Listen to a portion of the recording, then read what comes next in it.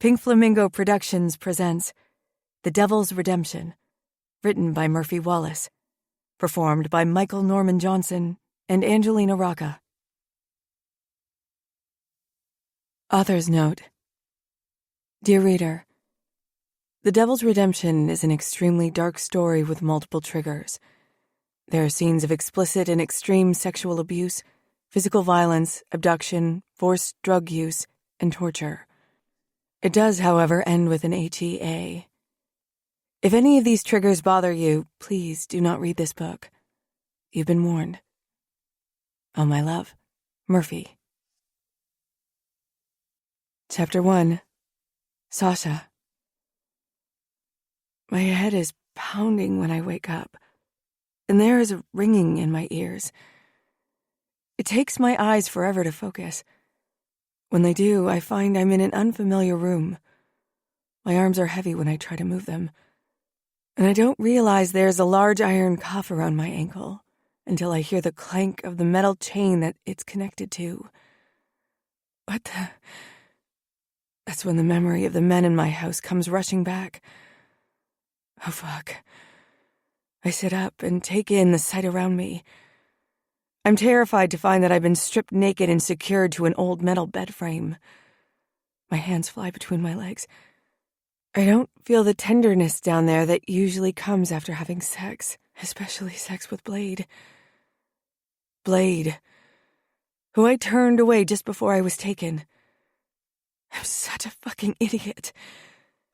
If I would have let him in, would he have been able to stop them from taking me? Or would he have been killed for trying? I cry out for him. Does he know where I am? Will he come for me, rescue me, defend my honor? Does he still care about me? I find little relief in the fact that I'm not sore between my legs. Wherever I am, whoever it was who brought me here, they haven't completely violated me. Yet, they've only punched me, thrown me down, abducted me. God only knows what they did to me while they stripped me of my clothing. Just because they didn't fuck me doesn't mean they didn't have their grubby hands all over me. I study the mattress that I'm on. It's bare of any bedsheets, and it's absolutely filthy. There are various stains of different colors, and I try not to think about what bodily fluids left them behind as tears stream down my face. I look around the tiny room I'm in. The wooden floorboards look very old, and the paint is chipping from the walls. There is a bucket in the corner with flies buzzing around it. I'm scared to know what's in it. The room feels like it's about 90 degrees. The air is thick and it's hard to breathe. The sole window is boarded up, and I can't tell if it's day or night, or where I am, or if there's any chance of getting out of here. I can hear the clatter of glass and the low din of people gathered together somewhere beneath me. This must be their clubhouse. Death's Road. Is Michael here? Did they hurt him? Will they let me see him? Will they let me go?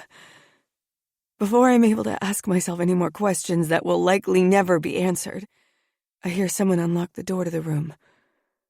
When it opens, I see the last person I ever would have expected on the other side of it. Elena? I pull my legs up and cross my feet at the ankles to keep her from being able to see me. Ah.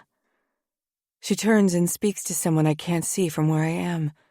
Go get Jasper. The bitch is awake. But I don't understand the meaning of her words. Elena, please. Can you help me get out of here? Help you get out? She laughs. I'm one of the lucky ones who helped bring you in. I don't understand. You will soon enough. She waits just inside the room, and the noise from below floats through the open door. It sounds like there are a lot of people downstairs. Is Michael here? Not anymore. She answers with a smirk, her attitude stronger than ever. Now shut up before I come over there and make you be quiet. I wipe the moisture from my cheeks, but they're met with newly shed tears in no time. What did she mean by that? Is he at home? Is he dead? I hear several men's voices, and my heart races the closer they get to this room. By the time they enter, I'm shaking so badly I feel like I'm going to fall off the bed. "Hello, Princess." The one I'm assuming to be Jasper beams as he waltzes into the room. "Welcome to my home." I stare at him with disgust as he walks toward me with his hands extended out in greeting. He's large, about the same build as Blade. His muscles bulge from beneath a stained white t-shirt. Long dark hair falls from his scalp in waves, the oily ends dragging across the shoulders of his vest. I feel bile crawling up from my stomach as he gets closer to me. Adjusting himself, his eyes don't waver from my naked body. Bebop and Rocksteady are just behind him. When he takes his seat on the mattress, I crawl backward until I hit the bed frame, unable to go any farther. "You're probably wondering why you're here. Am I right?" I narrow my eyes at him, but don't say anything. "Of course I'm right." He shrugs with arrogance. "Well, it's a bit of a long story, but let me just start off by telling you that you need to reevaluate the people you choose to share your life with. Between your pathetic piece of shit brother and that lovesick fool from the diner my pet here told me all about, you're surrounded by fucking pussies." My anger begins to show as my lips curl into a snarl. "Oh, you sure do got some fire in those eyes, girl. Damn, it's gonna be fun to snuff it out." He stands, and the desire to throw up grows as he begins to unbuckle his belt. Pulling it from around his waist, he lets it fall to the floor. I move off of the mattress, no longer caring about covering myself. Now it's about survival, and I'm not going down without a fight. He unbuttons his jeans as I press my back against the wall. I hold my hands out, prepared to injure him in any way I can. Scratch him, slap him, rip his filthy, greasy hair out, until he calls for backup. "Riffraff, Rooster." The men who attacked me in my house walk forward and my eyes grow wide. I knew I wouldn't have been any match for Jasper alone, but I wasn't going to let that stop me from trying to defend myself. However, I'm going to be absolutely destroyed by 3 of them. "Grab her for me." "No!" I scream as my heart races, in no way ready for the situation that's quickly unfolding in front of me. I can hear them laughing at me, Elena included. I think her role in this hurts the most. That a female would willingly play a part in the abduction and abuse of another female is even more disgusting. When they approach me on the right side of the bed, I crawl over it and come to a halt on the left side, my chain only allowing me to go so far. One of them jumps over the mattress in a swift motion and grabs me around my bicep, hauling me back onto the bed. He's the one who punched me. I recognize the tattoo on his hand. A rat getting eaten by a snake. The snake's long body slithers up his arm. "Get off me!" I let out a shrill scream as they pin me roughly against the mattress. They've each restrained me at the shoulder in one of their monster hands, and they're holding my wrists above my head in the other. I twist at the waist, trying like hell to get out of their hold and keep my legs moving so Jasper isn't able to make his way between them. Thrashing my head back and forth, I use all of the energy I can muster to get these 2 assholes off me. But it's no use. I stop fighting, but only long enough to catch my breath. Then I try again. When I see Jasper approach the bed, I swing my legs up to try to kick him away. But it has the opposite effect. He grabs my foot and, in a flash, bends my leg at the knee. Pinning it against the mattress, he has almost complete access to me. I fold my other leg in to try to cover the most secret and private part of me. "Trixie, come help Daddy." I watch as Elena steps forward, her eyes wide with wonder and excitement. As she reaches for my leg to hold it open the way Jasper is, I manage to land a kick to the side of her face. "No!" I scream as I make contact with her. "You bitch!" She spits at me before her fists connect with my face, my chest, and my stomach, over and over again. With no way to protect myself, I whip my head from side to side, trying to escape the onslaught of her punishing blows as much as I can. The men watch for a moment as she attacks me. Jasper is expressionless. The other two are both sporting disgusting smiles on their faces. "That's enough, Trixie." Jasper finally calls her off.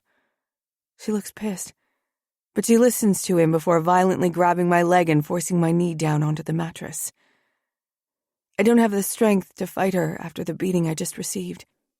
I can only lay here, crying as the metallic taste of blood trickles into my mouth. "Please, don't do this," I sob when Jasper gently runs his finger over the bone-dry opening between my spread legs.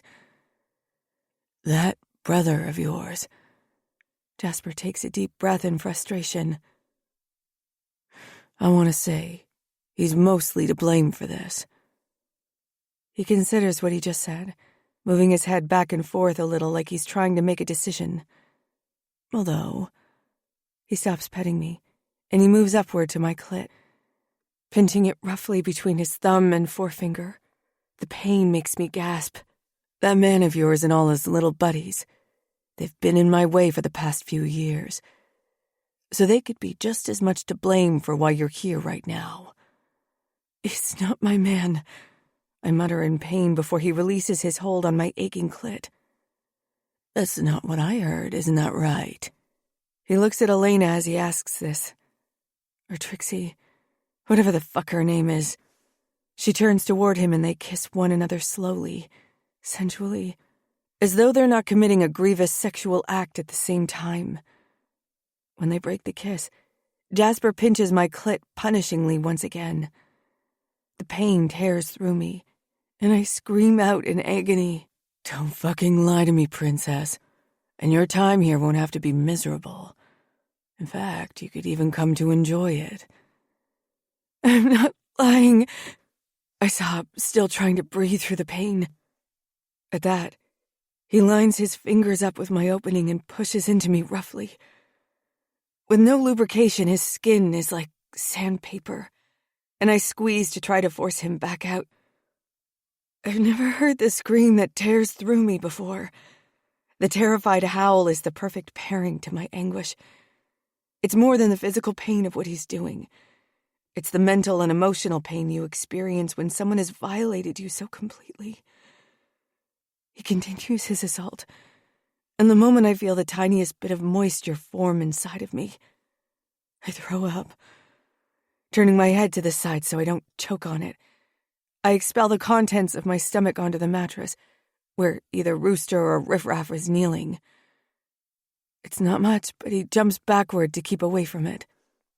When he does this, he frees my arm, giving me a chance to fight.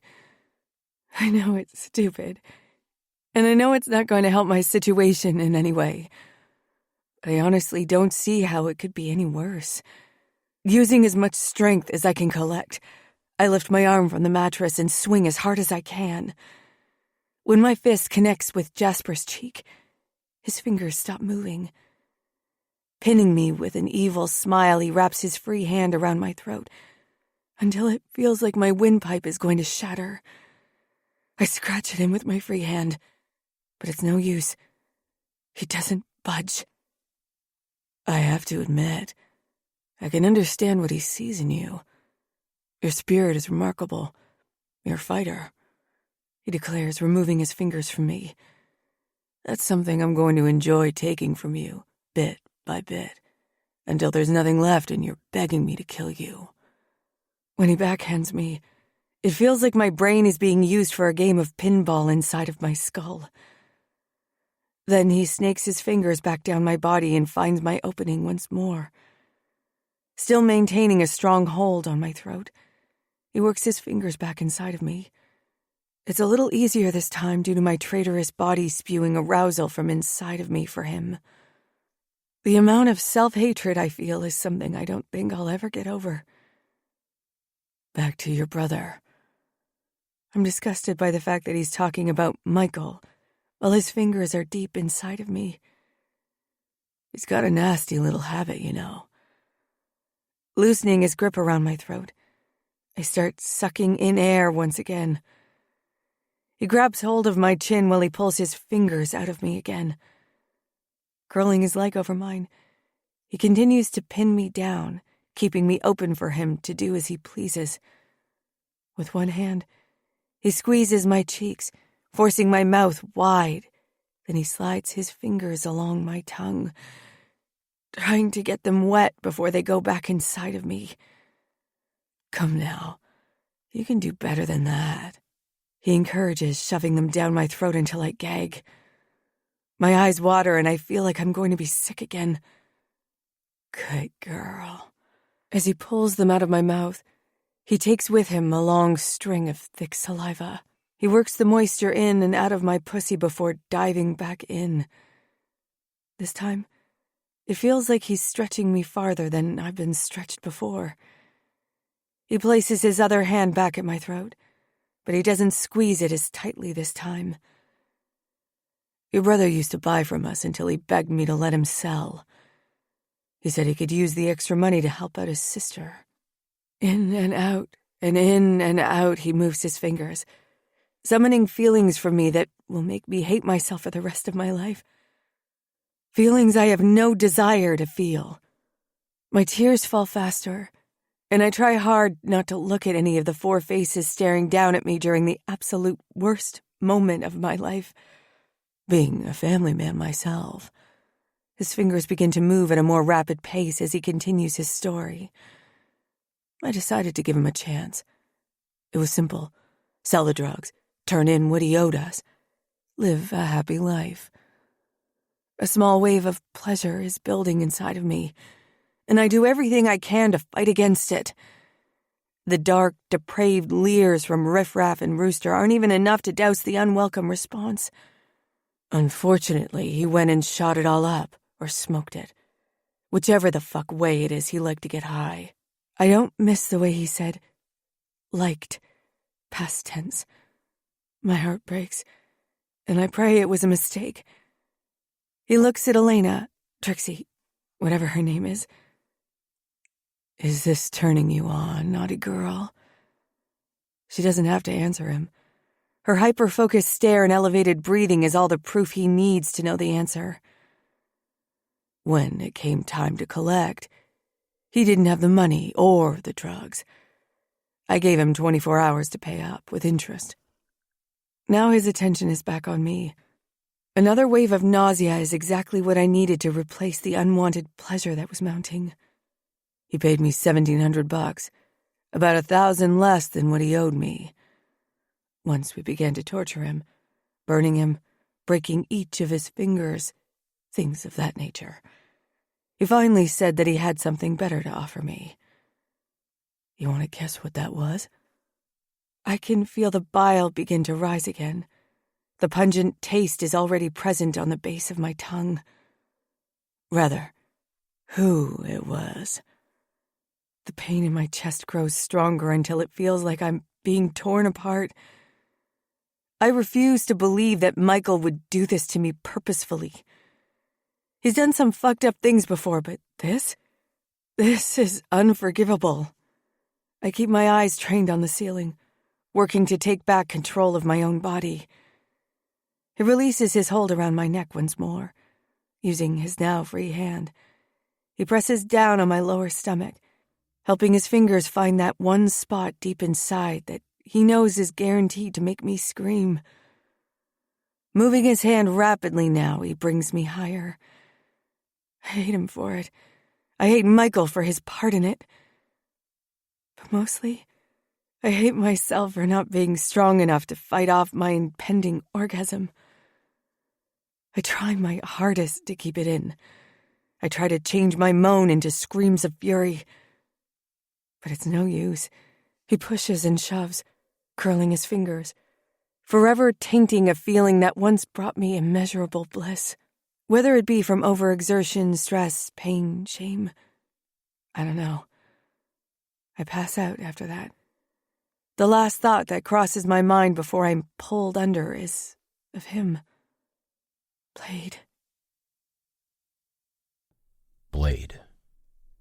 I never should have left Sasha's house the other night. I should have done what I've been doing this whole time and stood my ground. That fucking Boy Scout got too far under my skin. When she told me to fuck off while she was bent over him, caring for him, it made me furious. I knew it was best to just go. I wanted to call her the next morning.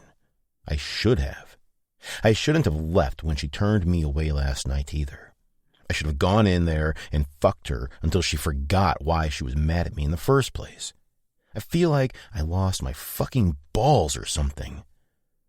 I was down in the basement grabbing a few parts for her car when she texted me yesterday morning. For a second, it felt like we were moving past it. I apologized. She said she was sorry for snapping at me.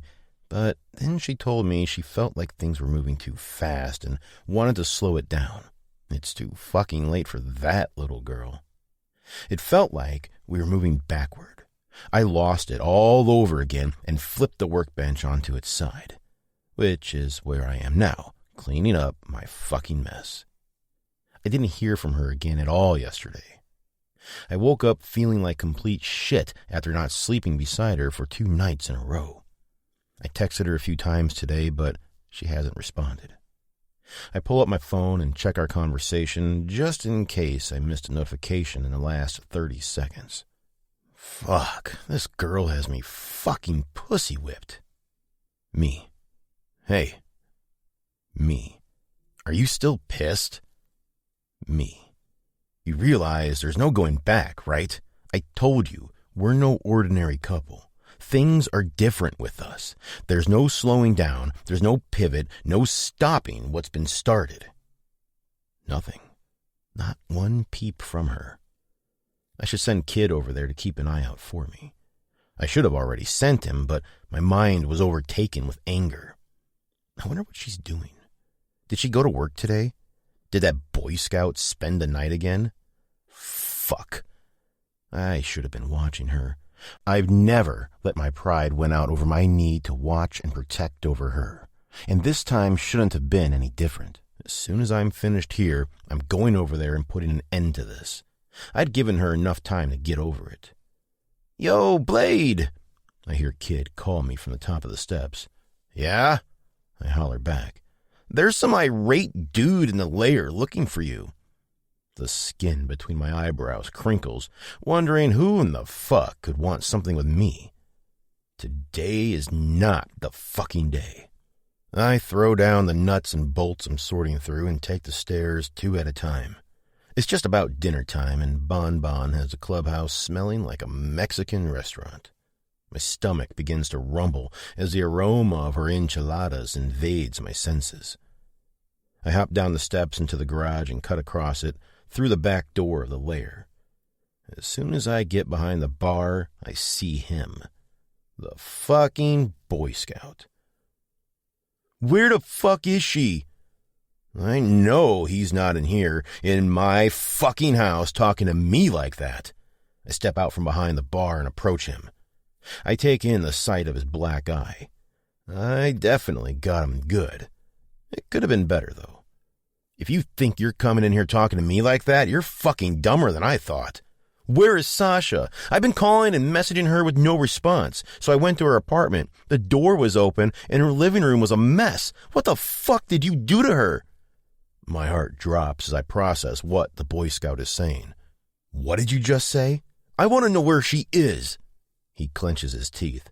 I have no idea. I haven't seen her since I left her house last night. His angry, narrowed stare morphs into worry.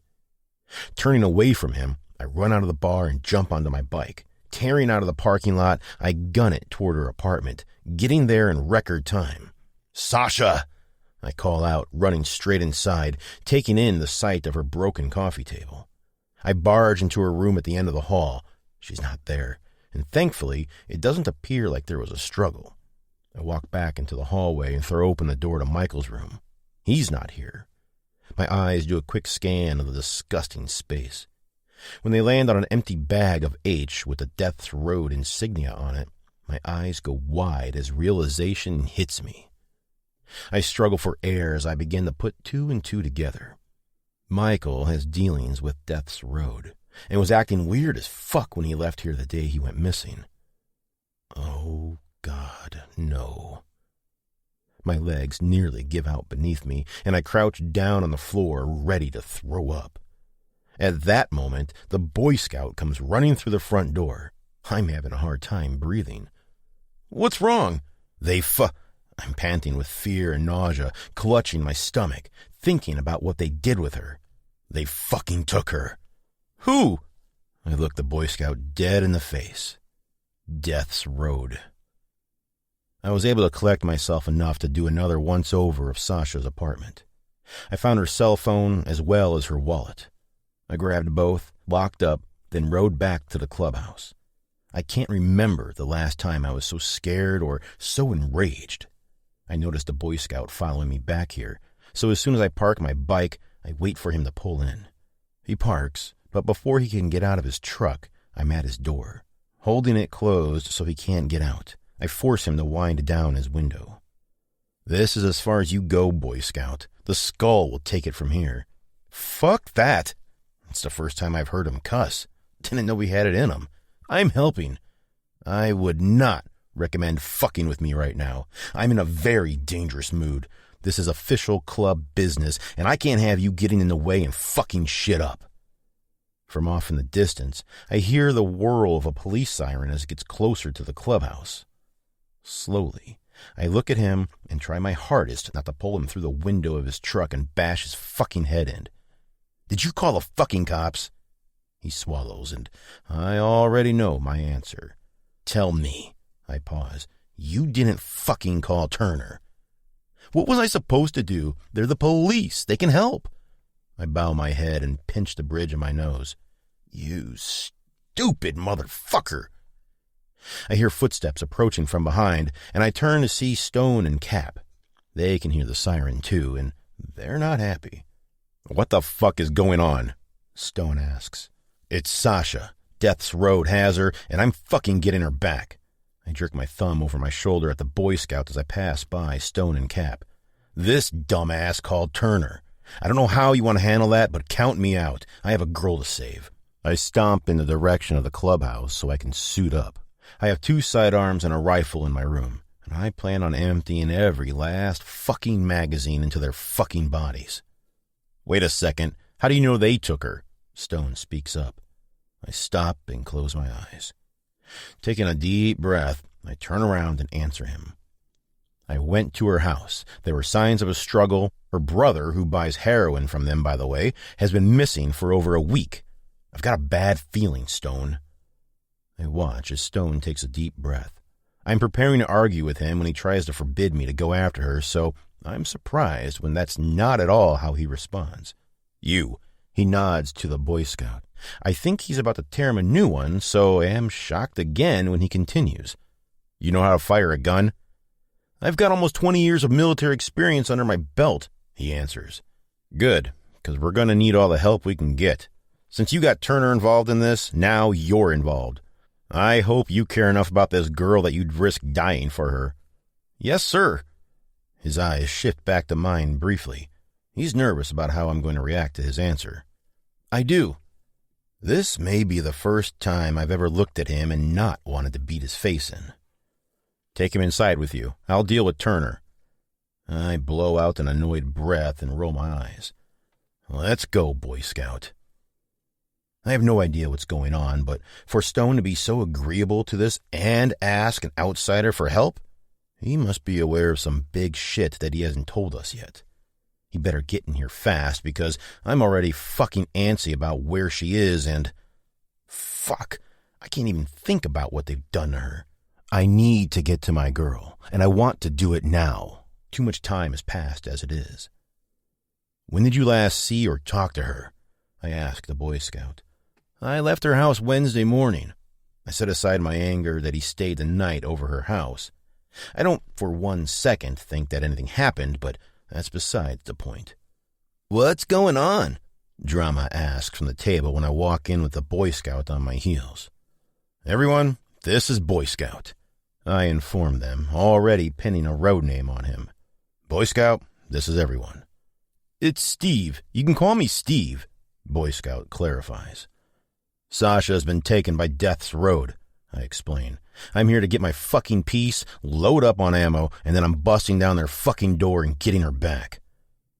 I look at my brothers as I take in what I just said, and I realize how much that plan sucks.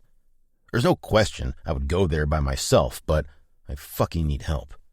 My attention is drawn back to the front door when I see Stone and Cap walk back through it. Thankfully, Turner isn't with them. Church, now.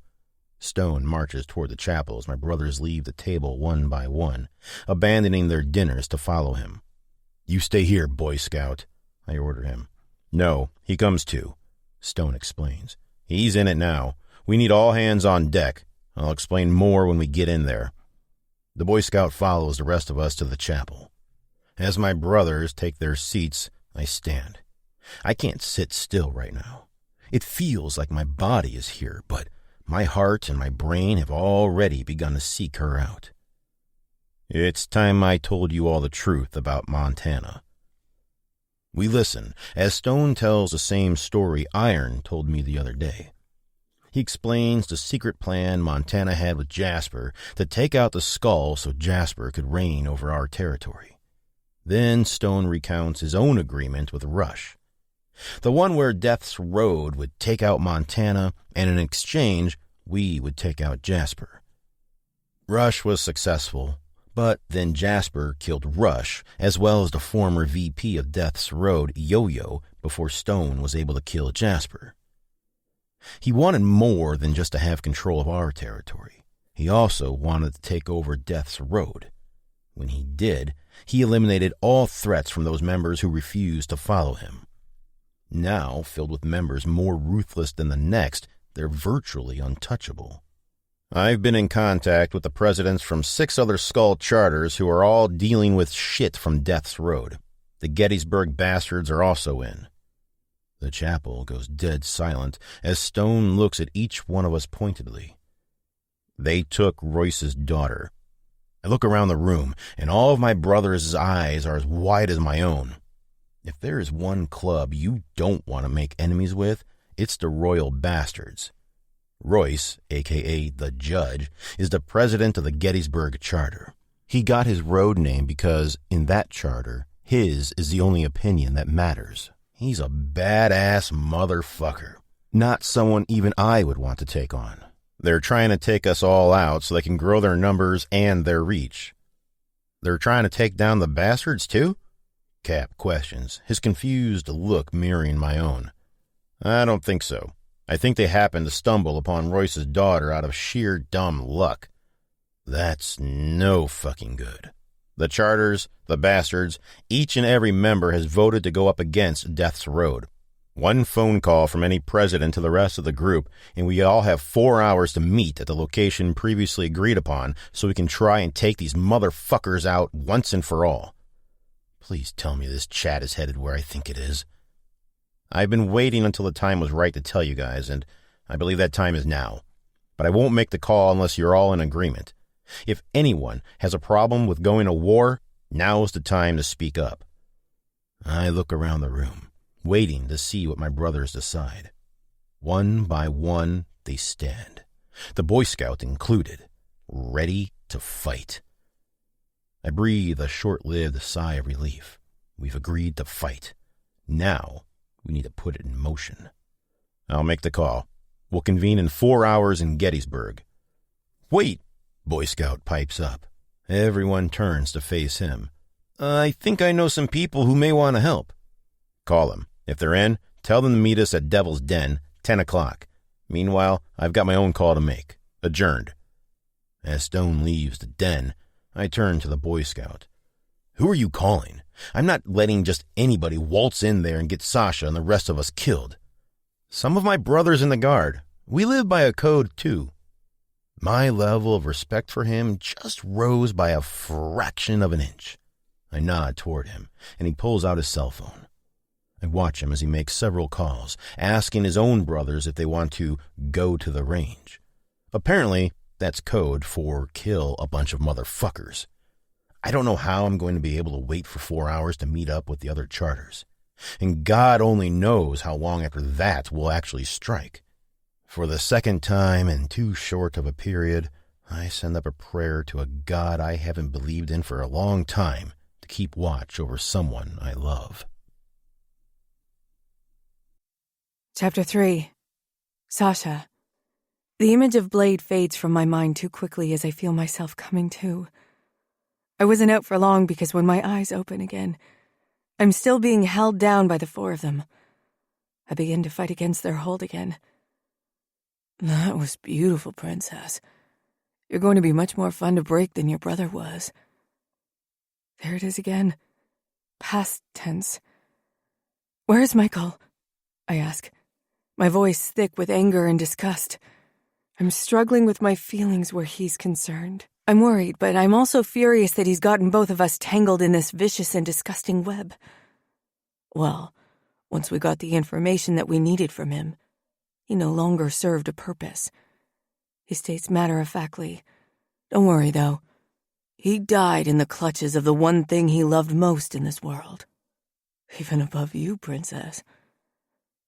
I don't understand what he's talking about at first, but then it hits me. "You motherfucker!" I cry, my body growing limp beneath them. We pumped him full of enough H to kill a horse. His death was poetic, if you really think about it. Then Jasper scoots his body backward and places his hand on my inner thighs, pushing my legs even wider still. "I wish you could see the way you're glistening, Princess." His eyes lose focus as though he's being hypnotized. The misery of this entire situation, coupled with the news of Michael, is almost too much to take. So alluring. He pants before his tongue enters me. I scream and fight against the four of them, trying desperately to force Jasper's tongue out of my body. But he wraps his arm around my thighs so tightly I can barely move. Capturing my clit in his mouth, he sucks on the bundle of nerves until I'm writhing beneath him. Full of lust, self-loathing, desire, disgust. My tears fall faster and bile collects in my throat again as another orgasm rips through me. I scream through my release, hating myself for losing control. When he finally releases my clit and sits up, I can see my arousal all over his face. I have to look away from him. I detest myself. It goes far beyond hatred at this point. He taps his fingers along my inner thigh before he continues. "I'm going to let go of your leg for a second, Princess. I wouldn't try to put up a fight again. Trixie can be quite vicious for such a small female. She went easy on you before." I barely register what he's saying. My sorrow keeps me weighted against the mattress more than they do now. When Jasper stands up, I move my leg only so it meets my other one, closing them. Keep those sexy legs open for me," Jasper commands, motioning to his goons to spread me wide again. As the one on my right forces them open again, I sob. Between my tears, I can see Jasper fumbling with his pants, unbuttoning his jeans and sliding his zipper down. I know what's coming next. There is a part of me that wants to fight back, despite what he just told me. But the other part of me is ready to throw in the towel, to lie there and take it because what other choice do I have? He buries his hand beneath his boxers and denim, grabbing hold of himself. Working his dick out of his clothing, he reclaims his seat on the mattress between my thighs. He moans as he strokes his erection slowly. "Anyway, back to why you're here." As he continues his story, he works one hand over his dick and rests the other on my pubic bone. His thumb slowly traces a circle around my clit. And I know I'm not going to be strong enough to fight off any more disgusting pleasure he's about to take from me. Several years ago, I was supposed to take over the region belonging to the skull, but things got in the way of that. Since then, I've been working to gather intel to find any weaknesses that the skull possesses. For the past 3 years, I haven't been able to obtain much. But I know that every man has a weakness. It's just a matter of time before they let it show. He dips his thumb lower, grabbing some of the leftover moisture from my body's previous act of treason. I can hear the sound it makes as his thumb runs through it, and I squeeze my eyes closed. Hot, shame-filled tears burn my skin as they fall from my eyes. Spreading the moisture over my clit, he continues. A heartbreaking thought passes through my mind. If I do happen to make it out of here alive, Blade will never look at me the same again. Will he think I was weak? Accuse me of enjoying it because I couldn't stop my body from reacting? Jasper breaks me from my thoughts as he continues speaking. So, I decided to infiltrate enemy territory. I planted my little pet here in the heart of Ground Zero. She would report back to me any time she saw one of them come into the diner.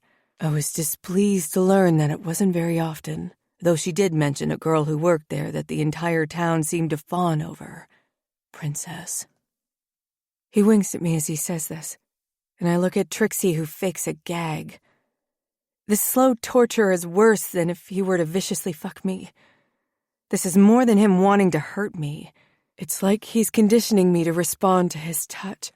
Until this past week. Trixie told me, all of a sudden they started coming around more. Each time they would only interact with you. She saw you guys staring at one another across the dining room a few times. Once we figured out Michael was your brother, we got him to talk. Tell us about you. He removes his hand from his dick and inserts 2 fingers inside of me again. I squeeze my eyes closed, furious as hell that I can't put a stop to any of this. His touch, Michael's death, the unwanted pleasure that's beginning to build again. We asked him if he'd ever seen the 2 of you together. He said he'd seen Blade at your house, on your sofa, in your bed. Asked to trade you for the remainder of what he owed us. You know the rest. We didn't know the extent of Blade's admiration for you until the other day. Trixie told me about the declaration he made at the diner. It was then that I knew what had to be done. It's too perfect. Not only are you payment for your brother's stupid mistake, but you're bait, too. He removes his thumb from my clit and wraps his hand around his dick once again. If that's not poetic justice, I don't know what is. I told you we're not together anymore. We got into a fight after that, and he left me. I hold my breath as Jasper ignores my claim. Instead, he climbs on his knees and lines his erection up with my entrance. You can survive this, Sasha. You're strong. You're brave. My breathing increases as fear takes over me. Please don't. Please. I sob, begging and praying for him to show compassion while knowing he has none. He left me. I swear.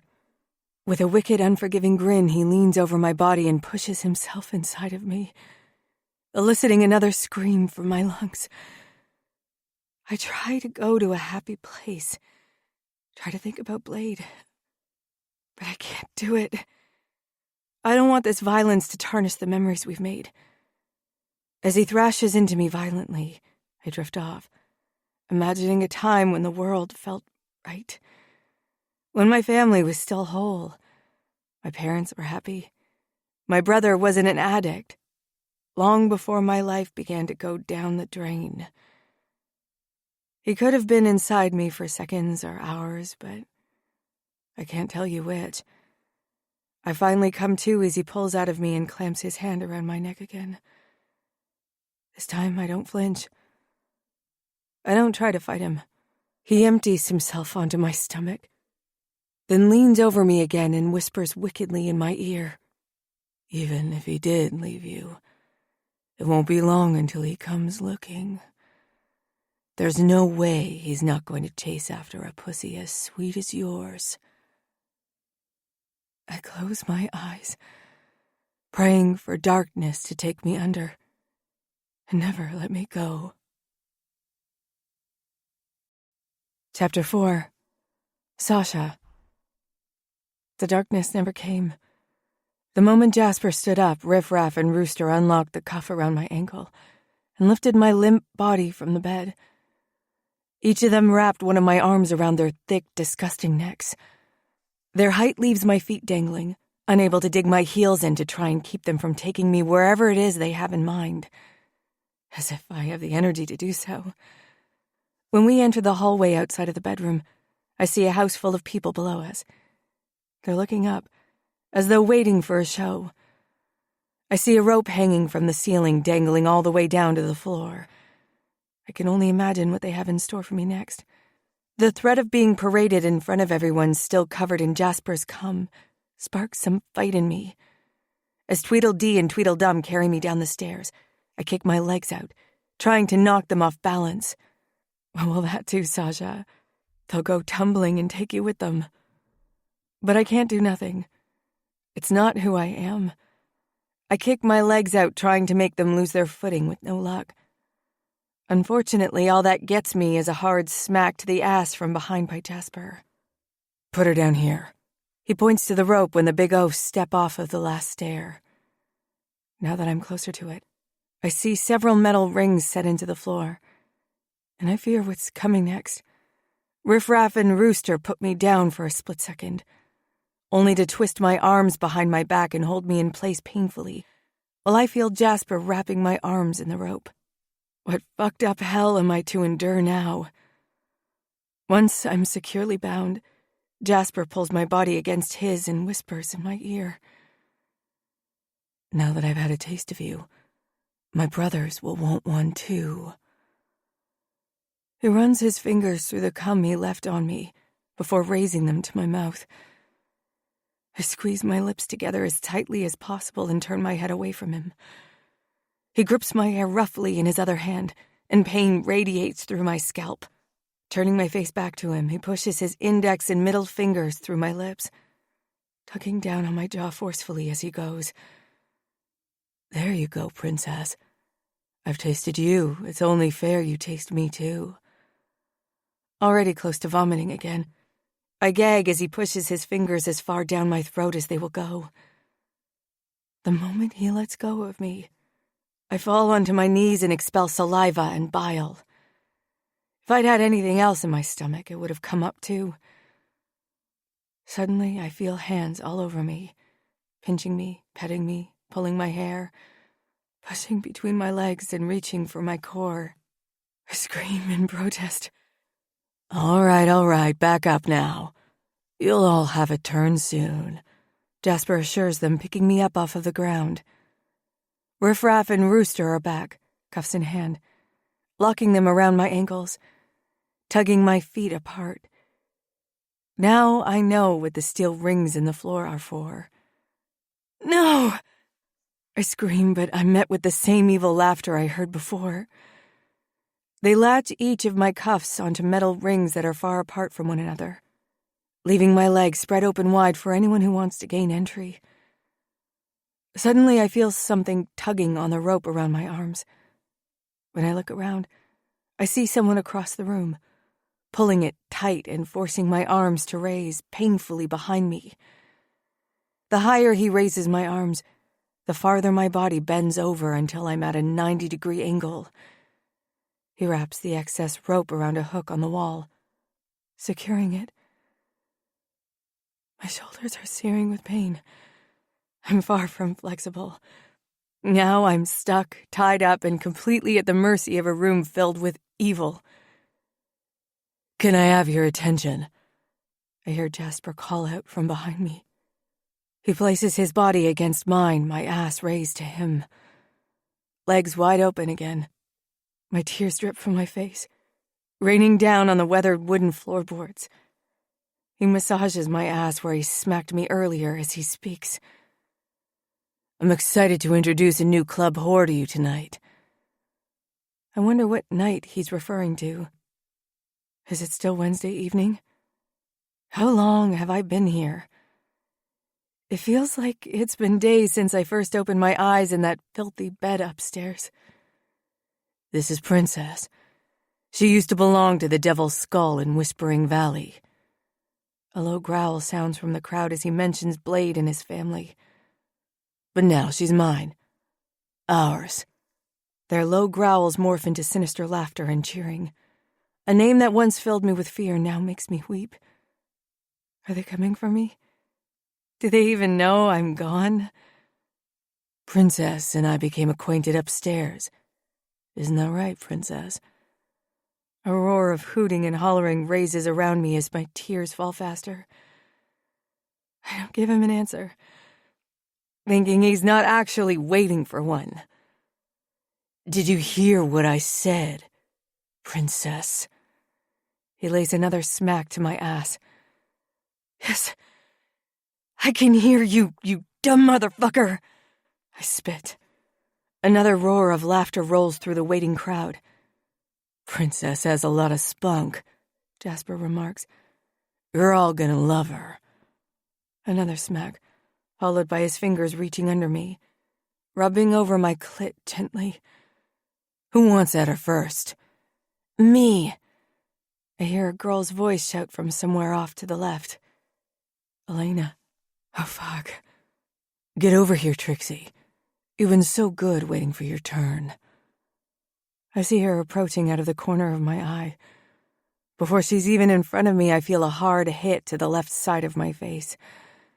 A bright light flashes on impact and spots dot my vision for a few moments afterward. I've never felt such pain before, not even from Stone.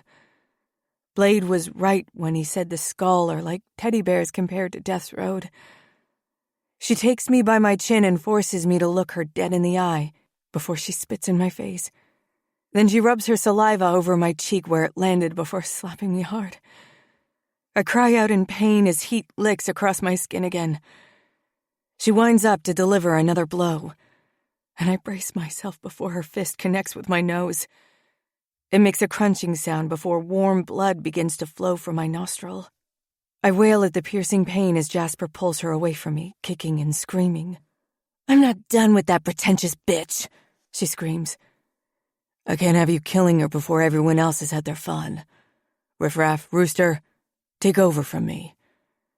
The two monsters who dragged me to this hellhole step up next. I still haven't recovered from Elena's hit, but that doesn't matter to them. I feel hands rubbing over my ass from behind, fingers tracing my crack from my clit all the way up. Then one of them steps in front of me, the one with the snake tattoo again. Through my blurry tears, I watch as he pulls himself out of his pants, fisting his cock in one hand. He grabs hold of my hair in the other and pushes against my closed lips.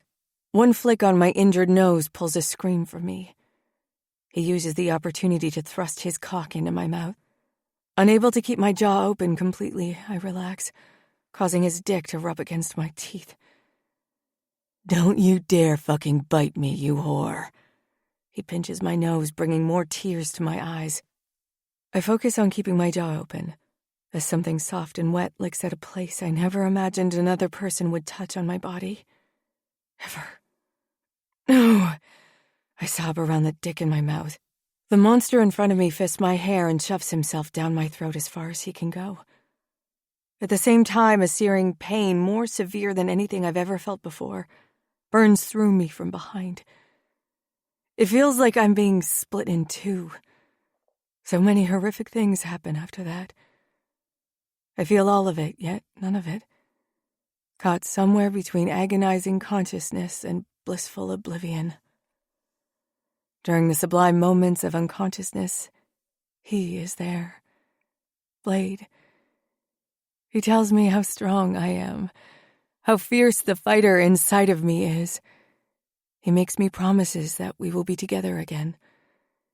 He finds me in the darkest of dark and pulls me into his light. It is the only thing getting me through this.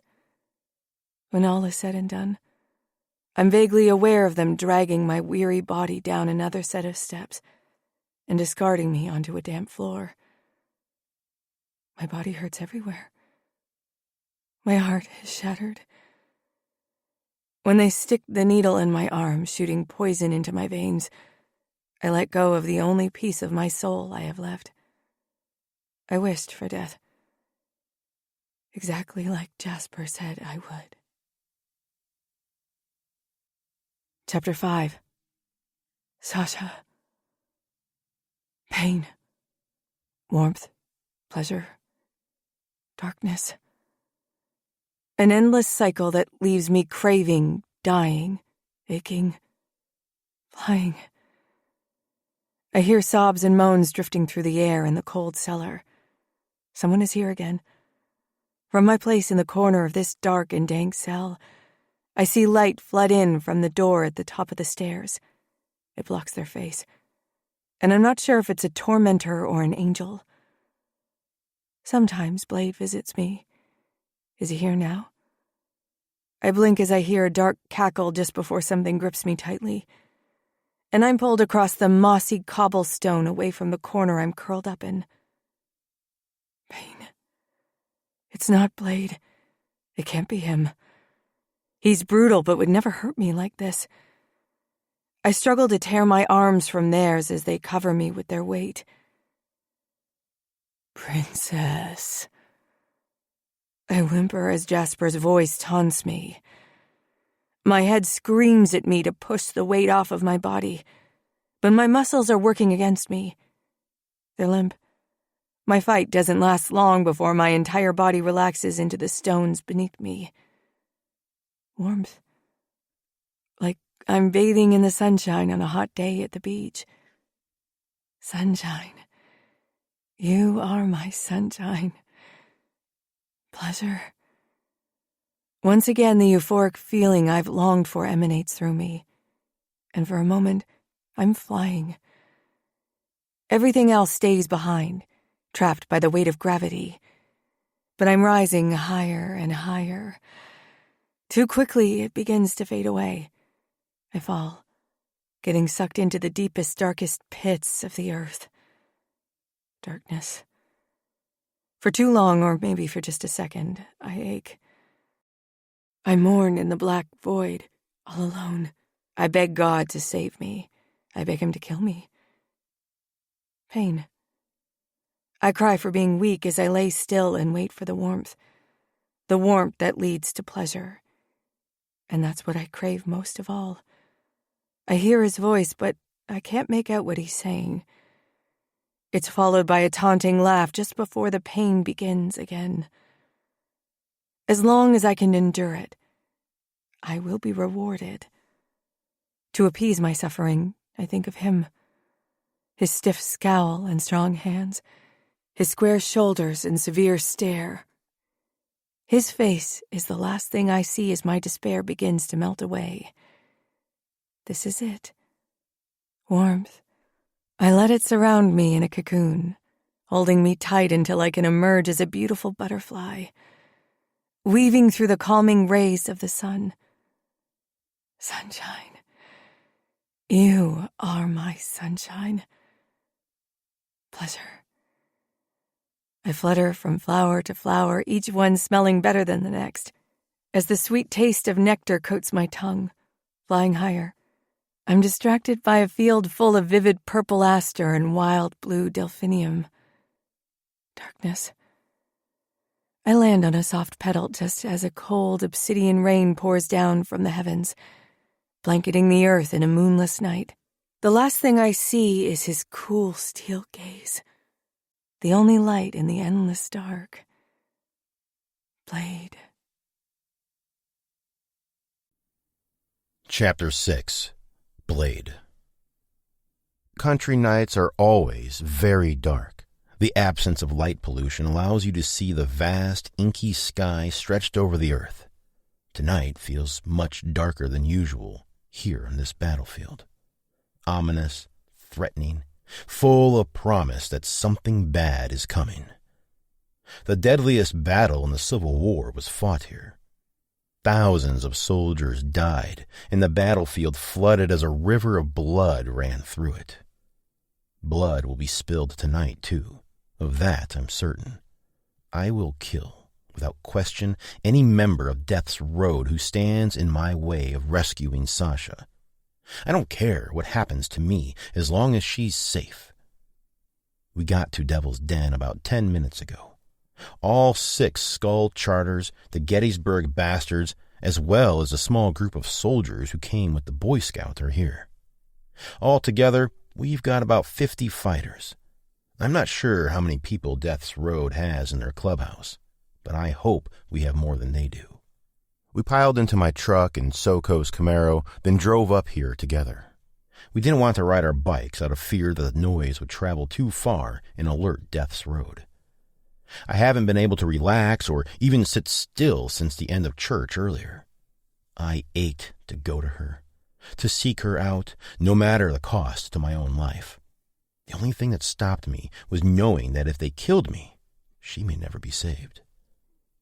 The presidents of each charter are huddled together in front of the large boulders that are settled here. Our headlights shine on them for all to see. The longer they take to discuss the final plan, the more agitated I get.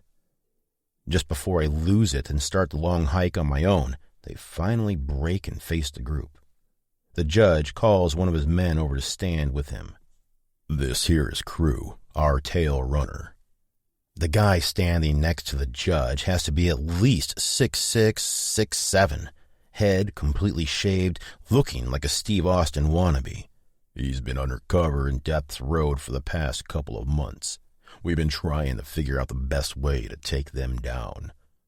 What the fuck? How do they know this fucker isn't playing for them now? He could have told them all that we're meeting here, and they could be gearing up for an ambush. "My daughter, Maggie, was taken a couple days before Sasha. He confirmed they're both there, but they're not in good shape." "You motherfucker!" I see red and charge the tall son of a bitch. Stone steps forward at the same time as Hawk and Cap grab hold of my arms, stopping me from pummeling this asshole. "He was part of it!" I shout at Stone. I'm so furious, even I don't recognize the evil tone my voice has taken on. "He wasn't, Blade. Back down. Now." "You heard what he said," I growl. "She's in bad shape, Stone." Angry, scared tears prick the surface of my eyes. My body suddenly feels weighed down by heartbreak, causing my knees to shake almost to the point of buckling beneath me. I know, son, but Crew is innocent in this. He's been helping to try to rescue Maggie, and he just saw Sasha for the first time last night. He called as soon as he realized who she was. Wait a minute. Did Royce call you last night and tell you she was there? My anger begins to overshadow my broken heart. He doesn't have to answer. The guilty look on his face says everything. "You son of a bitch!" I can't breathe. Cap and Hawk have to hold me back from laying Stone out. He's known she was there since last night, and he didn't tell me. We needed to know that everyone was in first. If I would have told you, you'd have tried going after her alone and gotten yourself killed.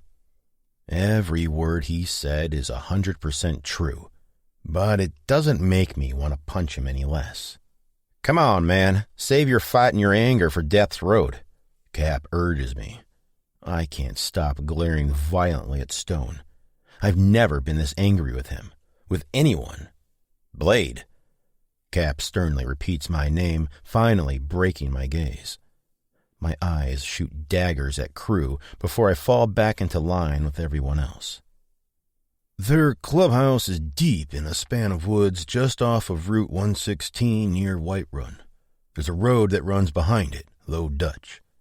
They have a couple patrols along there, prospects, most of which aren't very bright, all brawn and no brains. Like you. The best place to park will be near the end of Gregg Avenue, and we'll walk to the clubhouse from there. We can split up along the way, divide and conquer." "What about once we infiltrate the clubhouse?" Cap asks. "They've been partying pretty hard the past 2 days. I'm not saying it's going to be a cakewalk, however. I don't think they're going to be on their toes either. But they're very hostile drinkers. Don't underestimate them." His eyes scan the crowd of us, making sure we heed his warning appropriately. "The plan is shoot to kill. No survivors. The women affiliated with this club are just as ruthless and unforgiving as the men." "There aren't any children in there?" Hawk asks. "There aren't. No one in the club has any kids." "Where are the girls?" I ask, my voice dripping with contempt. That's the only goal I have in mind. "Down in the cellar." My heart drops at his words, picturing Sasha in a dungeon. A flashback of locking her in the cell in our basement plays in my mind. I was no better than these fucking peckerheads we're about to take down. You can only access it around the back of the clubhouse. I recommend a team of several men coming from both sides at the same time. There will be prospects outside guarding the entrance. I'm hitting the cellar, I begin. I'll lead you there, Crew interrupts me.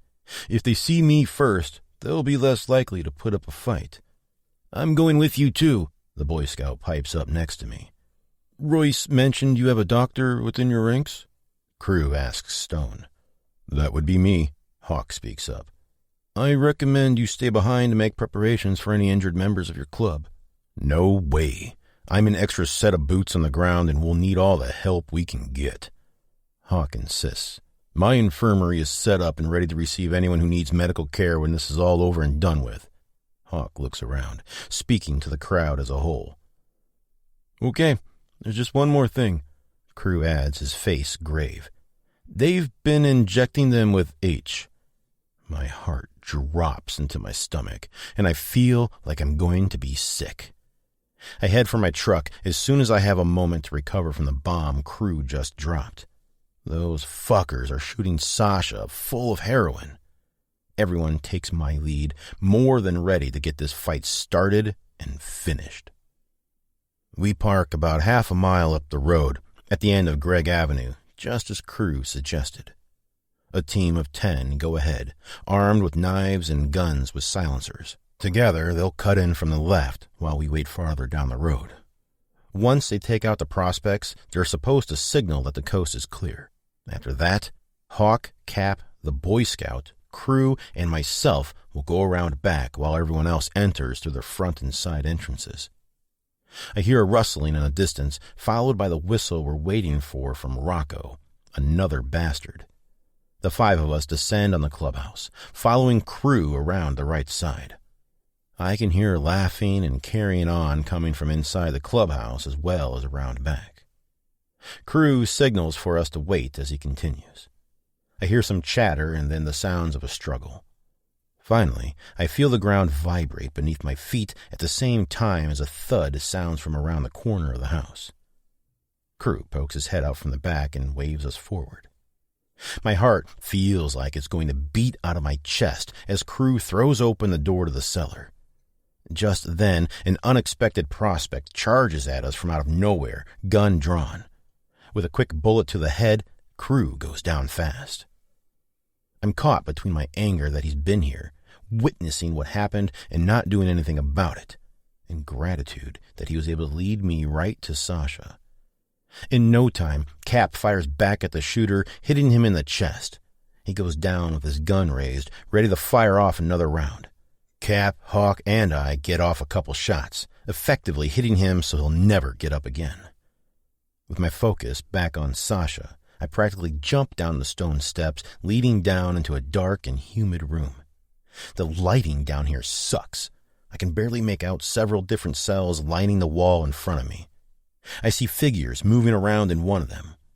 The sound of soft sobbing and grunting had my blood boiling and my feet moving quicker than they ever have before. I chose the cell on the left. I don't know how I know Sasha is in that one, but I do. At that moment, I hear a tirade of gunfire begin 1 floor above us. I'm worried about my other brothers, but I can't let that distract me from my goal.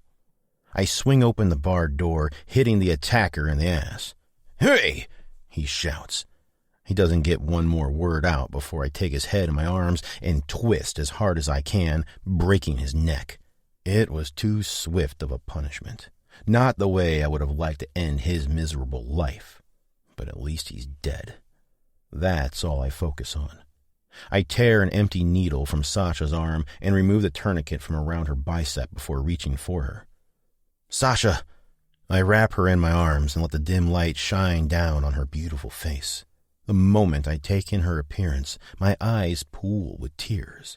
One of her eyes is swollen shut. The other one is open, but her hazel gaze is unfocused and eclipsed. I can't find any trace of the fire I once saw in them. Her nose is fucked up, and bruises, blood, and dirt cover nearly every inch of her perfect skin. It guts me to see her like this. Shaking my head, I try to put my grief aside so I can focus on the task at hand. It takes everything I have not to put her back down on the floor and go upstairs, taking out every motherfucker in this house. I wipe tears from her face before swatting her cheek gently to try to keep her awake. If she closes her eyes now, I fear she may never open them again. "Blade," she exhales almost inaudibly. I don't think she knows I'm here. It's more like she's moaning my name in her sleep. I see Hawk grab Maggie out of the other cell as I work to untie the knotted rope around Sasha's wrists. "We need to go, now," he urges. I take off my cut and pull my shirt over my head, putting it on Sasha to cover up her body. She may not be lucid at the moment, but I know her.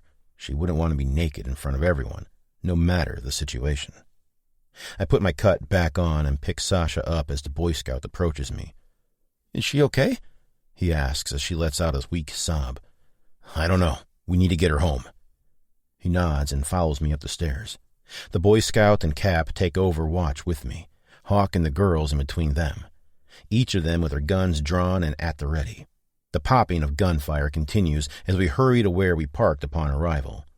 "Cap," I get his attention as we near my truck. "Here." He catches my keys when I throw them to him. "You've got a shotgun, Boy Scout." He and Cap open the doors to the back seat of my truck, then we load the girls and ourselves into it. Hawk covers Maggie with his shirt as soon as he's settled in, then places her in the middle seat. I glanced at her body, taking in her injuries before Hawk covered her. She's filthy, bloodied and bruised, too. Cap and the Boy Scout hop into the front seat, then we peel out of there as quickly as we can. The short drive home is going to last forever. I need my girl back and safe under my roof, and we won't be able to get there soon enough. Chapter 7. Blade. It's been 3 days since we brought Sasha home. Both her and Maggie remain asleep, yet responsive to touch and sounds. Maggie has had episodes of screaming and intense irritation. Sasha mostly stays quiet, but every now and then she cries out. Sometimes she mutters my name. Other times she cries no. But every time it breaks my fucking heart. Hawk said he's seen this before in victims of PTSD. It's like their brain shuts down to aid in self-preservation. As long as they remain closed off, they don't have to come to terms with the trauma that they faced. When we got back to the clubhouse that night, Hawk got to work, tending to their injuries. I nearly had to be restrained when he began examining Sasha. Cap and Soko had to drag me from the infirmary and restrain me to keep me out until Hawk was finished. I know he's a fucking doctor, but she's my girl, and I don't like anyone's eyes on her but mine. After his inspection was complete and he got her cleaned up as much as possible, he showed me his notes detailing the breakdown of all the damage that had been done to her. It made me sick to my stomach all over again. Rope burns circling her wrists, broken nose, which I watched him fix with a series of needles and almost passed out. Matted hair that no brush could ever get rid of. Scrapes and bruising over most of her body. When my eyes landed on vaginal abrasions and ruptured anus, I nearly destroyed Hawk's infirmary. He kicked me out and told me I wasn't allowed back if I couldn't deal. How the fuck can he say that? If I can't deal with it? It's no wonder Sasha still hasn't woken up. Maggie, too. Once I was able to compose myself, I gave Sasha a gentle sponge bath to wash away all of the dirt. Bon went out and bought a shit ton of hair detangler, and she has been helping me try to get rid of the matting. Since I can't do anything to make her feel better, I can at least pamper her so she doesn't have to wake up a filthy mess. We were semi-victorious the night of the battle. After we rescued the girls, it took the rest of the club members 30 minutes to fight them off and kill the majority of them. The element of surprise was our saving grace. They were completely unprepared for the attack. Jasper and at least one other guy were able to get away. There's been a massive hunt, but nobody has been able to locate them yet. When they do, they're under strict orders to bring them in alive at all costs. I want the pleasure of being able to rid and dispose of their bodies in a manner fitting to their crimes. Unfortunately, several clubs lost some of their members. We're arranging a memorial ride for them at the end of the month. Hopefully, that will be enough time for Sasha and Maggie to heal. We're also riding to honor the girls' strength and bravery. After all was said and done, the remaining members of the Skull and the Bastards gathered the captured and deceased members of Death's Road. The survivors were executed. Then they made sure every dead body was inside the clubhouse. Then they set the place ablaze. Stone called Turner once the fire was set. Earlier that day, when Turner showed up at our clubhouse, Stone told him that a war was coming, and we would need his help when it does. Turner called in a favor with the chief in Bonneville. Death's Road had nearly run that town to the ground, so the chief was more than happy to assist in the cover-up. As far as anyone is concerned, it was an unfortunate accident that happened as a result of too much drug and alcohol use and stupidity. A few members of the other charters came here for medical attention following the fight. Hawk tended to several bullet and knife wounds, stitching them up or wrapping them in gauze to protect the wounds. He reset broken fingers, noses, and dislocated shoulders. He had to replenish almost his entire stock of supplies the next day. Yesterday, we got a visit from Ellie. The Boy Scout has been keeping her apprised of Sasha's progress, but she begged to come in and see her. She's always looked at the members of the Skull with trepidation. I know she's never cared for me, and I've never felt one way or another toward her either. But as I watched her with Sasha, I could sense her pain. Captain Turner accompanied Ellie and also brought the news that Michael's body had been discovered on the bank of the Potomac River. Campers at Fort Frederick and Big Pool found him while fishing. I don't know if Sasha learned of her brother's fate while being held captive or not, but I'm already dreading having that conversation with her when she wakes up. If she ever fucking wakes up. Blade, I hear Iron's voice behind me. Since we needed both rooms of the infirmary for the girls, Hawk moved Iron to the ground floor bedroom across the house. Hawk still wants to keep an eye on him, and he has some rehabbing to do, but he's doing much better than he was. You need to eat something, he insists. I'm not hungry. When was the last time you ate? I think about it, and I can't answer. I honestly don't remember. That's what I thought. He places his hand on my shoulder, and while it's unwelcome, I don't shrug it off. She's not going anywhere, son. You need to eat, Iron demands. I'll come and get you right away if she happens to wake up, brother, Hawk promises. They're not going to leave me alone until I fucking eat. I'll go make a plate and bring it back in here. I can't stand being away from her for too long.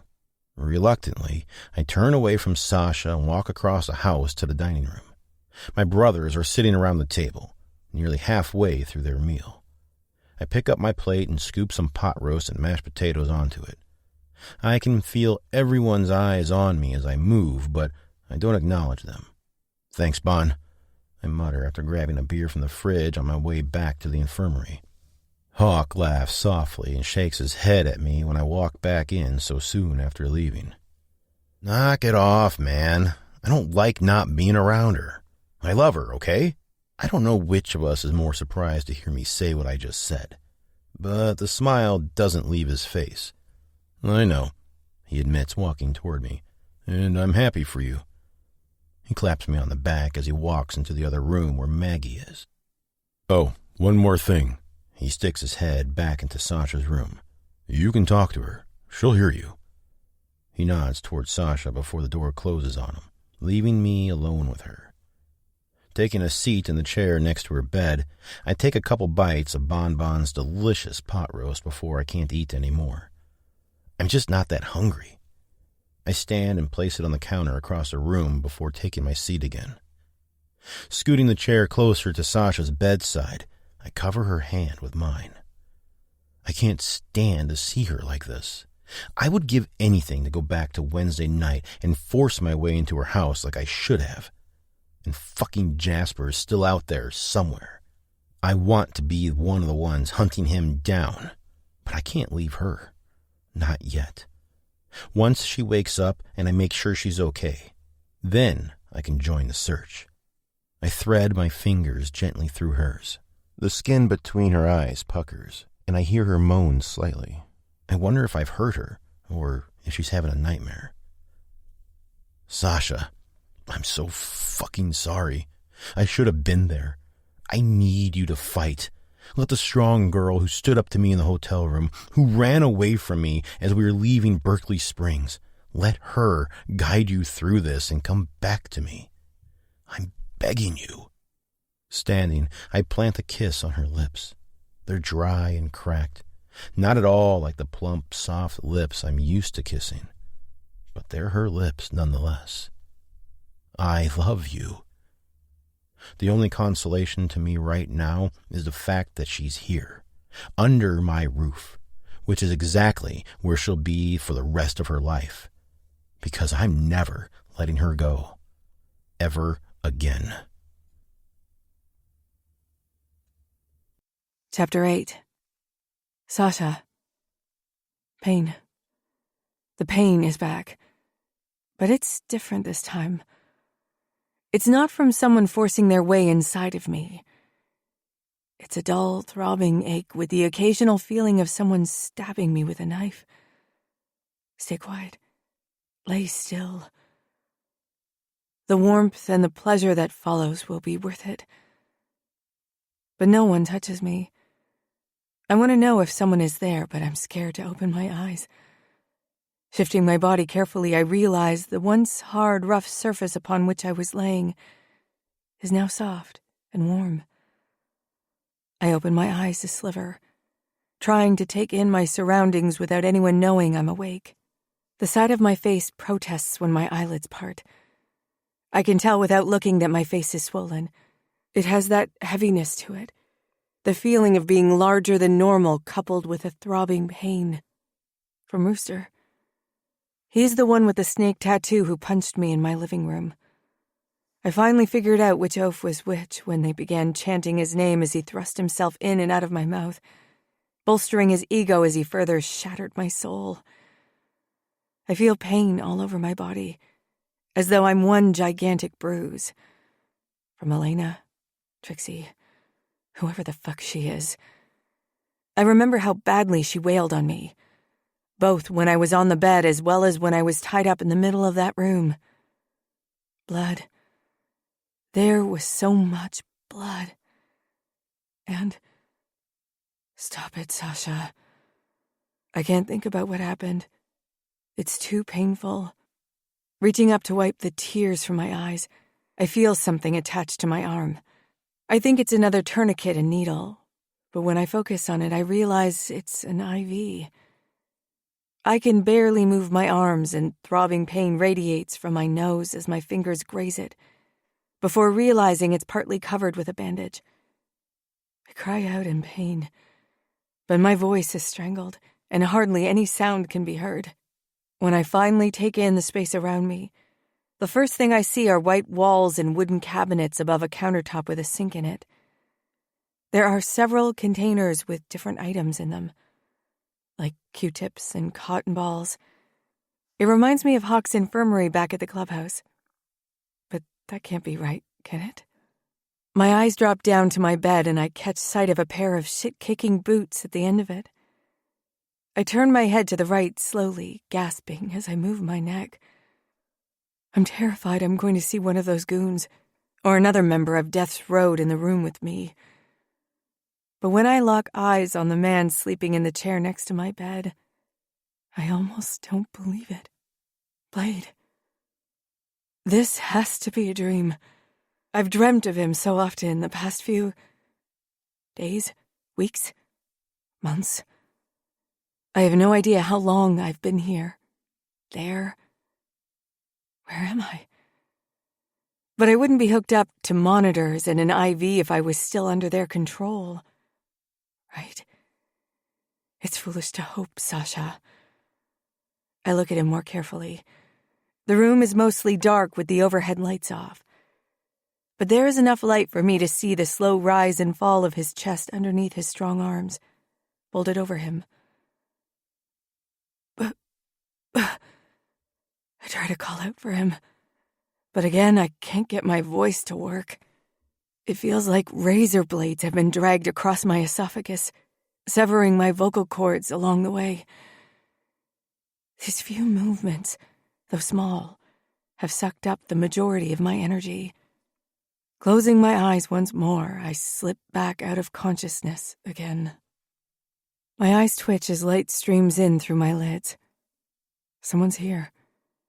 I slowly open my eyes so I can watch them walk down the stone steps, like I do every time, craving that warm pleasure I know is coming. But when I open my eyes, I see Hawk. He's got a clipboard in his hand, and he's flipping through papers attached to it. He glances at me before looking back at the paper, but ends up doing a double take. "Hey," he greets me gently.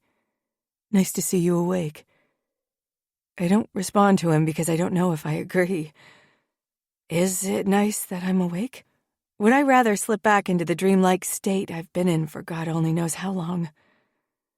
I feel like one has to be better than the other, but I both crave and loathe each option. "How do you feel?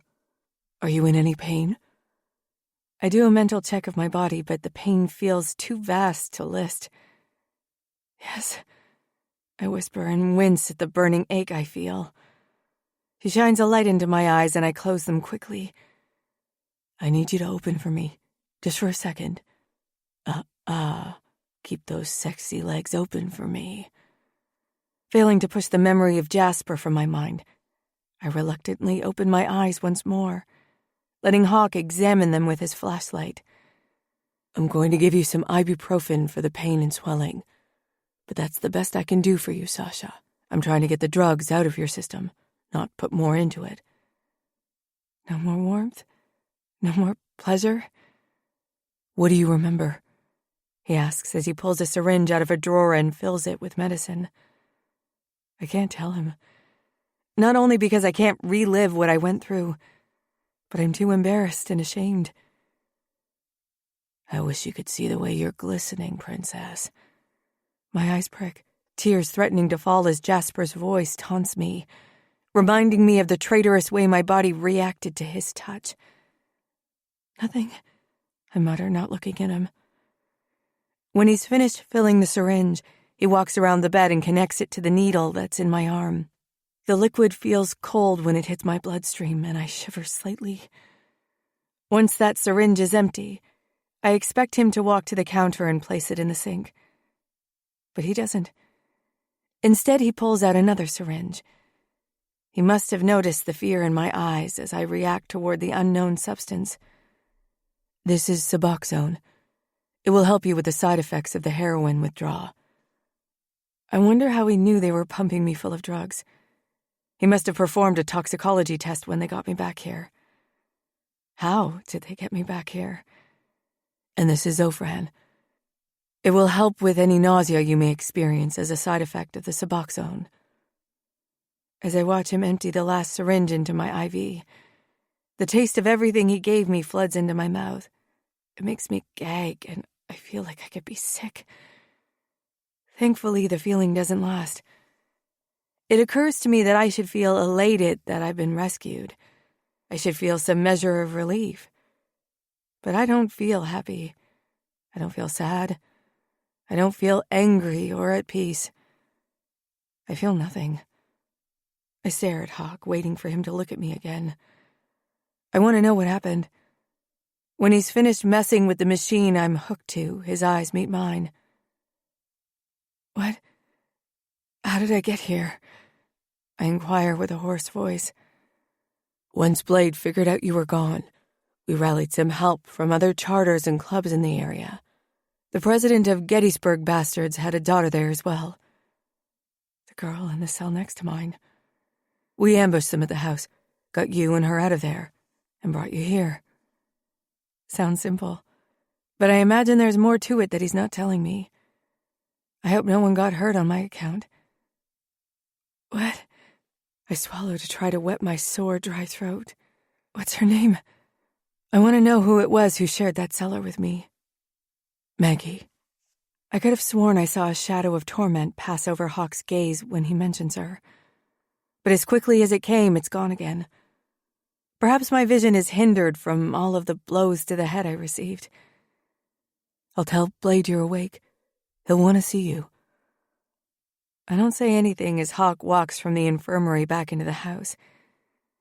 It was Blade who was sitting in the chair next to my bed. There was a part of me that wanted to stop Hawk from fetching him, but I'm not sure why. He's all I've been thinking about, yet I'm not sure I can actually face him now. What I experienced was too shameful. I don't know if he will ever look at me the same. I begin to take a deep breath, but my lungs and chest scream with pain, stopping me. This isn't a dream. I'm here. I'm out of their grasp and away from their cruelty.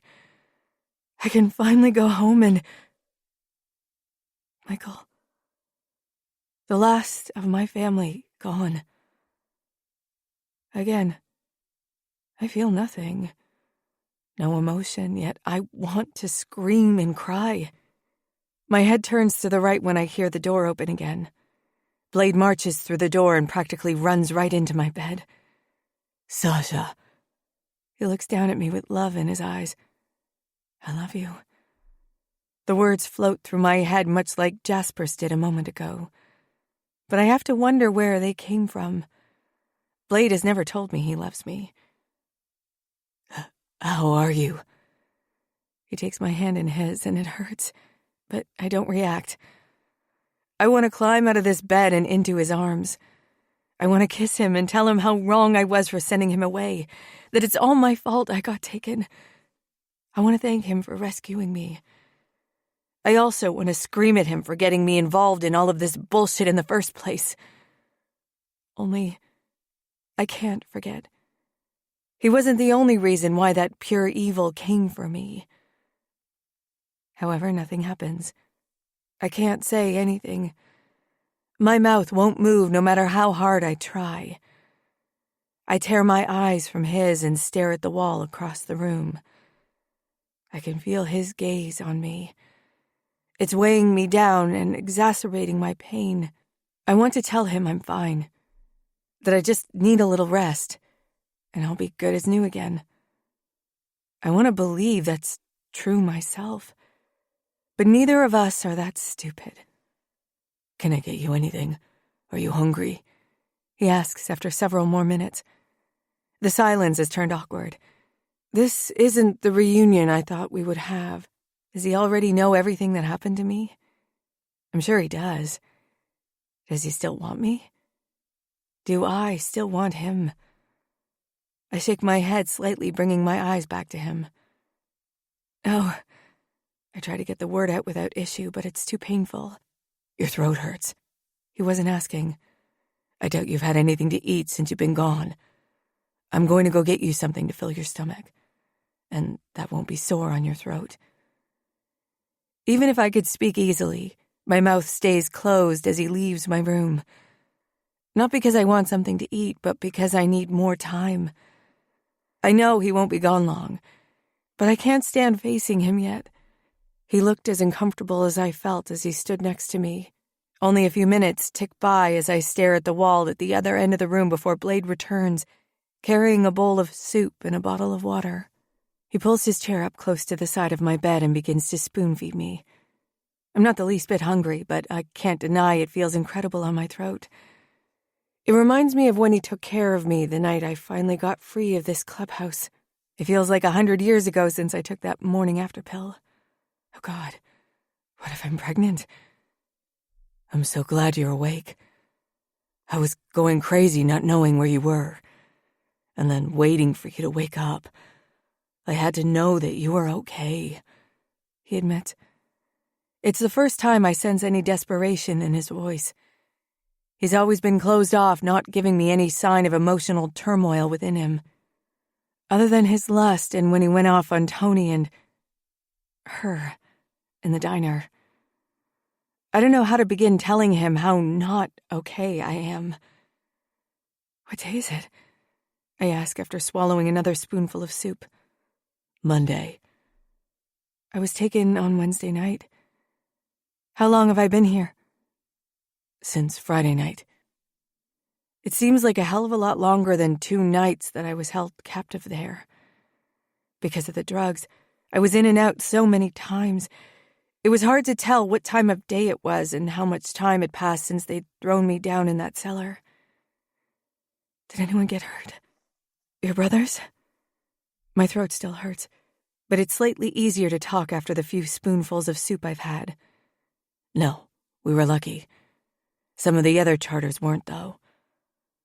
Another silence settles over us. Blade continues to feed me and helps me drink some water, too. I'm getting more and more irritated about not being able to use my voice properly without struggling. How did you know where I was? When that Boy Scout came into the lair, yelling and screaming at me, thinking I hurt you, I knew something was wrong. He said you weren't home, and your living room was trashed. Boy Scout? Who? I question. Oh, Steve, he clarifies. So I rode to your house immediately and realized you'd been taken. I knew it had something to do with Death's Road. It was too much of a coincidence that Michael goes missing and then you. I must have winced when he spoke Michael's name because his face falls, like he's scared to look at me. What is it? I beg. Blade's chiseled face lifts again before he speaks. Turner stopped by a couple days ago with Ellie. She wanted to know what happened to you. I told her a little bit, but not everything. And Turner wanted to let me know that Michael's body was located. My eyes leave his, and I stare at the wall again. I knew he was dead, but hearing that they've confirmed as much and even knowing what Michael did to me before he died, it's still painful to hear. I asked Turner to have his body transferred to the morgue here in town. Once you're up for it, we can think about funeral arrangements. For a fleeting moment, I think to myself that Michael doesn't deserve a funeral. But just as quickly, that thought passes, and I remind myself that he was sick, like someone with cancer or another life-threatening disease. But people with cancer don't sell their sisters to Satan. Anyway, I break through my thoughts and ask Blade to continue. You were telling me how you knew where I was. He stares at me curiously for a moment. I know he's wondering about my lack of emotion upon hearing about Michael. As soon as I left your apartment, I came back here and was loading up with weapons to go get you. I scoff, thinking of a lone Blade breaking down the door and getting killed immediately, because that's what would have happened. I realize it must seem like I was laughing at Blade for wanting to rescue me. When I catch the hurt look on his face, I finally feel a slight hint of emotion. Maybe I'm not broken. I just meant they would have killed you before you got one foot in the door. You were right about their ruthlessness. I try explaining away my scoff in a way that doesn't sound insulting. Well, when I got here, Stone told me he had a better plan. Apparently, he'd been in contact with our other charters, who also have a beef with Death's Road. They've been waiting for a chance to get at them. And as unfortunate as this reason is, you and Maggie gave it to them. 6 skull charters, the G. Burke bastards, and Boy Scouts army all met up at Devil's Den that night. We made our way to their clubhouse and were able to take them out.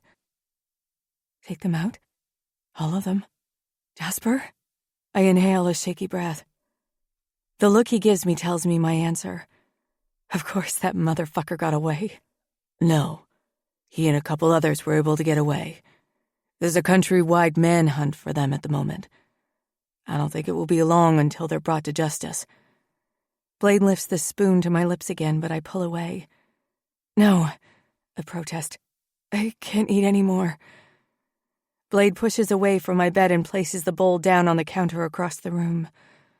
When he comes back to me, he picks my hand up again and gently grips my chin, turning my attention to him. I wince, but he doesn't let me go.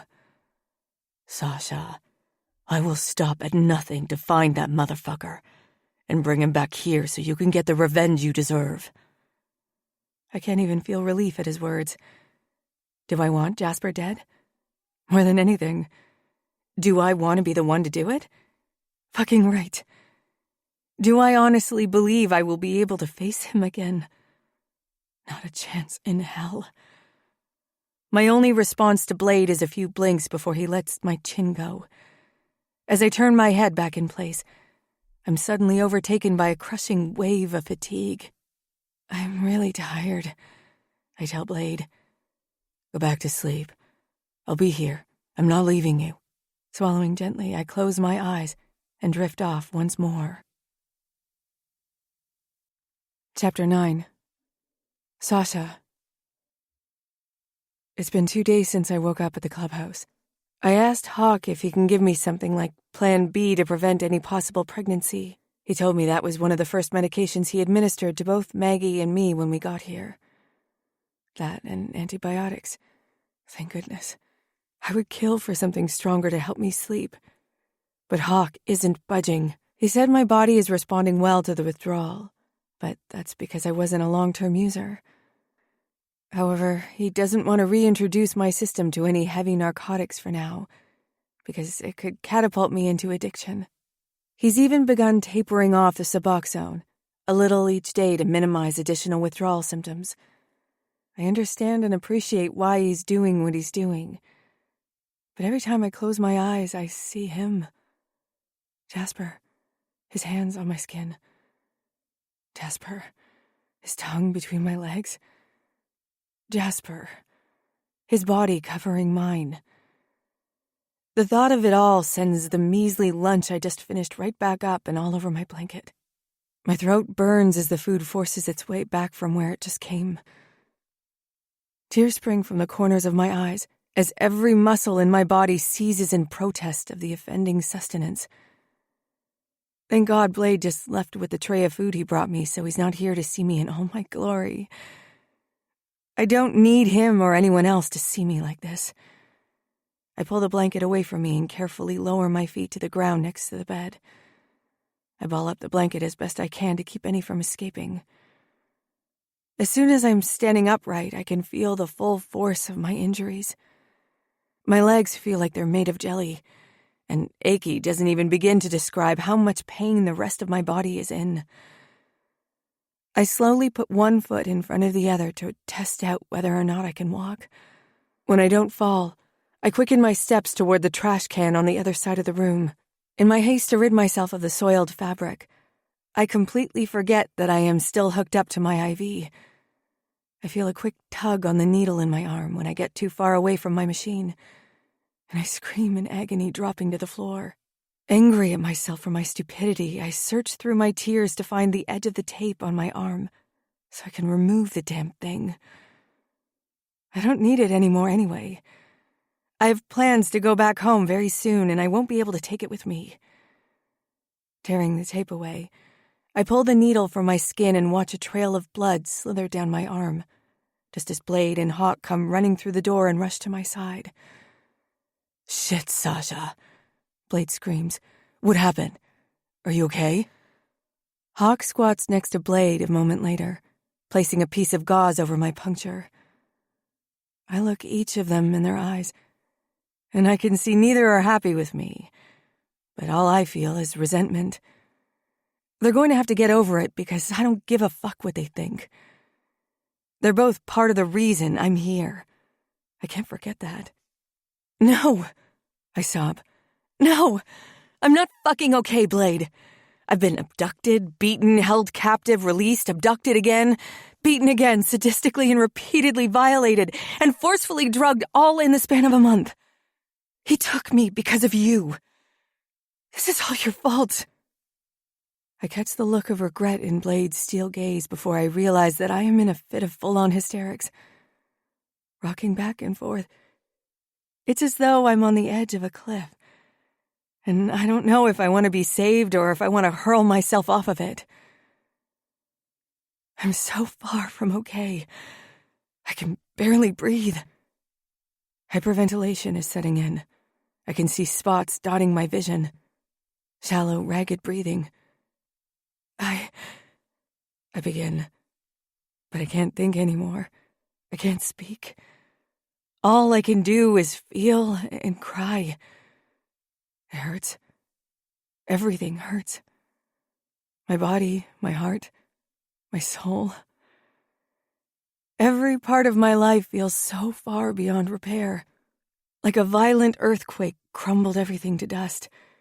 And there's no possible way to glue it all back together. I want to go back to not feeling anything. Blade lifts me from the ground and walks over to the bed. Climbing in, he settles me on his lap. He doesn't tell me to calm down. He doesn't tell me that everything is going to be all right. Instead, he gently rubs his palm over the rat's nest of a hairdo and whispers in my ear. I've got you, little girl. You don't have to go through this alone. Give me your pain, and let me help you heal. I clutch onto Blade's shirt like it's the only thing keeping me alive. I love him. Through this entire ordeal, that fact remained clear. So why can I not stand his touch anymore? I'm so angry with him, and I don't want to be near him right now. Yet the thought of leaving his side terrifies me. Jasper and his band of evil idiots really did a number on me, physically and mentally. Will I ever be able to get back to the person I once was? I want that more than anything. But right now, it seems impossible. When I wake up again, I'm glued to Blade's side in my bed. The gentle way my head is rising and falling with his chest tells me he's asleep. My head feels a little clearer than it did before my outburst. As I inhale his scent, I remind myself this is real, that I'm not dreaming this time. Relief runs through me, and I feel tears pricking my eyes once more. I've never cried so much before in my entire life. With a light sniffle, I reach my hand up to wipe a tear away. I notice I have a new needle in my opposite arm, but this one isn't connected to an IV bag. Hey, Blade speaks softly. I guess he wasn't sleeping like I thought. I look up at him and he rolls onto his side so he can see me better, balancing his weight on his arm. I'm sorry about earlier, I begin, but before I can finish, he interrupts me. Sasha, you have absolutely nothing to be sorry for. He cups my cheek with his rough hand. You're right. If I wouldn't have gone after you, if I would have left you alone when you asked me to, Jasper wouldn't have sought you out, and this never would have happened. I'm the one who is sorry, Sasha. I'm so fucking sorry. I can't let him think he's the only reason Jasper came for me. That's not entirely true. As I sit up, Blade follows suit, shifting his body so we're facing one another.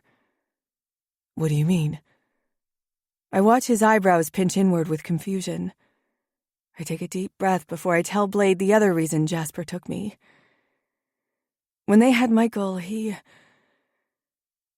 hard enough to think about your brother trading you for drugs, but to say it out loud to someone else is both embarrassing and excruciating. He owed them money for drugs that he used but was supposed to sell. A dangerous gleam flashes in Blade's stare. I think he knows where this is going. He told Jasper he would hand me over to Death's Road in order to clear his debt. He also told them you're a frequent visitor at our apartment. Apparently, this was around the same time that you went off on Tony and Elena, Trixie, at the diner. He called it poetic justice that he could get his payment from Michael and fuck over Devil's Skull at the same time. Blade puts his head in his hands, then swipes them back over his short hair. He stands up as he exhales a deep breath and paces back and forth in front of my bed. If he wasn't dead already, I would fucking kill him, he spits. I'm not sorry, Sasha. I know he was your brother, but I knew he was going to get you. He stops pacing and looks at the ground. I know he's remembering that it wasn't only Michael who put me on their radar. I don't blame you. I know what I said earlier, and yes, I did initially blame you and the club for what happened. But that's unfair to all of you. Bon Bon was in just as much danger as I was. They didn't care who they took, or who they hurt, as long as it affected the skull negatively. I was just the easier target. Elena is Jasper's girlfriend.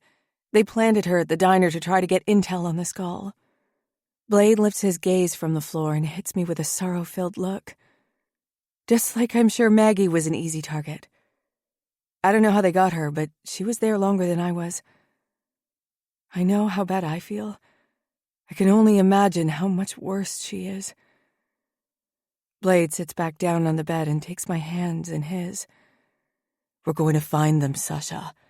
Now that you're awake, I'm going to join my brothers in the hunt. I feel my brow furrow when I think about him being gone and leaving me here with whichever of his brothers are staying behind.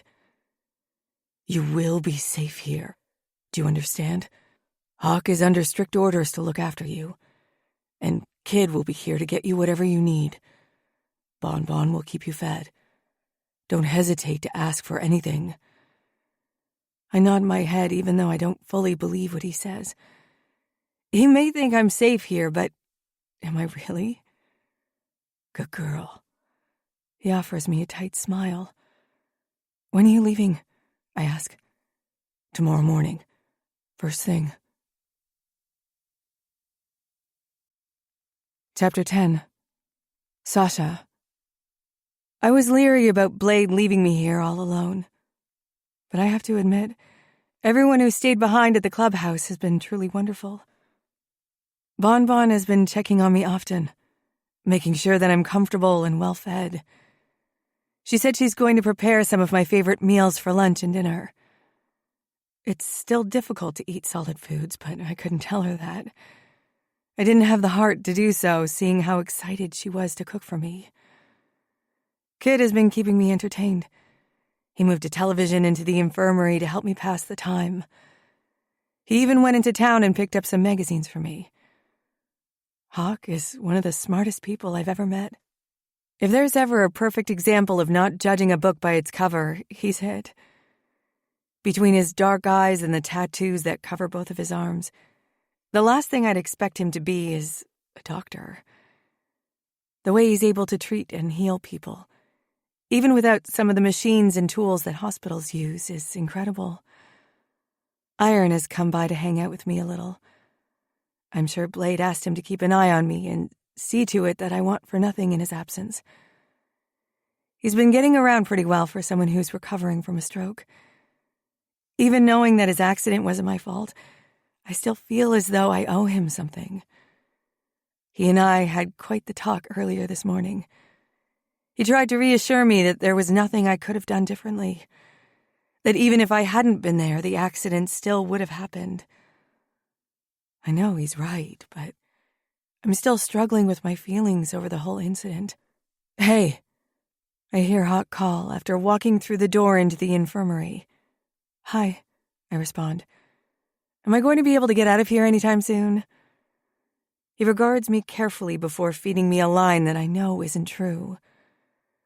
I'd still like to keep you under observation for a few more days. Drug withdrawal can be tricky. One minute you think you're through the worst of it. The next you're fiending for a hit. I know Blade is making you keep me here. All I'm asking is if I can go home and sleep in my own bed. I'm not running anywhere. I'm not leaving Blade. I stopped myself before I finished that thought. I know how Blade feels about me, but I don't know how he'd react to hearing the L word. We're together, and I'm happy about that. I recover. The smug grin on his face tells me he knows exactly what nearly slipped out of my mouth. I need you here, Sasha. I'm sorry.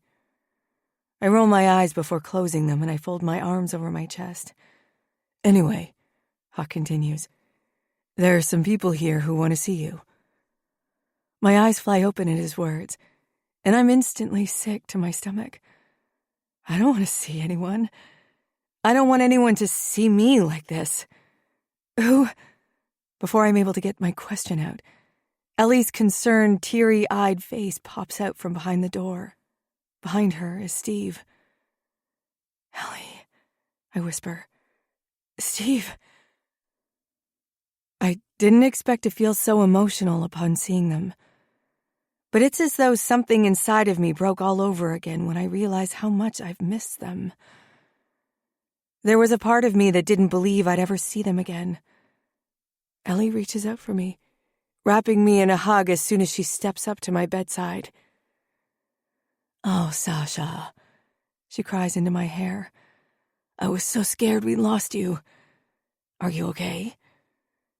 She pulls away from me, awaiting my answer. I can't tell her the truth, that I'm not okay, that I don't know if I'll ever be okay again. I can't bear the thought of breaking her heart any more than it already is where I'm concerned. "I will be." I nod my head. "Hey, Sash." Steve exhales, bending over and pressing a light kiss to the top of my head. "Hi," I respond. I wipe the tears from my cheeks as a shadow in the doorway grabs my attention. My brows furrow, wondering who else is here. Tony and Whitney wanted to come by also," Ellie explains. "But I can tell them to leave if you're not up for more company." Shocked beyond comprehension, I have no idea why either of them would want to come visit me, or why they suddenly care anything about me at all. Noticing my confusion, Ellie speaks up again. "I wouldn't have brought them if I thought there'd be an issue. When I told them you'd gone missing, they surprisingly changed their attitudes toward you. It was the first time I actually saw genuine concern in Tony's eyes over something that didn't have anything to do with her." I don't know what to say about that. I certainly don't trust that Tony just happened to flip a switch and is nice all of a sudden. But I do trust Ellie. Okay. I nod to Hawk and he waves them in. As soon as my eyes meet Tony's, I can see a change in her normally discontented gaze. It's lighter, softer, glimmering with compassion instead of shadowed with hatred. "Hi," she mutters as she walks through the door. Whitney remains silent behind her. I can barely get the word out. Is this an act? If so, what is she trying to pull? She looks down at her hands and picks at her fingernail. "I wanted to stop by and say..." My eyebrow raises in question, causing me to suck in air from pain that my injury is still causing me. The sound makes her head snap up quickly, eyes landing on my pain-contorted face, and she speaks again. "I wanted to say how sorry I am for what happened to you." I don't respond. "I know we haven't always gotten along, and I've done and said some pretty shitty things to you before. Yeah, I can be a real bitch sometimes. But I never would have done anything to put you in danger had I known." I'm confused. Known what? "Elena..." I close my eyes at the sound of her name. A tear leaks from the corner of my left eye and spills down my cheek before I open them again. "She would ask me questions about you. Who you were friends with, who you were hooking up with, where you lived, things like that. I just thought it was petty mean girl bullshit. But once I found out who she was and why she came to work at the diner, it made me sick to my stomach. I look away from her, staring at my reflection in the television screen at the foot of my bed. I don't know what to say to her. I see Steve runs his hand over his chin uncomfortably out of the corner of my eye. "Anyway, we'll let you rest now," Tony offers. "I'm glad you're okay, Sasha," Whitney adds. "I'll see them out. Sasha, if you need anything, you know how to get a hold of me." Hawk reminds me of the remote that operates the level of my bed. It also has a button which will alert Hawk via his phone if I need him. I hear the door close as the two of them leave. Ellie and Steve stay behind, Ellie taking the seat next to my bed. "Are you hungry? Do you need anything? I can bring you something to eat from the diner." I look back at her. I'm not hungry, and there is nothing that I need at the moment, but the helpless expression on her face is begging for something to do. "Sure," I smile lightly. "Some of Mikey's chicken soup would be great." "You got it." Ellie stands ready to say goodbye, How did they find out about Elena? She stopped showing up for work the same day that you did. I've been calling you over and over again with no answer. When I called her to find out if everything was okay, I asked if she'd heard from you. I didn't think you'd reach out to her, but I was desperate to figure out what was going on. She could have ignored my call, but... My heart breaks when emotion cracks Ellie's voice. But she wanted me to know who she was and what she did. She told me that you were now property of Death Road, and I would never see you again. A lone tear escapes my eye, and Ellie hands me a tissue from her purse. Tony and Whitney, do they know what happened? Blade told Ellie some of what happened. Knowing him, he wouldn't have mentioned the rape. But I know Ellie is smart enough to put things together. The sorrow in her eyes tells me she knows I endured more than just physical abuse from Death's Road. If they suspect anything more than what I told them, it's because they made their own assumptions about what those vile barbarians did to you. What about others in town? Has word gotten around about what happened? Rose Delaney. I scoff as soon as her name leaves Ellie's mouth. She doesn't need to say any more for me to know that the entirety of Whispering Valley, shit, probably all of the surrounding towns too, surely knows something went down where I was concerned.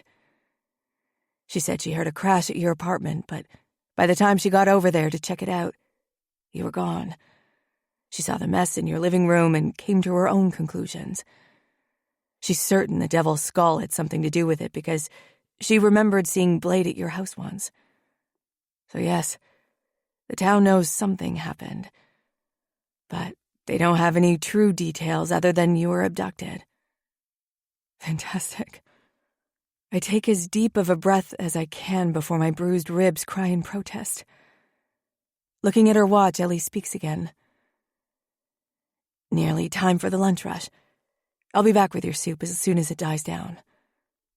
Thank you, I add her as she gently squeezes my hand and walks out the door. The last thing I need is for the town to think the skull had anything to do with my abduction. I'll make sure to set the record straight about them while also trying to minimize people's reactions. I don't want their sympathy. But more than that, I don't want them knowing what really happened. With Ellie gone, that only leaves Steve.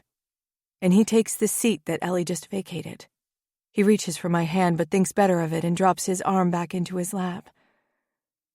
It's okay, I advise him, moving my hand closer to the edge of the bed. Steve wraps his warm hand around mine and rests his forehead on his knuckles for a moment. When he lifts his head again, my heart breaks upon seeing his red-rimmed broken stare. Sasha, I'm so sorry for what happened to you. I wish I could go back and do something to change it. I know, I tell him. Blade told me what you did, how you helped them. Thank you so much, Steve. When I saw Blade carrying you out of that cellar, his voice trails off. He covered you with his shirt, but just seeing your face, arms, and legs was more than enough to tear me apart. My heart warms, finding out that Blade took the time to cover me up even when the danger of getting killed was so great. I'm just glad you guys were able to work together instead of trying to kill each other. I joke, trying to offer a sliver of light in the conversation. I heard you even have your very own nickname now, Boy Scout. I smile when a gentle laugh escapes his lips. I know how much he cares about you now. I'm so sorry the drama I created led you to being taken. Steve, that wasn't your fault. It wasn't Blade's fault. It wasn't my fault. If anything, it was Michael's fault. He looks at me quizzically. Michael made a deal with Jasper to trade me as payment for money he owed.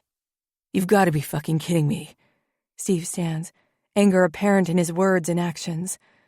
You know, if he wasn't already dead, I would kill him myself. I laugh softly, earning a confused look from Steve. You and Blade are more alike than you think. I manage to get out before a yawn escapes me. He said the exact same thing. When I yawn, Steve walks back to my bedside and takes my hand in his again. Why don't you get some sleep? I'll see you soon, okay? Okay, I smile. With a final kiss on my forehead, Steve exits the room. I lay there for a while, trying to fall asleep. But soon I'm distracted by a deep voice coming from the room on the other side of the infirmary. Is Maggie awake? Or is Hawk in there with someone else? I wouldn't think so. He's been adamant that no one else is allowed in her room. Gently, I pull the blanket off of me and pad over to the door that adjoins the two rooms. I can just barely make out what Hawk is saying. Maggie, you're safe. I'm not going to hurt you. Then I hear a girl's voice, but it isn't clear what her response is. I'm going to call your father and let him know you're awake.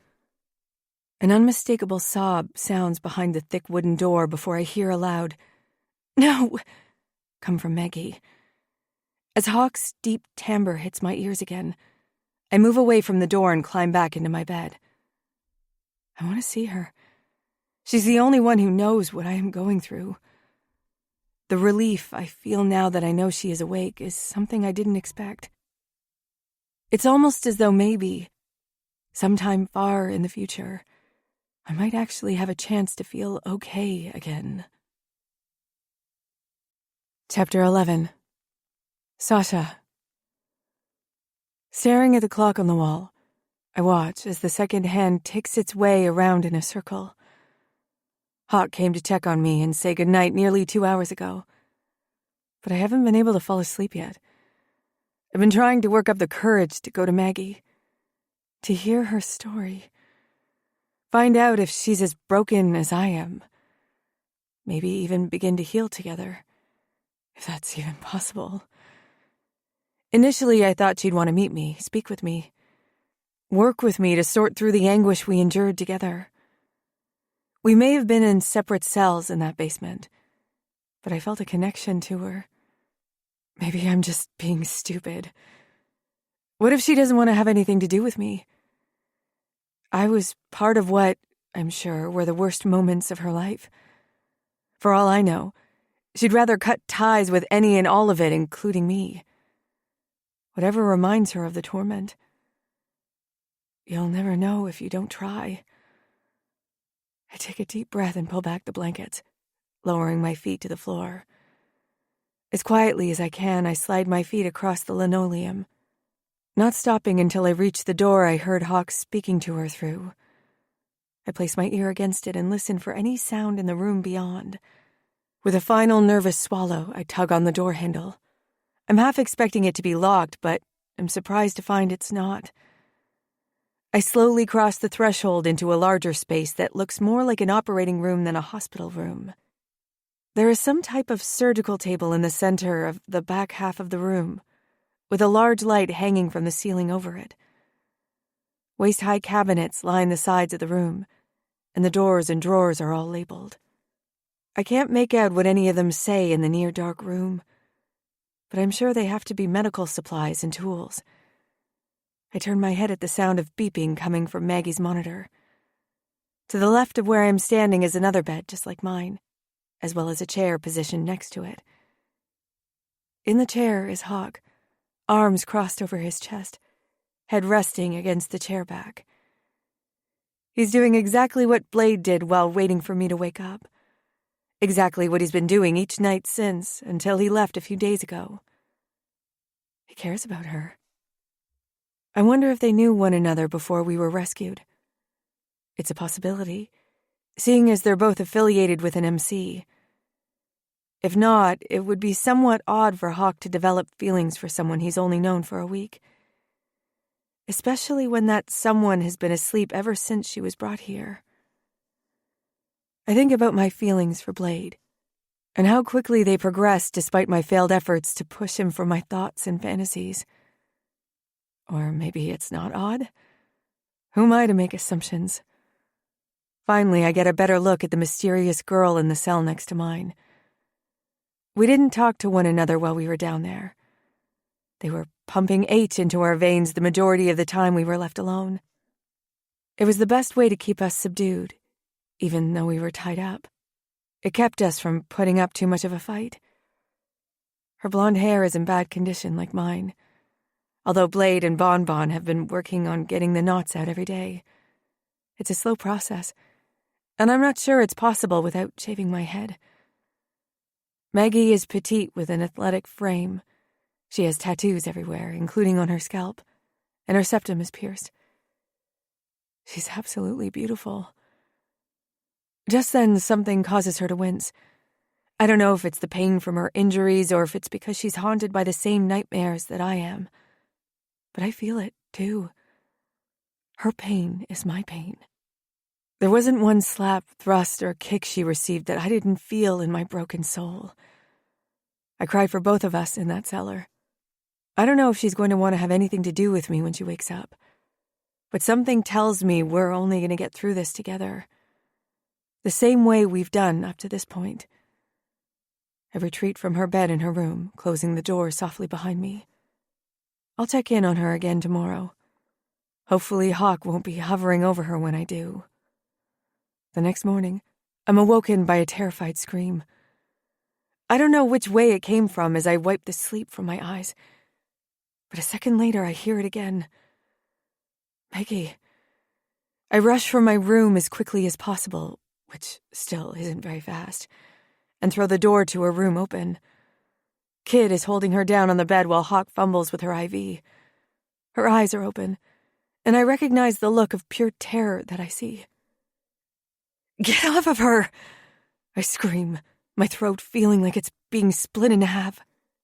Get out of here, Sasha, Hawk demands as he injects something into the tube connected to her hand.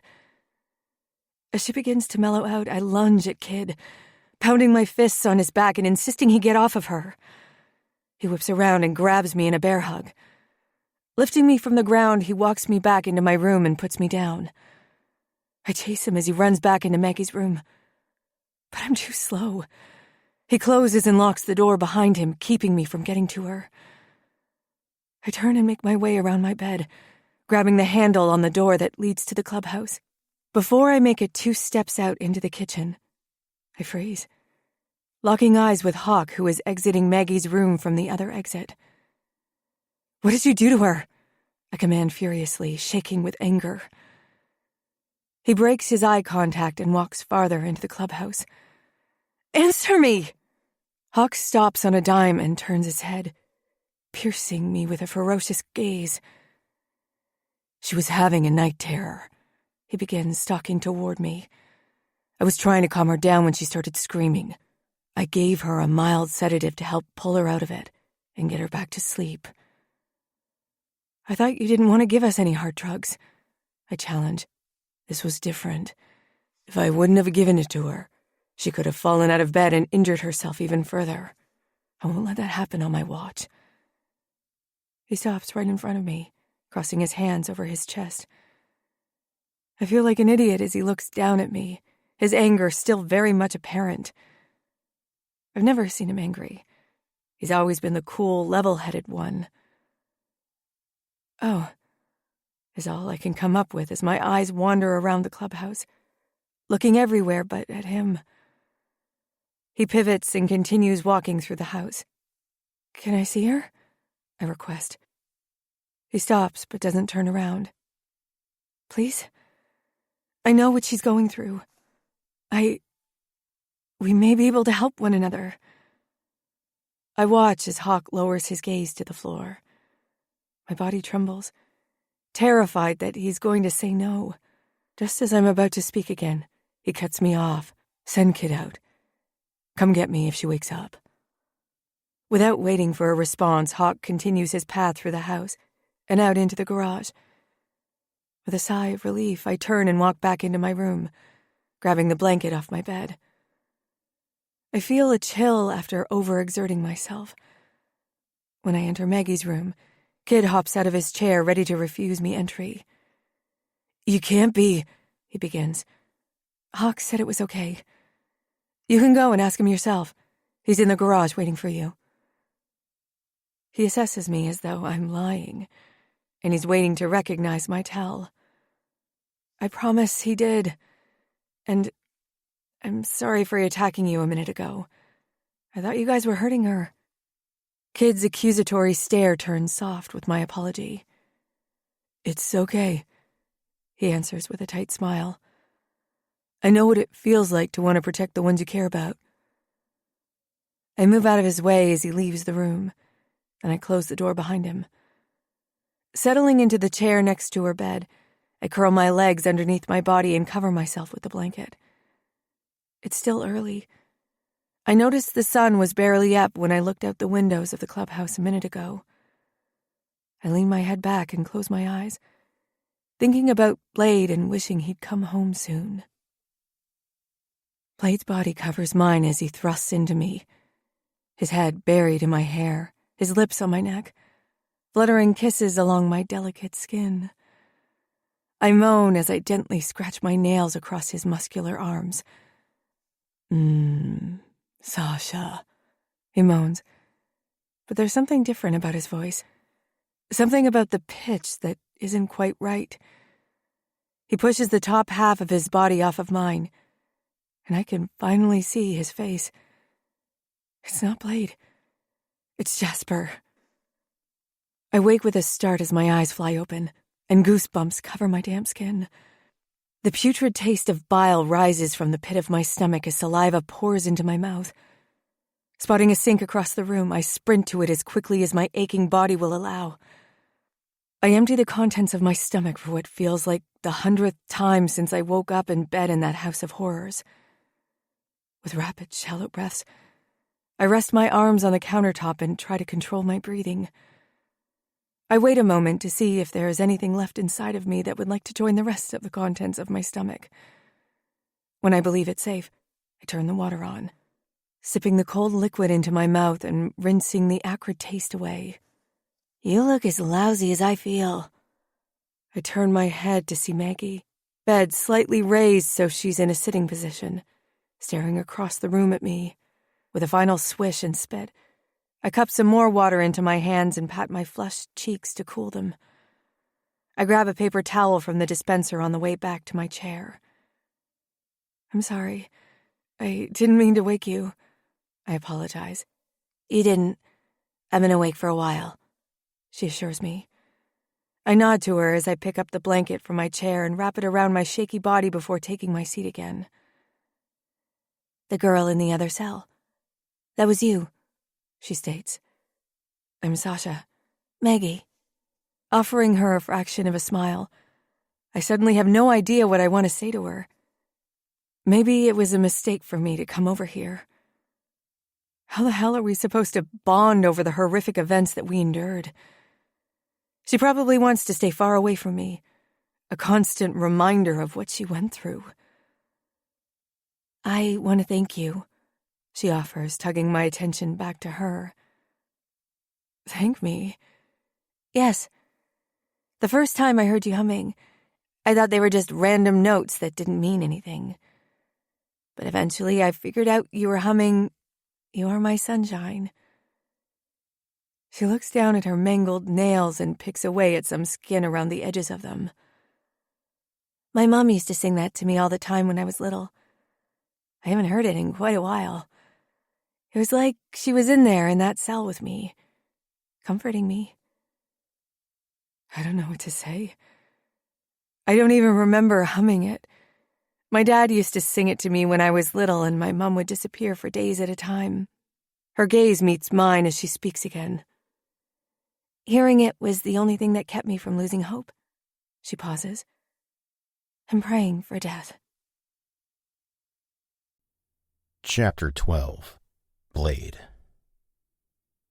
2 days on the road and we've come up with nothing. It's as though Jasper and his crew have vanished into thin air. We're following leads we've gotten from other clubs and gangs who are known to associate with Death's Road, but so far, they've all been a bust. No doubt they're sending us on a wild goose chase, scared that it'll get back to Jasper that they gave him up.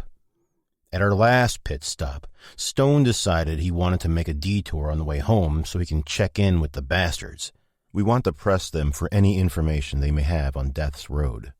Previous partnerships or dealings that may have occurred, find out whatever information crew was able to gather before the attacks. I hope we won't be here long. I want to find this motherfucker more than anything, but I miss Sasha. The few days that we were apart last week may as well have been an eternity. Turning off of Baltimore Pike, we make a left onto the dirt drive leading to the main gate to their clubhouse. Stone presses the call button on a security box. Then we wait for an answer. This group of bastards have a cushy little setup here in Gettysburg. They own a stone yard that provides fieldstone to the majority of the town, but they also haul cross-country to deliver to their customers. The stone business itself would be lucrative enough, but for them, it's merely a front for their gun and drug business. "Yeah?" we finally hear come from the speaker. "Stone in the skull." After a few seconds, we hear a buzz and the steel gate opens, letting us through. We kick up dust and gravel as our tires spin, carrying us down the remainder of the mile-long dirt road leading to the main clubhouse. Halfway down, we see a couple of prospects duck out of a guard shack. They make sure we are who we said we are and that there is nothing amiss. No danger to the bastards. Stone nods to them as we pass, and thankfully they nod back without issue.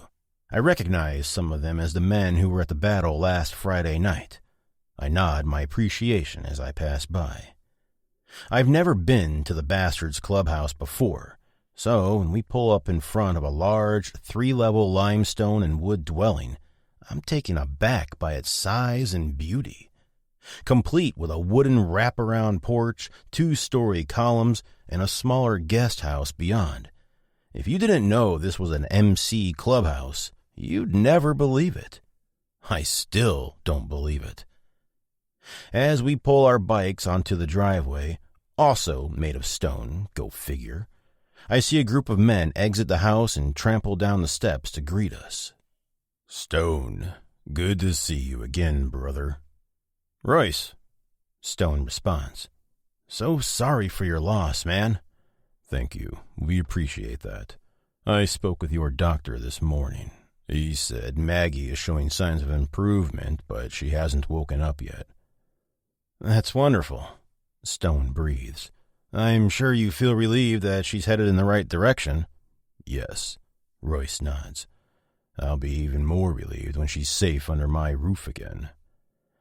As innocent as this statement is, there's an underlying tone of impatience that I don't care for.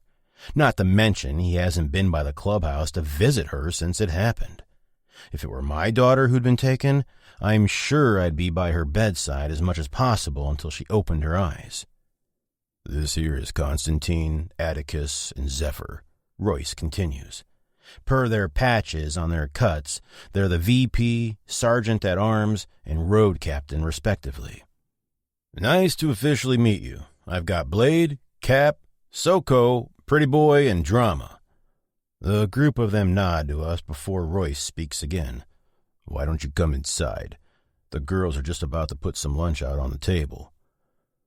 We follow Royce and the other men inside, and if I was impressed about the outside of the house, the inside leaves me speechless. I can only describe it as a cross between a castle and a log cabin. The way the stone and wood work together to form a seamless design is masterful. The bastards are skilled and smart when it comes to all of their business ventures, and it shows. "Everyone," Royce begins when we step into the large dining room. He walks up to a girl I think he's going to introduce as another one of his daughters. "This is my old lady, Delilah." Damn. I have to keep my facial expression in check as I lay my eyes on her. Royce has to be twice her age. She doesn't look a day over 25. And twice her size, too. Her head stops at Royce's pec. Her dark hair is mixed with platinum blonde highlights, and it's in curls halfway down her back. She's wearing a low-cut black top with lace panels cut into it, exposing her voluptuous tits without showing too much. I'm sure when she turns around, I'll be able to see her ass cheeks peeking out from the bottom of her cut-off jean shorts, too. "This is Stone and some of the rest of the Devil's Skull. They're down in Whispering Valley." "Very nice to meet you," Delilah greets us. "Some of the other girls and I were just getting lunch together. You're more than welcome to stay. It will just be a minute for us to whip up some more sandwiches." "Thank you, we'd appreciate that," Stone answers.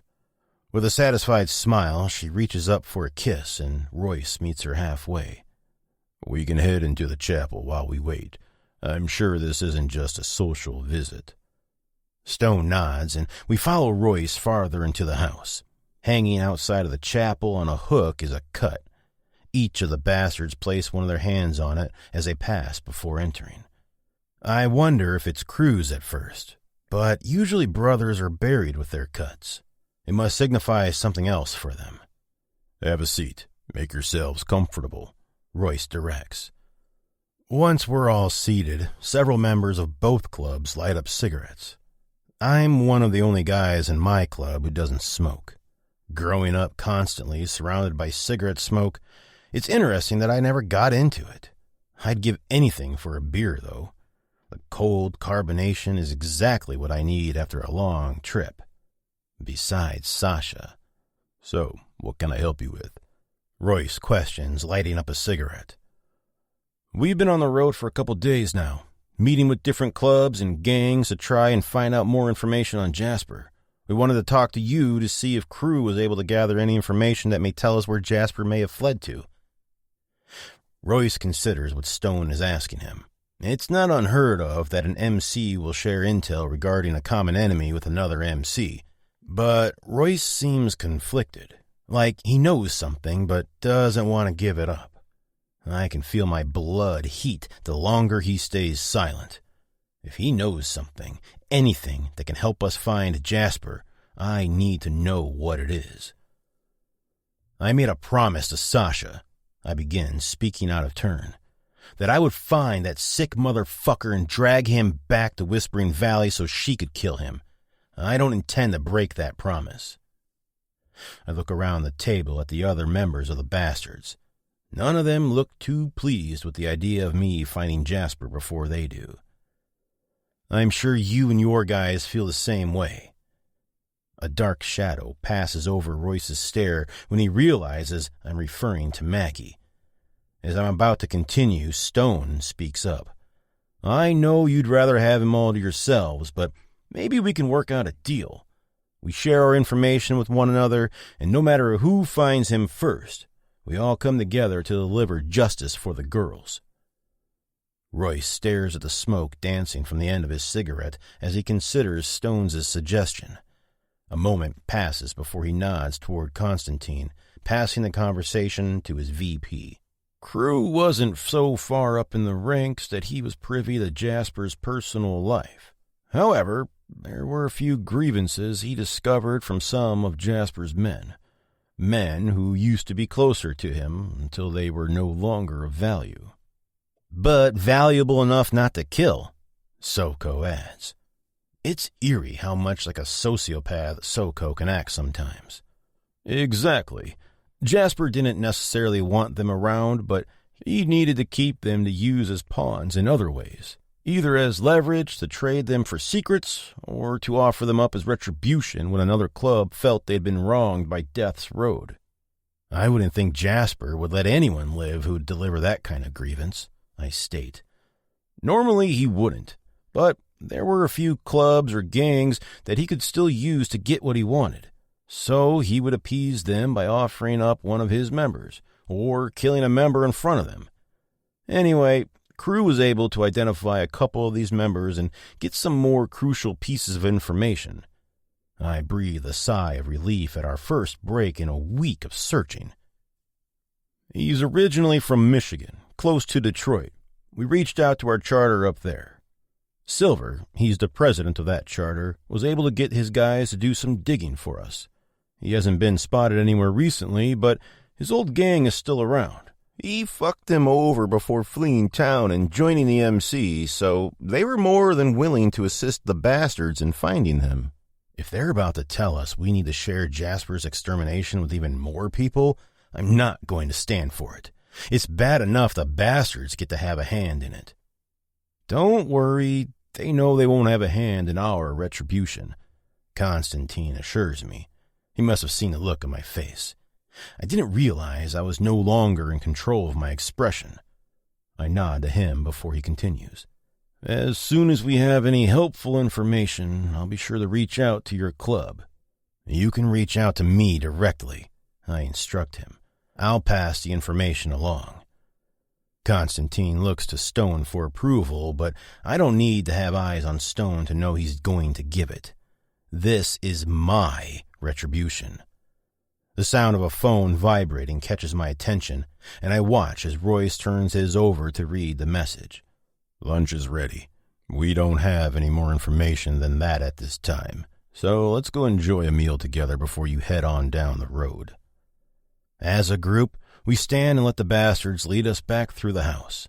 For the first time in a week, I'm able to sit and enjoy a meal, knowing the ball is finally rolling on Jasper's whereabouts.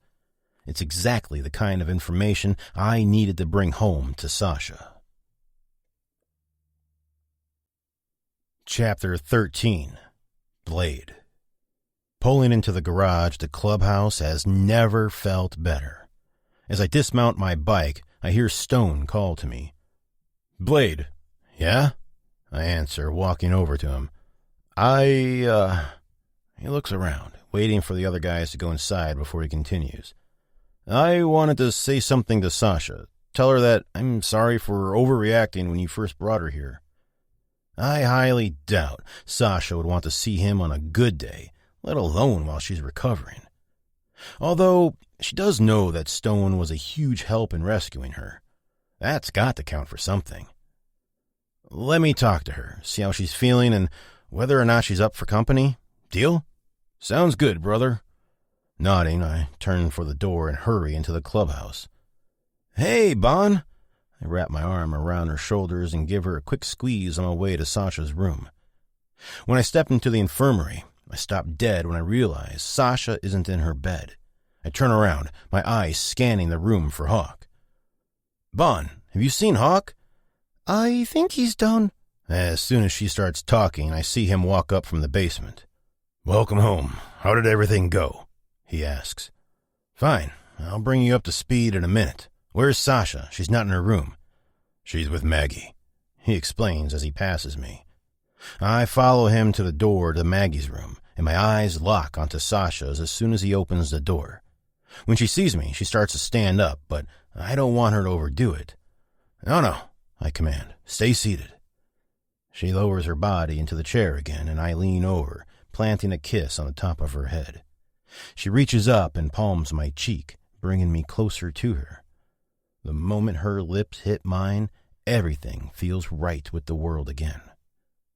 Walking around her chair, I crouch down in front of her and rest my hand on her knee. How are you feeling? I inquire. She looks between Maggie and Hawk uncomfortably, and I realize she doesn't want to talk in front of them.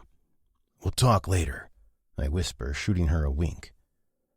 I spoke to your father a little earlier today, Hawk explains to Maggie, who has a look of terror on her face.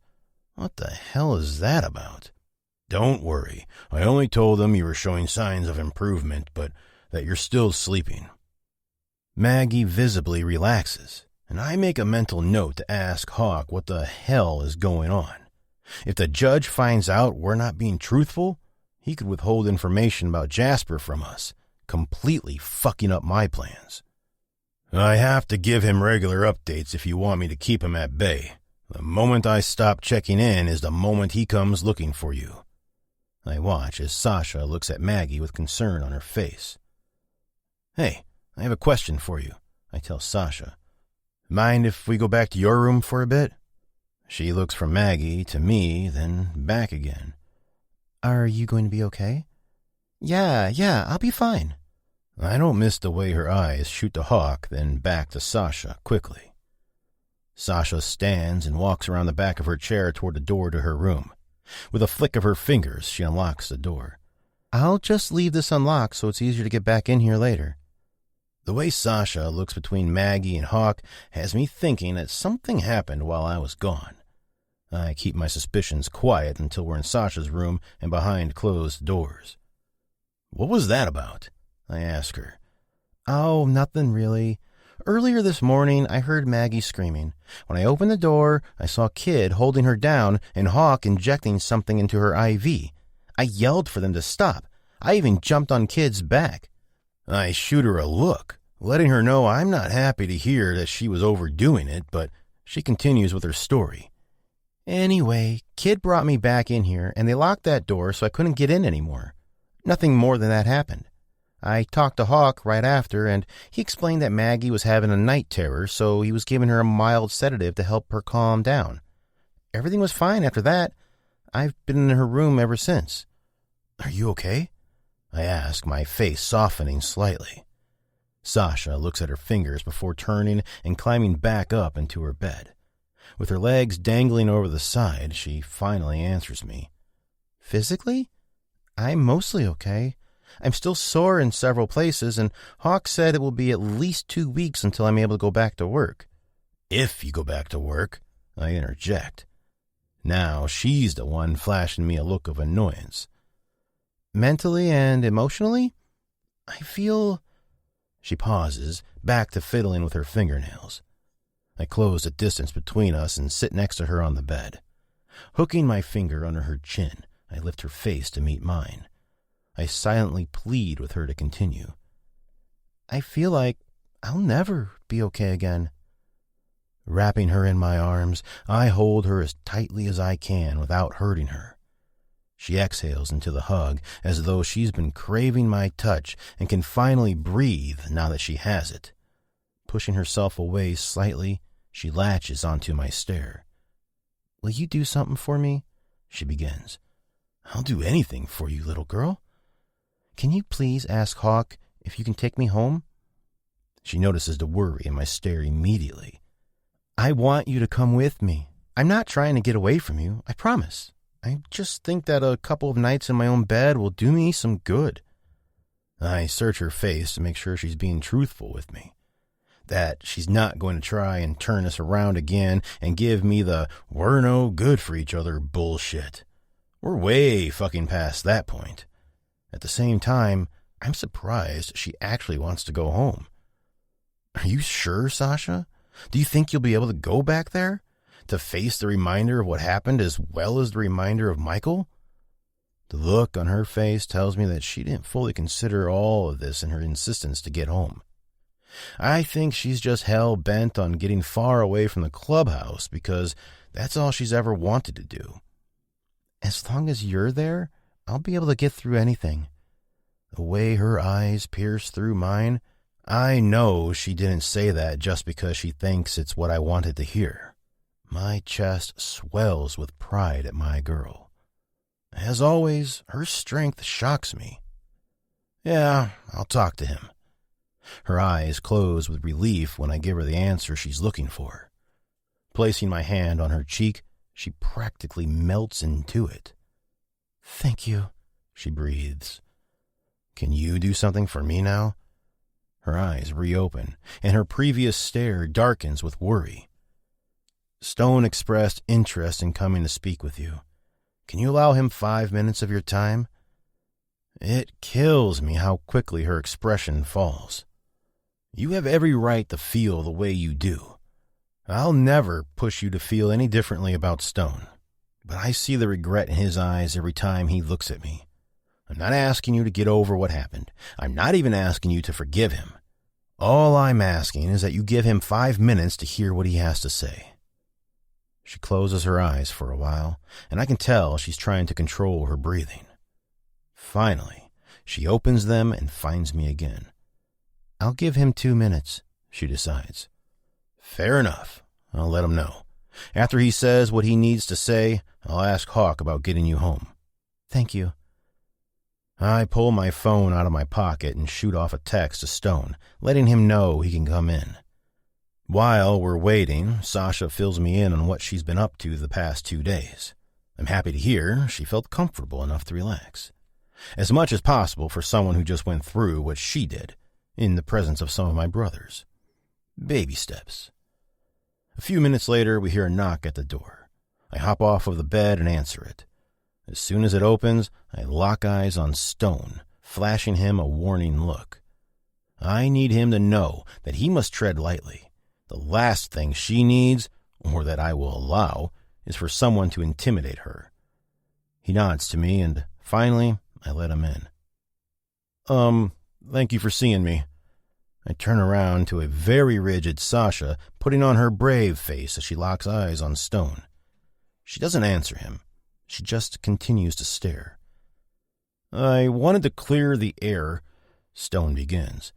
You need to understand that when someone fucks with one of us, we don't take it lightly, and sometimes we can go a little crazy. Yeah, I got that, Sasha snaps. I'm sure you felt that way about your own family before. Stone fingers the hair on his chin as he waits for an answer from Sasha that never comes. Nervously scratching away at an itch above his left eye, he continues. I let my emotions get the best of me, and I'm sorry for all of the ways in which you were wronged since Iron's accident.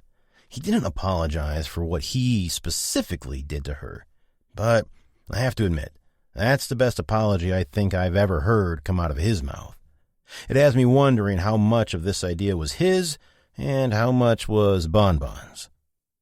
They stare at one another for several more agonizing moments before she finally swallows her resolve and nods at Stone. They're certainly not going to be besties anytime soon. Not ever. But at least they might be able to be in the same room together now. A final nod from Stone to both Sasha and me, then he's out the door. Thank you, I tell Sasha as I walk back to her bed. Before I get a chance to sit, she pushes me away. Go talk to Hawk, now. With raised eyebrows and puckered lips, she has a smile tugging at the corner of my mouth for what feels like the first time in forever. Yes, ma'am. I bow to her. I'll get Hawk to agree to this if it's the last thing I do. I'm seeing some spunk return to my girl, and I know the healthier she gets, the more of her will return to me. The attitude on her face makes my dick hard, just like it always has. I would never push her to do anything before she's ready, but I'm craving the feeling of burrowing my cock deep inside of her after so long. I want to reclaim her, over and over again, until I'm the only thing she remembers, and all of her demons have vanished. Chapter 14. Sasha. I sit back in the passenger seat of Blade's truck, admiring our small town as it passes by my window in a blur. It's hard to imagine I was so desperate to leave it. But finally, I'm going home. It will look a lot different than it did when I was there last. What condition is it in? The brutal faces of Riff Raff and Rooster flash in my head. Is my coffee table still laying in pieces on the floor of my living room? Michael, passed out, high as a kite on his bedroom floor, replaces the image of Riff Raff and Rooster. Will I feel despair or relief when I see Michael's room again, knowing he's never coming home? A lone tear drips from the corner of my eye, accompanied by an unwelcome sniffle. What's wrong? Blade asks from the driver's seat, his hand covering my knee. Nothing. I shake my head and do my best to offer him a forced smile. I was thinking about Michael. I can see the look of disappointment in his eyes when I look back at him. He can be as angry as he wants that I am letting Michael continue to hurt me. Lord knows I'm mad enough for the both of us. But that's not going to keep thoughts of him out of my head. I'm going to need so much therapy after all I've been through. But I know I'll never go. I'll work through my grief the only way I know how. The only way I've ever been able to work through it. Blade, I begin. I want you to know that I will be going back to work when I'm able to. He looks over at me again, taking his eyes off of the road for longer than I am comfortable with. He doesn't answer me before returning his gaze to the asphalt. I know you're worried, and I understand why, but working is the only way I've ever been able to deal with the shitty things that happen in my life. When everything feels like it's spinning out, I like that there is one thing I can count on, that I can control, and that's working. He doesn't look at me again, but I know he's irritated by the constant flexing of his jaw. Taking a deep breath, he finally speaks. Let's table this conversation until you're feeling a little better. I don't want to argue about it until we have to. That's fair enough for me, and I'm too tired to argue. It's not a long walk from the infirmary to the lot around back of the clubhouse where Blade keeps his truck. But after not moving more than 10 feet for the past week, getting dressed and making that trek took a lot out of me. The moment Blade pulls his truck into the parking lot of my apartment, my hair stands on end, and I begin to feel nauseated again. I swallow, trying to stomp down my fear, but it doesn't do any good. Blade turns the truck off, but doesn't get out. "Are you okay?" he asks, turning to face me. I nod my head slightly as I reach for the door handle. You better wait for me, little girl." He drops down out of the driver's seat and walks over to my door. Opening it, he carefully lifts me out of the truck. I wait for him to put me on my feet so I can walk to my door, but I don't know why I thought it would be that simple. Of course, Blade has to make a show of carrying me to my door as though he's my knight in shining armor. I mean, he is, but it doesn't need to be a show-off. He puts the key into the lock and turns it. A curious look falls over his face before he opens the door. "What's the matter?" I inquire. He grunts. "I could have sworn I locked this door the last time I was here." "What?" "Blade, stop messing around. You're scaring me. And what do you mean the last time you were here?" "I'm sorry. I didn't mean to frighten you, but I'm being serious. I came here to clean up while you were still unconscious. I know I locked it behind me, but it's unlocked now." He places me down on the top step outside my door. Stepping in front of me, he holds one hand out, shielding me as he opens the door.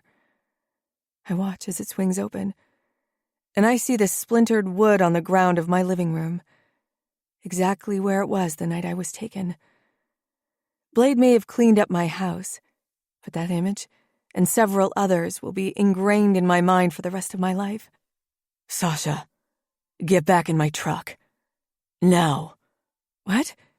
Why?" I look around Blade's large body and just manage to make out the words, "I'm not done with you yet, princess," painted on my walls in what looks to be blood. Oh, fuck. I nearly trip over my feet trying to make it back to Blade's truck. I can barely see through the heavy flow of tears that have begun to pool in my eyes again. Blade hoists me up into the passenger seat, then quickly shuts the door behind me. I hear the automatic locks fall into place as I watch Blade walk back to my front door, gun drawn as he enters the apartment. "What are you doing?" I scream in terror as if he can actually hear me. The minute it takes him to come back out feels like days. When he's finally back in the truck, I start wailing punches on him. "Why did you do that? You could have been killed." I screech at him, my words barely audible through my tears and my rage. "Stop it," he yells, grabbing onto my wrists and holding my arms still. "Ow!" I yelp at the pressure on my rope burn wounds. "Fuck. I'm sorry, Sasha." He apologizes, letting go of my wrists immediately. "Are you okay?" "Yes." I sniff, wiping my eyes. "I wanted to make sure no one was in there, that's all," he explains, backing out of his parking space. Once we're back on the road, he pulls out his cell phone and makes a call. "Yeah, we're on our way back." Jasper sent Sasha a message. Blade tells whoever it is he called. "I'll tell you more when we get there." There is another pause, where he listens to the person on the other end of the phone. "I don't know. We may be headed for another lockdown." Blade ends the call after that and places his phone in the cup holder of his truck. "Lockdown?" I squeal, not feeling any better about getting away from my apartment. "I'll give you all the details when we're safe inside the clubhouse. Okay? You don't have anything to worry about," Blade assures me. When we get to the red light at Main Street, he reaches over and takes my head in his hands. "I won't let anything happen to you ever again. Do you understand?" I look back and forth between his unfaltering steel eyes before answering. I do believe him, to an extent. I believe that he believes he can keep me safe from danger. But having seen an evil worse than Blade in the skull, an evil worse than I ever could have imagined, I know there is a good chance Blade won't be able to protect me if Jasper were to come after me again. I get the feeling Jasper is the kind of evil who believes he's untouchable. That scares me even more, because there isn't anything he won't do to get what he wants. I'm living proof of that. When the light turns green, Blade steals his gaze back and hits the accelerator. He doesn't let up until we're back at the clubhouse. I'm going to get you settled in my room. I'll bring you some water and you can lie down for a little bit while I talk to the guys. Oh, no, you're not. This is my life, Blade. It was my apartment. It was my threat. You're not going to discuss it with anyone else until I'm there. I know you feel like you need to protect me, and I get it. I'm not going to tell you not to anymore. But to leave me out of conversations that concern me and my safety is the opposite of protecting me. I need to know what's happening. If there are things I need to look out for, things to avoid, whatever it is. With one hand firmly planted on the roof of his car, and the other holding onto the open door frame, he stares at me, considering what I said. When he finally speaks, I almost have to ask him to repeat himself. I can hardly believe what he says. Okay. Wait, what? You're right. It's better for you to know so you can be prepared. But there are some things I won't be able to tell you in front of my brothers. So here's the deal. I'll let you be a part of the discussion, but if at any time I ask you to leave, I need you to listen without argument. I promise there will always be a good reason for it. I think about his compromise for a moment. If this relationship is going to work, I need to be all in. I can't sit around wondering if he's telling me the truth or not. I no longer have to worry about taking care of Michael either, which means I don't have to watch what I do or say as much. I have the ability to be all in. But more than that, I want to be all in. I'll only agree to that if you promise to tell me everything. I don't want there to be secrets between us. I can't live like that, wondering if what you're telling me is the truth or a lie. It will cause me to question everything you say to me. So I get it if there's a conversation you need to have with your family. But I still want to know everything. If it involves you, it involves me. The only other time I've ever seen Blade look this conflicted was just before he fucked me for the first time in the basement of the clubhouse. It's like his emotions are battling each other, and he's waiting to see which one will come out on top. At the moment, it looks like he feels as though I've backed him into a corner. What is he thinking? Did I cross a line? Is he going to tell me I'm just an insignificant girl whose opinion doesn't hold any weight in his life? I immediately regret everything I said to him, because the last thing I want is for him to resent me. Before I open my mouth and start to backpedal, his expression morphs into something different. Unbridled lust. I worry he's going to try to kiss me again, to run his hands over my body. I want to crave him like I used to, but I can't think of him without thinking of... I inhale sharply and close my eyes, trying to push the thoughts and images away before they take over again. My actions cause another internal rift in Blade. When my eyes find his next, I'm struck with a look I've never seen from him before. I thought I had, but I realize now that it was merely intense admiration. Because this look, this one tells me more than his words ever have. I've heard him tell me over and over again that I am his. And I am. But this look of unwavering devotion tells me that he is mine. Completely and irrevocably mine. Before I am able to speak, he opens his mouth. And I am so incredibly unprepared for what comes out of it. I love you, Sasha. I have since the moment I had you pressed up against the door behind the diner that night. It's the perfect combination of words to effectively shut me up. I can't think straight. I can't form words. I can barely process what he said, as I never expected to hear those words from him. I would never deny that Blade has strong feelings for me. But love? Before I can get the rest of the words out, his lips cover mine, and he wiggles his way in between my legs.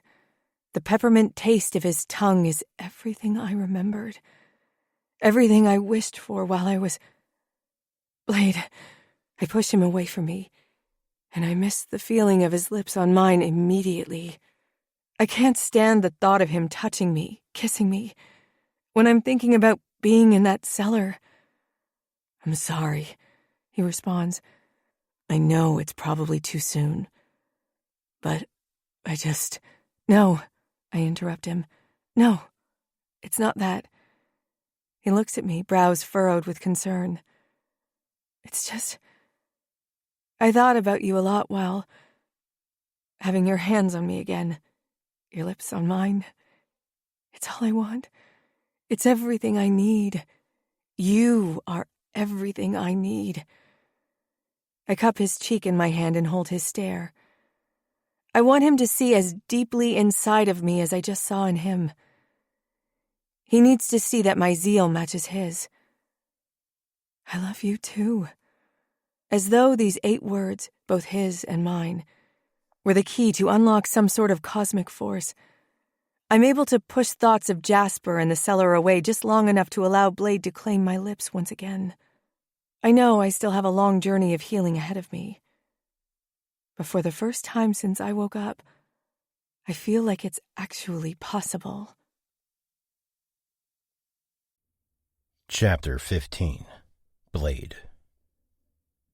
When we get back into the clubhouse, all of my brothers are scattered throughout the main open area. All talking comes to a halt when they see me enter. I nearly forget why Sasha and I turned around and came back as the delicious taste of her simmers on my tongue. She loves me. She looked deep within me, spoke those beautiful words, and it's as though they floated through my body and wrapped themselves tightly around my heart. "What's up, Blade? What happened at Sasha's?" Breaking me from my trance, I realize Stone is now standing directly in front of me. I look down at Sasha, her hand comfortably in mine, and she nods. I took a picture. As I fish my phone from my pocket, I continue.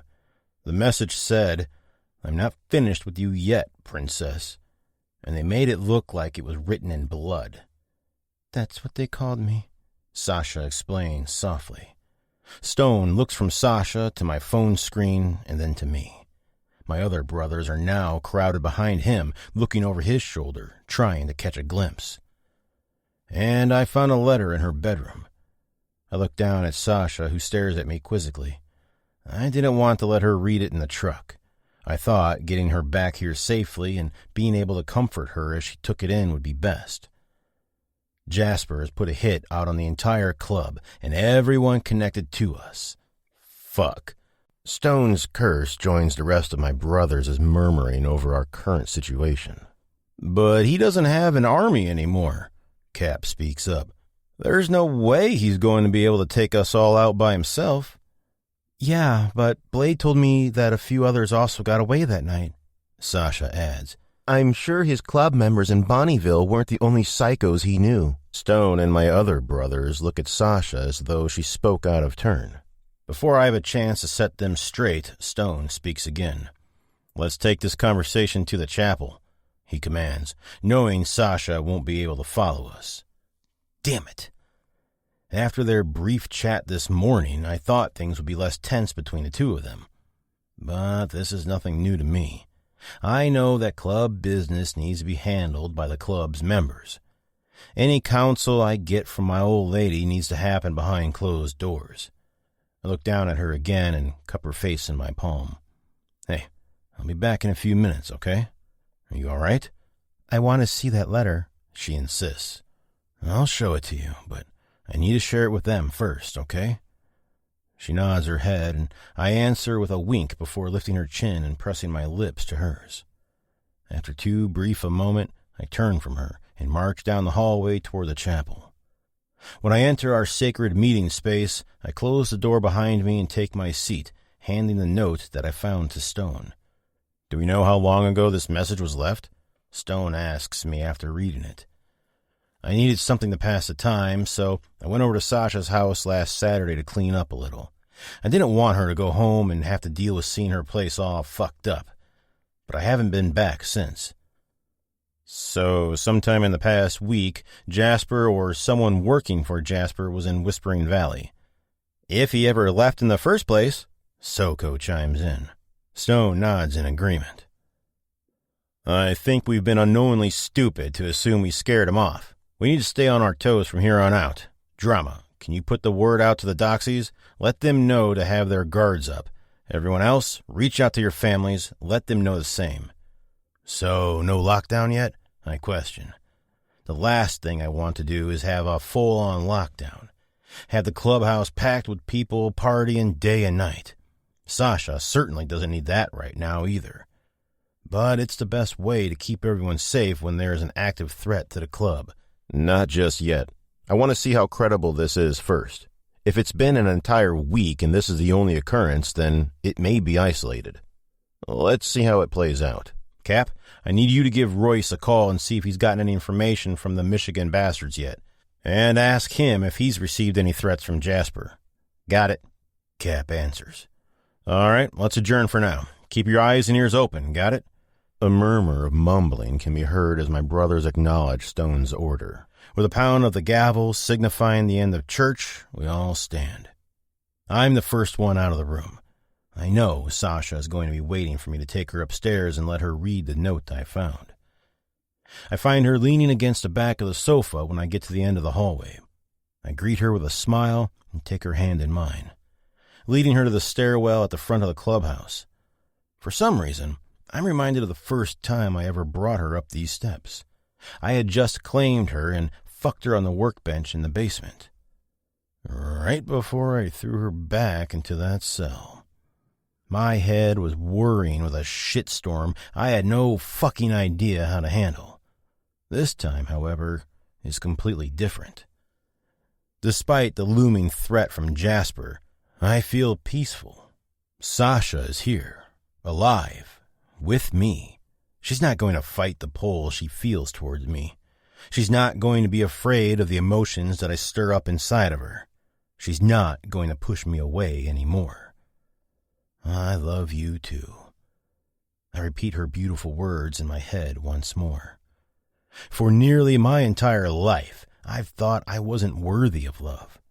My parents never gave it to me. I had no other family that I knew of, no siblings, no friends.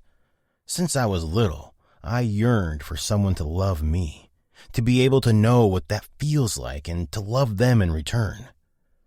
Iron and Patty taught me what love was. I could feel it in their words and actions, but I oftentimes thought that they would love me more if I shared their blood. I love them. I feel loyal to them. But it wasn't until Sasha came into my life that I truly understood everything that goes along with loving someone and earning their love in return. It's more than simply needing to surround yourself with that person, to never want them to leave and missing them like crazy when they do. It's exhilarating. It takes the worst parts of you and makes you want to do better, to be better, because the person you are with deserves it. But it's also terrifying, like a childhood nightmare on steroids, because the boogeyman isn't real, which means he can't hurt you. But people like Jasper, evil creatures with no moral compass and even less remorse, they're all too real. And when someone like him takes the person you love most in this world, it's like they stole a piece of your own heart, the one piece that you know you'll never survive without. By the time we make it to my bedroom, I feel like the wind has been knocked out of me. I close and lock the door behind me before taking a seat on the edge of the bed, my head in my hands. Blade, what's wrong? What happened? I take a deep breath and tell myself that Sasha is okay. She's here, that my heart is no longer in pieces, and I'm the only one who can keep it that way. Nothing. I'm okay. I was just thinking about when you were gone. My chest begins to ache, and I press my palm against it to try to ease the pain. The bed dips next to me as Sasha sits and wraps me in her arms.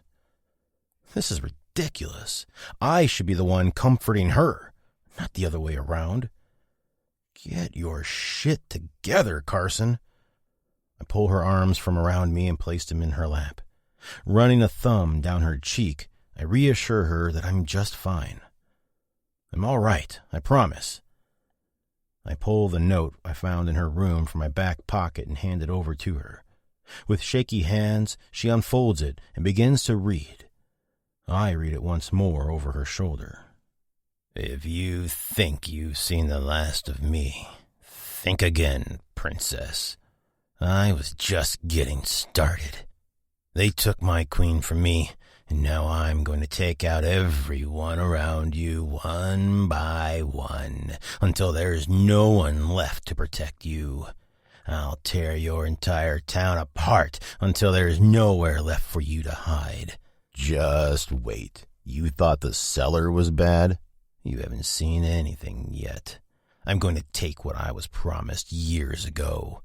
Whispering Valley will finally be mine, and you will be my new queen. All hail the king. I wrap my arm around her, giving her both warmth and strength as she reads. Oh my God, Blade, she cries, looking up at me. What the hell are we going to do? I gently pull a note from her hands and lay it on the nightstand. Then I lie back on my bed and tug her against my side. Holding her close to me, I quietly tell her she's safe, that there isn't anything or anyone in this world who can take her from me again. Between being on her feet for too long and the stress of Jasper's threat, it doesn't take long for her to cry herself to sleep. Once I hear the steady pattern of her breathing, it lulls me into a deep sleep of my own. Chapter 16. Sasha. I can't remember the last time I slept so soundly. I don't know if it's being out of the hospital or because I was wrapped in Blade's arms all night, but I slept like a rock. It was the first night I didn't dream of anything. It was just a heavy darkness, but without the despair that I usually feel. I'm going to visit Maggie today, right after I finish breakfast. I have the leave-in conditioner that Bon Bon and Blade used on me to tame my wild hair, so I can help Maggie with hers. I regret not going back to visit her yesterday after we got back from my house, but I had no idea that trip would zap all of my energy. Was it the travel that did it or the stress of Jasper's threat? A little of both, I think. I need to ask Maggie some questions. She's been nice enough to me so far, and I want to know more about her. I want to hear her story, how she got onto Jasper's radar, how she ended up in the hands of Death's Road. I don't know why, but I feel like the more details I have, the more I can make sense of what happened, even though I know there's no sense to be made. Bon Bon, thank you so much for the pancakes, but I honestly don't think I can have one more bite. I insist after swallowing another forkful of sweet pancake goodness. I swear, everything tastes just a little better than it used to. The sun shines a little brighter. The scent in the air is a little sweeter. That's okay, baby. Eat whatever you can. We need to get you strong again. If you get hungry for anything before lunchtime, come find me, and I can whip something up for you. I stand and walk my plate over to the sink, where Bon Bon is cleaning breakfast dishes left behind by the other guys since they were called to church unexpectedly a moment ago. Thank you so much. At a time when I feel like a burden, you make me feel as though I belong. You do belong, baby. Blade loves you, which means you have a place here. I can't stop the smile that perks up my lips. Blade only told me he loves me yesterday before we went up to his room and passed out. which means he either told Bon or she figured it out prior to this. Knowing that makes my insides warm and my stomach flutter like crazy. The same way it did yesterday when I heard Blade say it. You've never been a burden to the club, and you never will be. I know this is all new to you, but you need to get used to having a big family, because you just inherited a boatload of brothers and a new ma and pa, and we've got your back. Bon's words are like a bucket of frigid water, dashing the warmth I felt a moment ago. I swallow, unable to push thoughts of my actual brother from my mind. We still need to go collect his body from the morgue and have his funeral. I'm tempted to just have him cremated and scatter his ashes somewhere. I don't know where yet. The hardened bitch in me considers flushing them down the toilet. But the little girl inside of me who has fond memories of her brother thinks about spreading them somewhere in the Shenandoah Valley. I let myself remember day trips to Harper's Ferry when we were little. We loved running around among the ruins of buildings long destroyed by the Civil War. That was back at a time when our family was whole, loving, free from all the horrible things that tore us apart. I take a deep breath before answering Bon, and I hope that my pause wasn't as long as it felt. Thank you. You have no idea how much it means to me to hear you say that. Hopefully, one day soon I'll feel like everyone else actually wants me around too. They do, baby.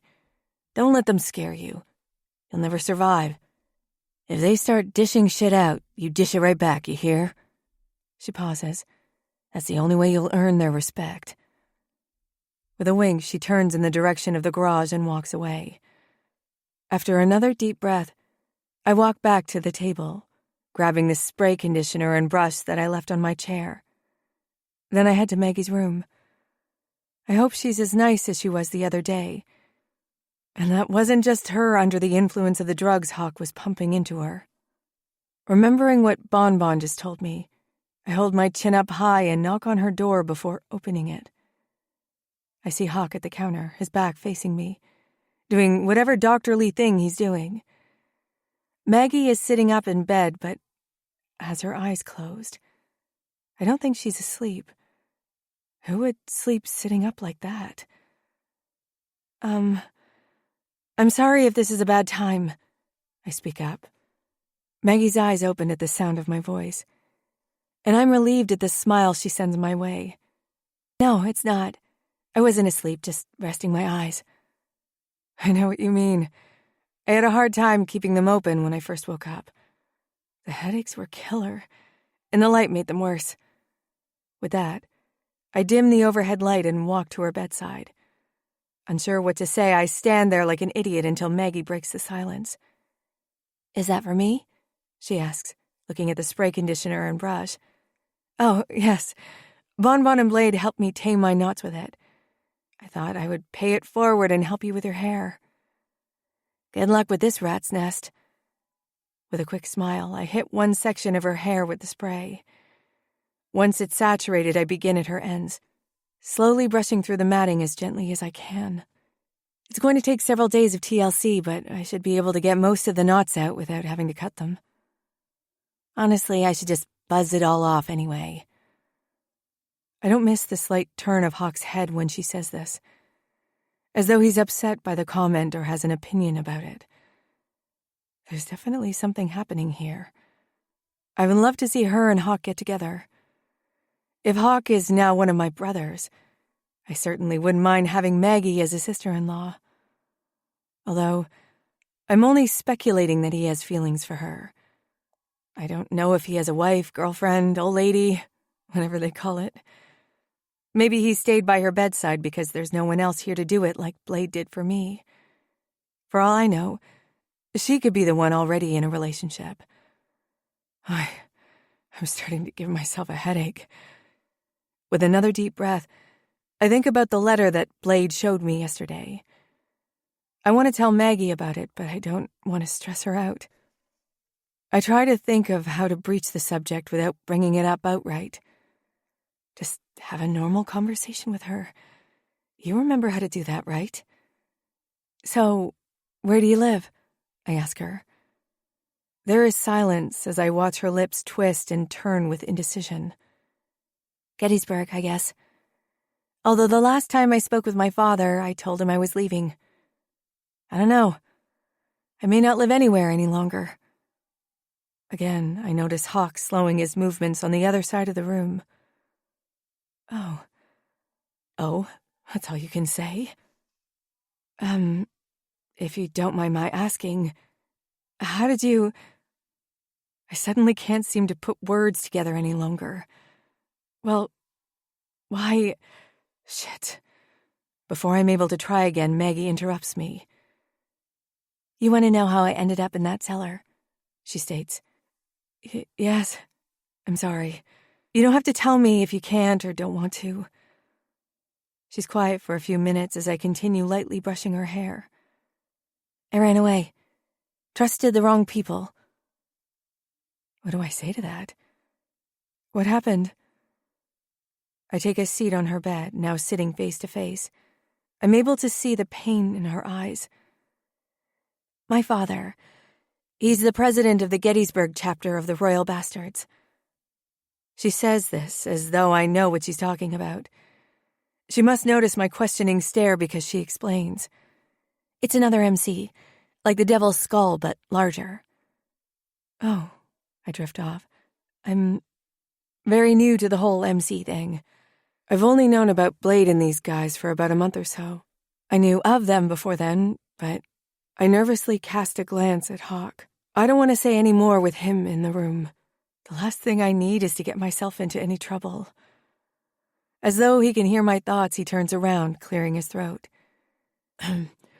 I have some things I need to take care of. If you need anything, buzz me, and I'll come back as soon as possible. Maggie regards him carefully before answering. Okay. The two of us watch as Hawk leaves the room, shutting the door behind him. A breath I didn't realize I was holding rushes from my lungs, and Maggie speaks again. I've been around MC men my whole life, and trust me when I say they're a hell of a lot more intimidating than these guys. I don't mean for my discomfort to show, but the skull is the only experience I have with an MC. Well, besides... No, don't think of them. How much more intimidating are the men that Maggie is used to than Death's Road? Well, maybe some of them are more intimidating, she continues. But the Devil's Skull, they're a good club. Scary enough to get their point across to people who need a kick in the ass, but decent enough to do good for their town. She looks down at her hands and starts playing with her nails. It's just, the Royal Bastards are huge. There are countless chapters throughout the country and even a few overseas. Oh, wow. It's my only response. The only club president I know is Stone, and I couldn't imagine him having any kids. I laugh to myself when I think of him having a daughter of his own. It would serve him right. I look back to Maggie, whose lips are at it again, twisting and turning with hesitation. She's debating on what else she should say, how much she should tell me. I had someone once, she finally speaks. He was perfect, compassionate, strong, loyal. There were only 45 more days until our wedding when I got a knock on the door from a casualty notification officer, letting me know that he died as a result of a roadside bomb in Afghanistan. It went off as his convoy drove by, killing almost everyone on his team. There was only one soldier who survived, the pilot who was supposed to fly them all to safety. I wring my hands in my lap. I don't know what to do or say. The only person I can think of is Steve, who has been deployed over there 4 times since the war began after the 9/11 attacks. He's been lucky enough to come home each time. He was brought home in a casket, but there wasn't a need for one. There was no body to bury. The casket was merely a symbol for another American soldier who had given the ultimate sacrifice in the name of freedom. I'm so sorry, Maggie, I begin, before realizing she wasn't finished with her story. It's okay. That was 5 years ago. But over the past couple years, my father has been pushing an arranged marriage with a member of another club, outside of the royal bastards. Something that will strengthen the ties and therefore the business between them. I don't want to have anything to do with it. A few days before I was taken, he told me I was to be wed the following week. So I fled. I took a bike and was well on my way the hell out of town when I hit a rock and took a bad spill. My savior ended up being my worst nightmare. She trails off then. I don't know who exactly it was who picked her up, but it was someone from Death's Road. That's how she ended up there. Immediately, I hate her father. I don't care who he is. The president of some dumb MC or the president of the United States. It doesn't matter to me. He's an asshole who tried to pass his daughter off as a bargain of some kind. And that's not okay. Not by a fucking long shot. I'm glad I didn't try to bring up the threat before she told me this. I was right when I said she doesn't need any additional stress in her life. I think back to when I overheard her tell Hawk not to call her father. I get it now. I wouldn't want to go home either. Chapter 17. Blade. I'm relieved that Sasha has someone to talk to about what she went through. As horrible as I can only imagine it was, I think it's important for Maggie and Sasha to talk about their experiences. Hanging with her also gives Sasha something to do while I handle some club business. Stone called us into church just as we were finishing breakfast this morning. I hope he has some helpful information for us. First and foremost, Royce said that the bastards haven't received any threats. It's my opinion that they didn't realize who Maggie was when they took her, and they kept her. Jasper is a crazy motherfucker, but I don't think he's got a death wish. He knows better than to mess with the bastards. Yeah, the RBMC have a lot of power at their disposal. They're relentless and unapologetic, but so are we. It infuriates me that Jasper thinks we're weaker than the bastards just because we don't have the numbers they do. Second, the Detroit bastards checked in with the crew that Jasper used to roll with. They haven't seen or heard from him in a long time. However, they did say that Jasper may have reached out to his former Wayne County cellmate, Dobbs, a.k.a. Dwight Herbert, was transferred to Franklin County Jail in Chambersburg, Pennsylvania after completing his sentence in Michigan. He recently got out. The G-Berg bastards reached out to their law enforcement contact and were able to get the address he has on record from his parole officer. That's a decent lead. So, Jasper's former cellmate just happens to live in Chambersburg? A mere hour and a half from Whispering Valley? I state. That's an easy drive, and it enables him to slip in and out of town quickly. I look around the table as several of my brothers nod their heads in agreement. When we pay this Dobbs a visit, I ask, my mind already wandering to my bike in the garage. I'm ready to begin the next leg of the hunt for Jasper. The bastards had to take care of some unrelated business, but they should be back later tonight. We leave in the morning. That's not what I want to hear. Not caring to stifle my anger, I shoot daggers at Stone. Take what you can get, son. Whatever. We shouldn't need to wait for the bastards before we go after Jasper again. I get that there is strength in numbers, but if Jasper is there, the longer we wait to check it out, the better his chances are for getting away again. I think the bastards don't want to risk us finding him first and taking him out before they get the chance. Hey, Blade, I need to check on Sasha. Hawk breaks through my anger. All it takes is the mere mention of the woman I love. Why don't you come too? I'm sure she'll have questions for both of us. Yeah. I nod my head toward him. Stone bangs the gavel, ending church. I meet Hawk at the doors and we walk down the hallway to the main part of the house. What do you need to take a look at? Is she okay? Yeah, she's fine. I just want to see how she's feeling. Why do I get the feeling he's making shit up just to defuse a possible situation between Stone and I? I follow him into Maggie's room, and the sight of Sasha makes me feel better instantly. Bon and I were finally able to get her hair under control after several days' efforts. I'm glad that she's able to help Maggie out with hers, too. Sasha, Hawk starts, I'd like to give you a brief checkup. See how you're doing one day out of my care. What, do you think Blade doesn't know how to take care of me? Sasha practically spits, though she tries to play it off as though she's joking. Of course not, but I haven't taken any vitals in almost 24 hours. I just want to make sure they're still in a healthy range. I know you're feeling better. Hawk's tone turns serious, and I realize he wasn't merely making an excuse. But it's important to still monitor things for a bit. Make sure your heart rate doesn't spike, things like that. Sasha seems to pick up on Hawk's sincerity because she turns back to Maggie and tells her she'll return as soon as she can. With a nod and a smile, Maggie allows her to walk back to the room where she stayed prior to last night when I got to hold her in my arms. In my bed. I'd love to move into her apartment with her, or even get a new apartment somewhere. There are some just up the road from the garage. We could rent one of those. I want to live with her, to be with her always. You can have a seat on the table, Hawk instructs. The hospital bed she's been sleeping on has been stripped of all its linens. In place of them is a single thin strip of paper like you would find in a doctor's office. Hawk retrieves some of his tools before approaching her. First, he listens to her heart. He listens for quite a while, and I immediately want to ask him if anything is wrong. But I don't. I know he'll tell me if there is something to be concerned about. He checks her reflexes and muscle strength. The muscles in her hands and arms are still a little weak. I would suggest that you get yourself some tiny hand weights. 1 or 2 pounders should do fine. Also, some stress balls that you can squeeze to build up your hand muscles.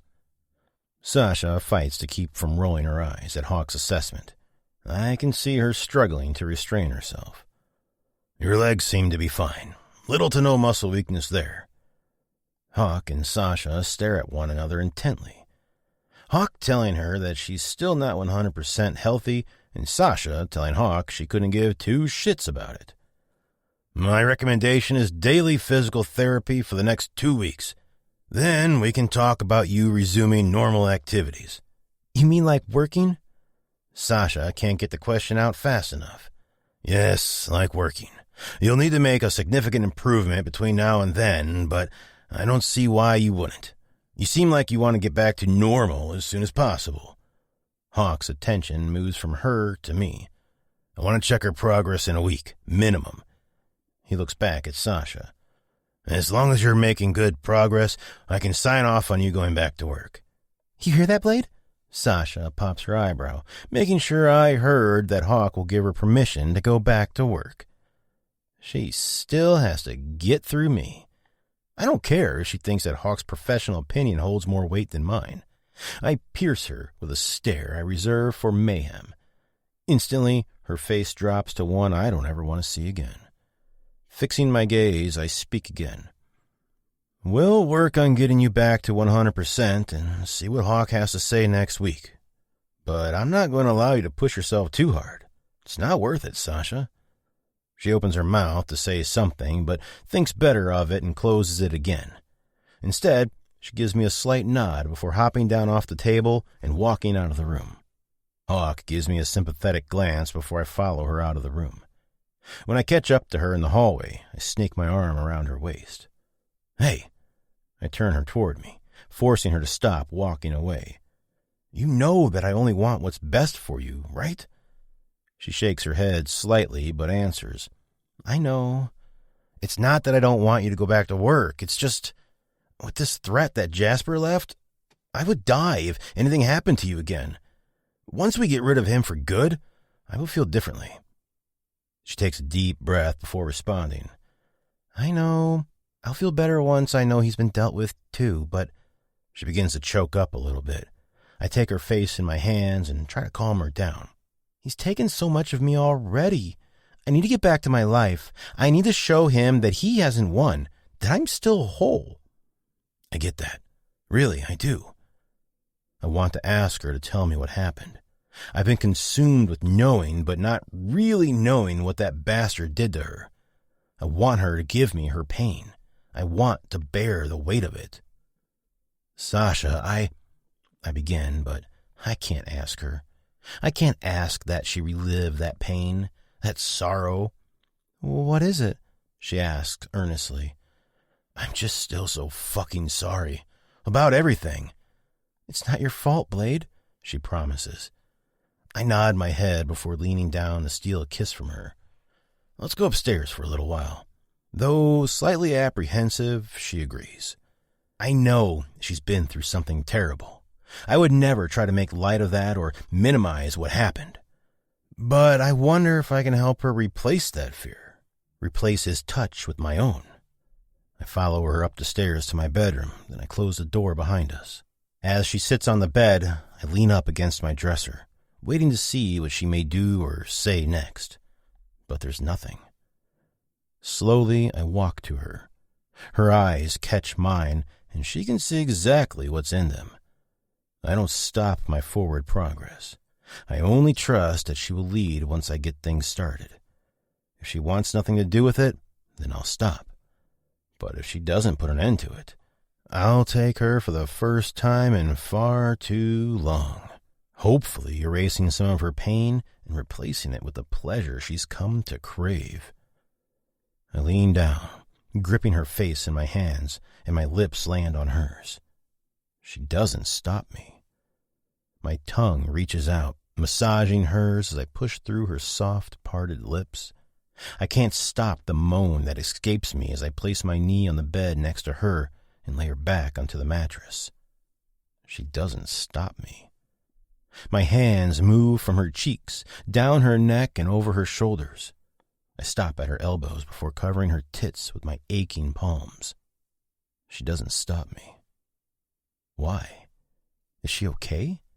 Is she scared? Is she visualizing me as Jasper and she thinks there's nowhere to go? I pull my lips from hers and stare, waiting for her to open her eyes. I need to see if she's okay, but they never open. Sasha, open your eyes. She obeys my command, and I'm relieved when I don't see any fear or apprehension in them. Are you okay? I ask her. It takes her a moment to answer, but finally she says, yes. My hands leave her breasts, traveling farther down her luscious body so I can remove her pants. I stare pointedly at her as I unclasp the button of her jeans, pull the zipper down, and snake my hand inside of her panties. For the briefest of moments, I feel the heat coming from her pussy. But it's short-lived before her hand grips my wrist and she pulls me off of her. Rolling to the side away from me, she stands and refastens the button of her jeans. With tears in her eyes, she looks at me. I'm so sorry. I wanted to be ready. I want to do anything to erase what happened and replace it with something worth remembering. Don't apologize, Sasha. I didn't think you'd be ready, but I wanted to let you decide, not me. Thank you, she begins. It really means a lot to me that you're giving me that decision.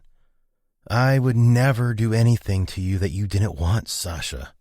I know you wouldn't, she reassures me.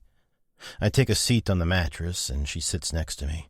Taking my hand in hers, she looks into my eyes.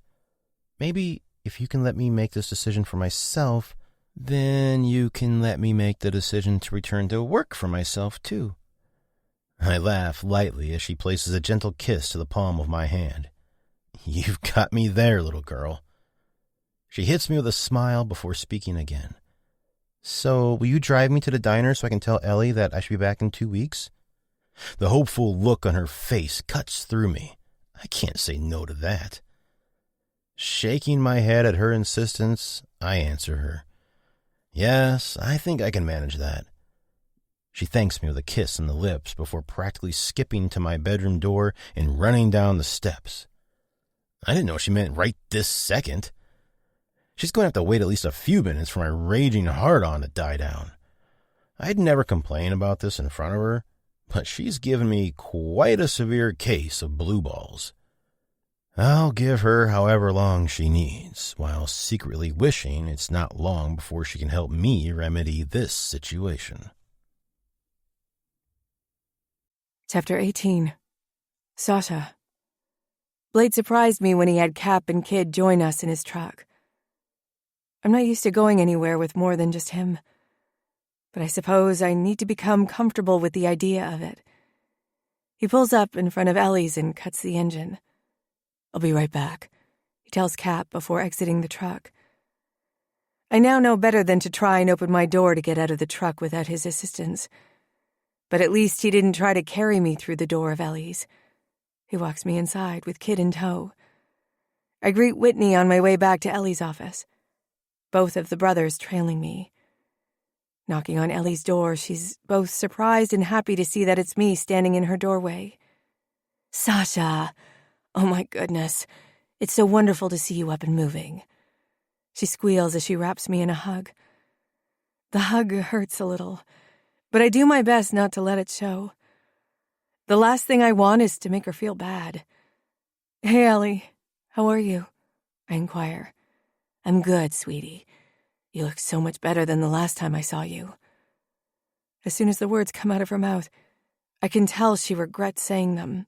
"I mean, you're always beautiful, you know that. It's just—" "I know what you meant," I interrupt with a smile. "It's okay. And thank you. I'm feeling much better than I was the last time I saw you, too."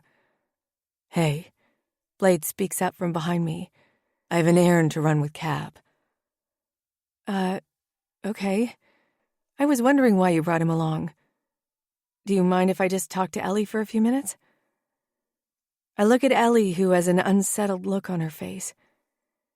She really doesn't like the skull, but I will get her to accept Blade if it's the last thing I do. "No, it's fine. I was going to leave Kid here while Cap and I take care of it. I'll be back in a little while. Are you going to be okay here for about an hour or two?"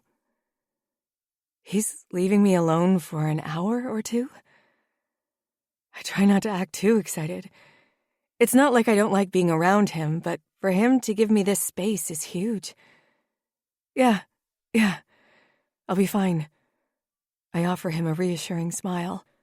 "I promise we will keep her safe and occupied while she's here." Ellie squeezes in. "Okay, call me if you need anything.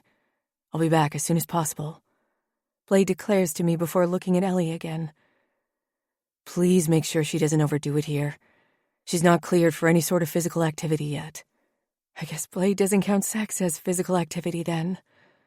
I want so badly to let him continue his exploration of my body. It's been too long. I thought everything was fine. I thought that I would be able to handle it. But as soon as his fingers grazed my clit, Jasper flashed into my vision again. The image of so many pairs of feet danced in front of me as hands of faceless strangers touched me incessantly. I had to stop him. I didn't want to, but I had to. I refused to let them share a bed with us. They don't get to ruin what we have. Not anymore. I just need to figure out how to push the nightmarish memories from my mind while I am with Blade. He's been so understanding, but I can only imagine how frustrated he must be having to wait. With his salacious, almost incurable sexual appetite, he's a man who requires a lot more physical attention than I can give him right now. But I love how calm he is about it. If he is as frustrated as I believe he is, he hasn't shown it. And that means so much to me. "You have my word," Ellie promises, guiding us back into the dining room. "I'm going to sit her down at that booth over there, and she won't move from that spot until you get back." Both mine and Blade's gaze follows to a booth in the back corner of the restaurant. That's perfect. I don't really want to be in the center of the main dining room, on display for the entire town to see. I didn't think of that until just now. The lunch rush will begin soon, and practically everyone will be coming in for a hot meal. I shoot Ellie an uncomfortable smile before turning back to Blade. "You going to be okay?" he asks. "I'll be fine, really. Thank you for bringing me here, Blade." "I won't be far. Cap and I aren't leaving Whispering Valley, so if you need me, call me, and I'll be here, okay? Kid is staying behind to look after you, but I promise he will give you a little bit of space." Blade looks to Kid, who nods in acknowledgement. I flash a quick smile to Kid as well, still not comfortable having a security detail. Leaning in for a kiss, Blade's lips land on mine and warmth blooms in the depths of my soul. The welcome heat is something I didn't know if I would feel again. I'll miss you, I admit when he pulls away. I love you. Back at you, little girl, he responds with a wink. I watch his strong, overbearing, and devastatingly gorgeous frame exit the diner. Cap has moved into the passenger seat, and Blade joins him in the cab. He gives me a nod as they vacate the parking lot. I miss him already. I wasn't lying when I told him I would miss him, but I honestly didn't think I would feel this empty and apprehensive without him by my side. Well, I'm just going to have a seat, I tell Ellie. Just as I'm about to tell Kid to follow me, he speaks up. I'm gonna go take up some real estate at that table right there, he states, pointing to the first booth inside the front door of the diner. I guess that's so he can see someone coming. The thought causes my hair to stand on end, just like it did yesterday when Blade and I pulled up to my apartment. I'll have one of the servers bring you a menu, Ellie calls after him. Order whatever you like, on the house. Kid nods before responding. Thank you, ma'am. I can't help the meager smile that tugs at my lips when Kid calls Ellie ma'am. She absolutely loathes being called that. It makes me feel like her grandmother, Ellie, who she was named after. You go ahead and sit.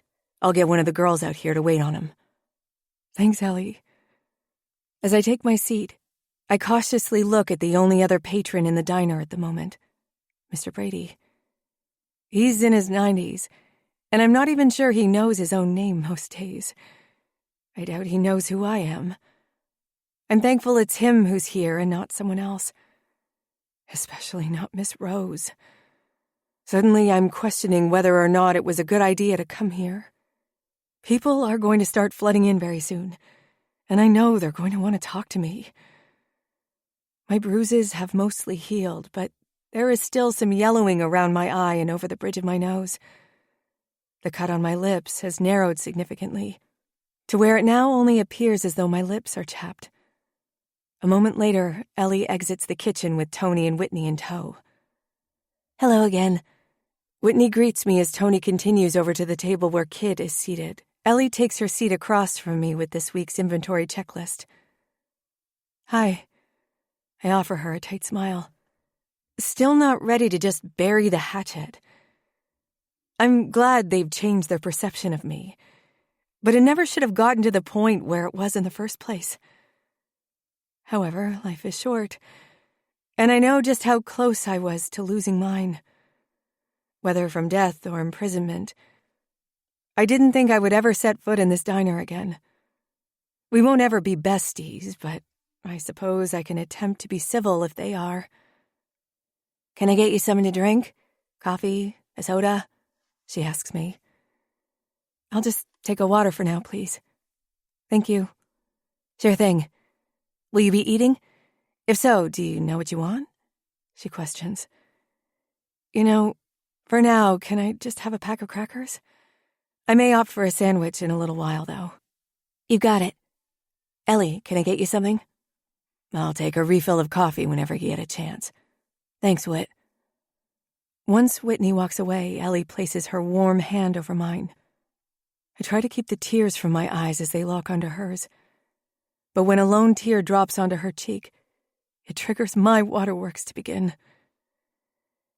You have no idea how happy I am to see you sitting here. I know what you mean. I agree. What happened, Sash? Blade told me a little, but I know he left out the majority of it. I look down at my hands as I think about how much I should tell her. I don't want to upset her with any of it, but I also know that she can handle it.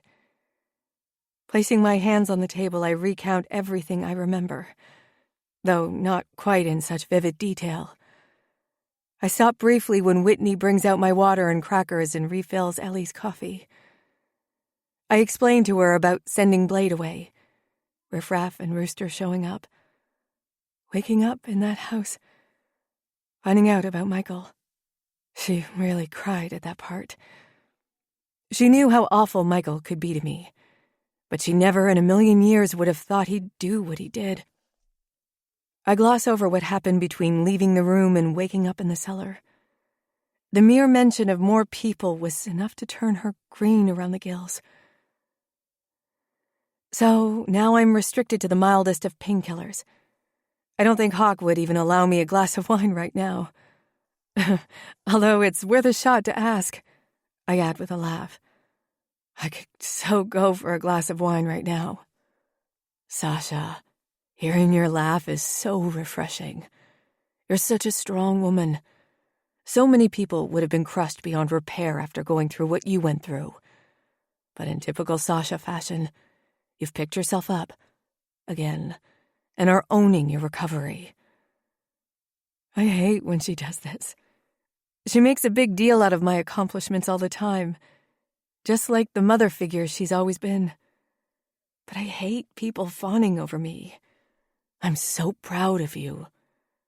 Thank you, Ellie. That really means a lot, you know that. Just then, Tony approaches our table. Hey, Sasha. How are you feeling?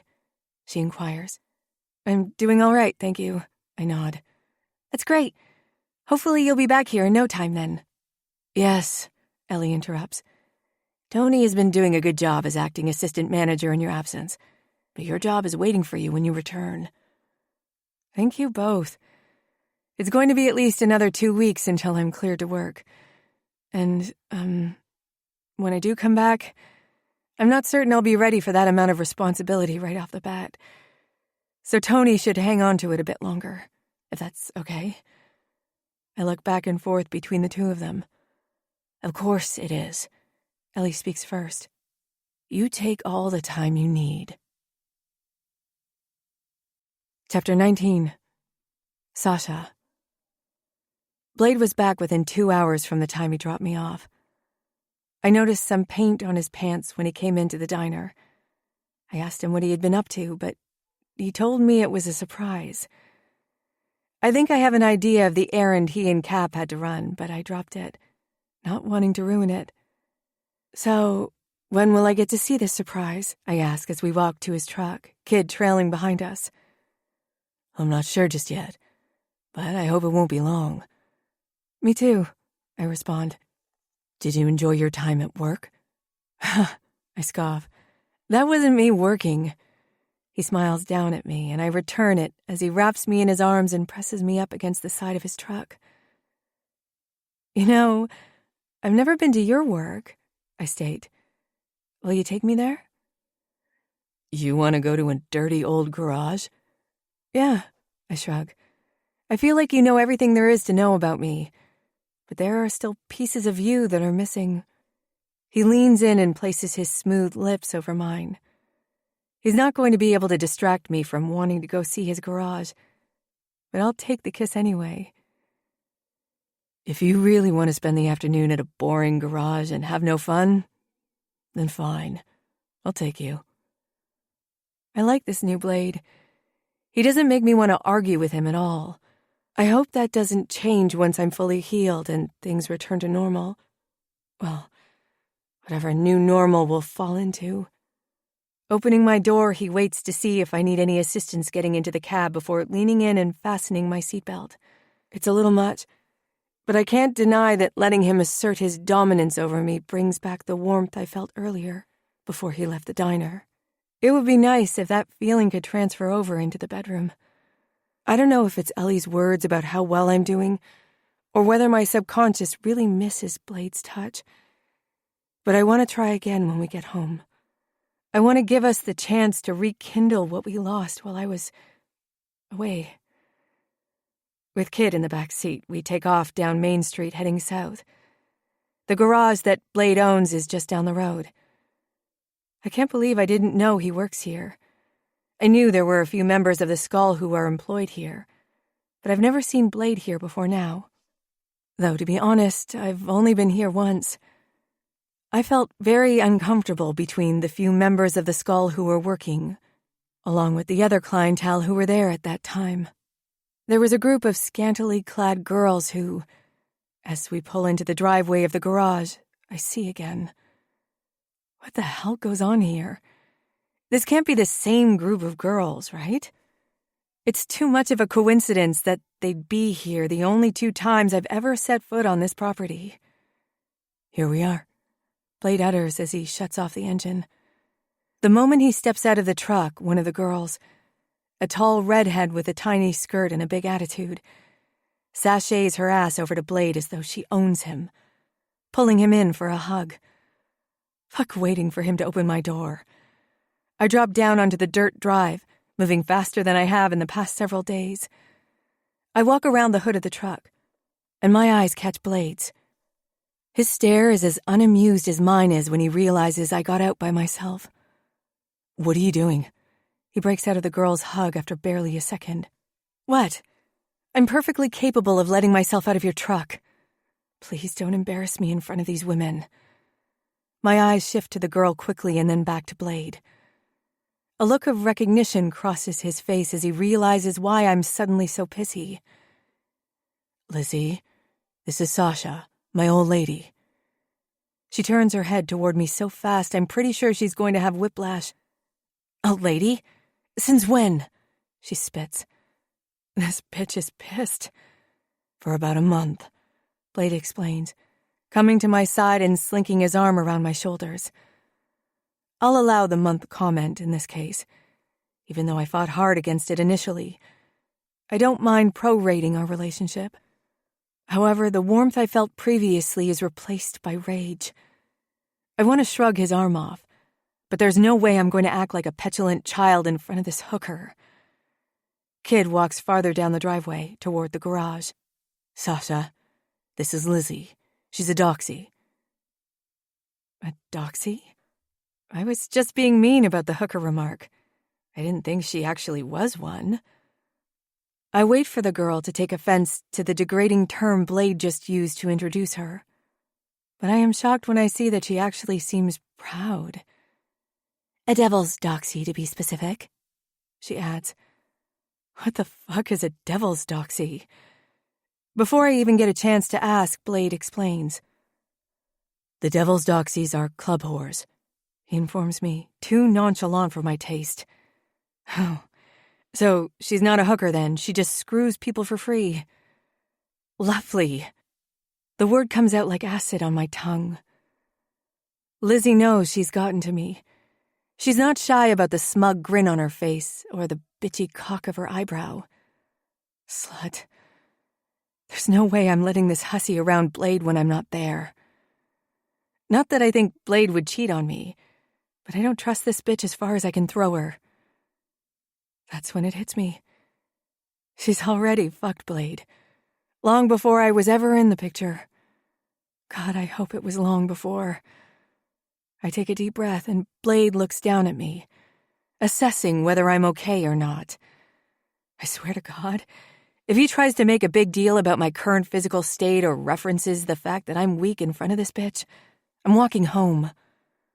Flashing him a look of warning, he seems to get my message loud and clear.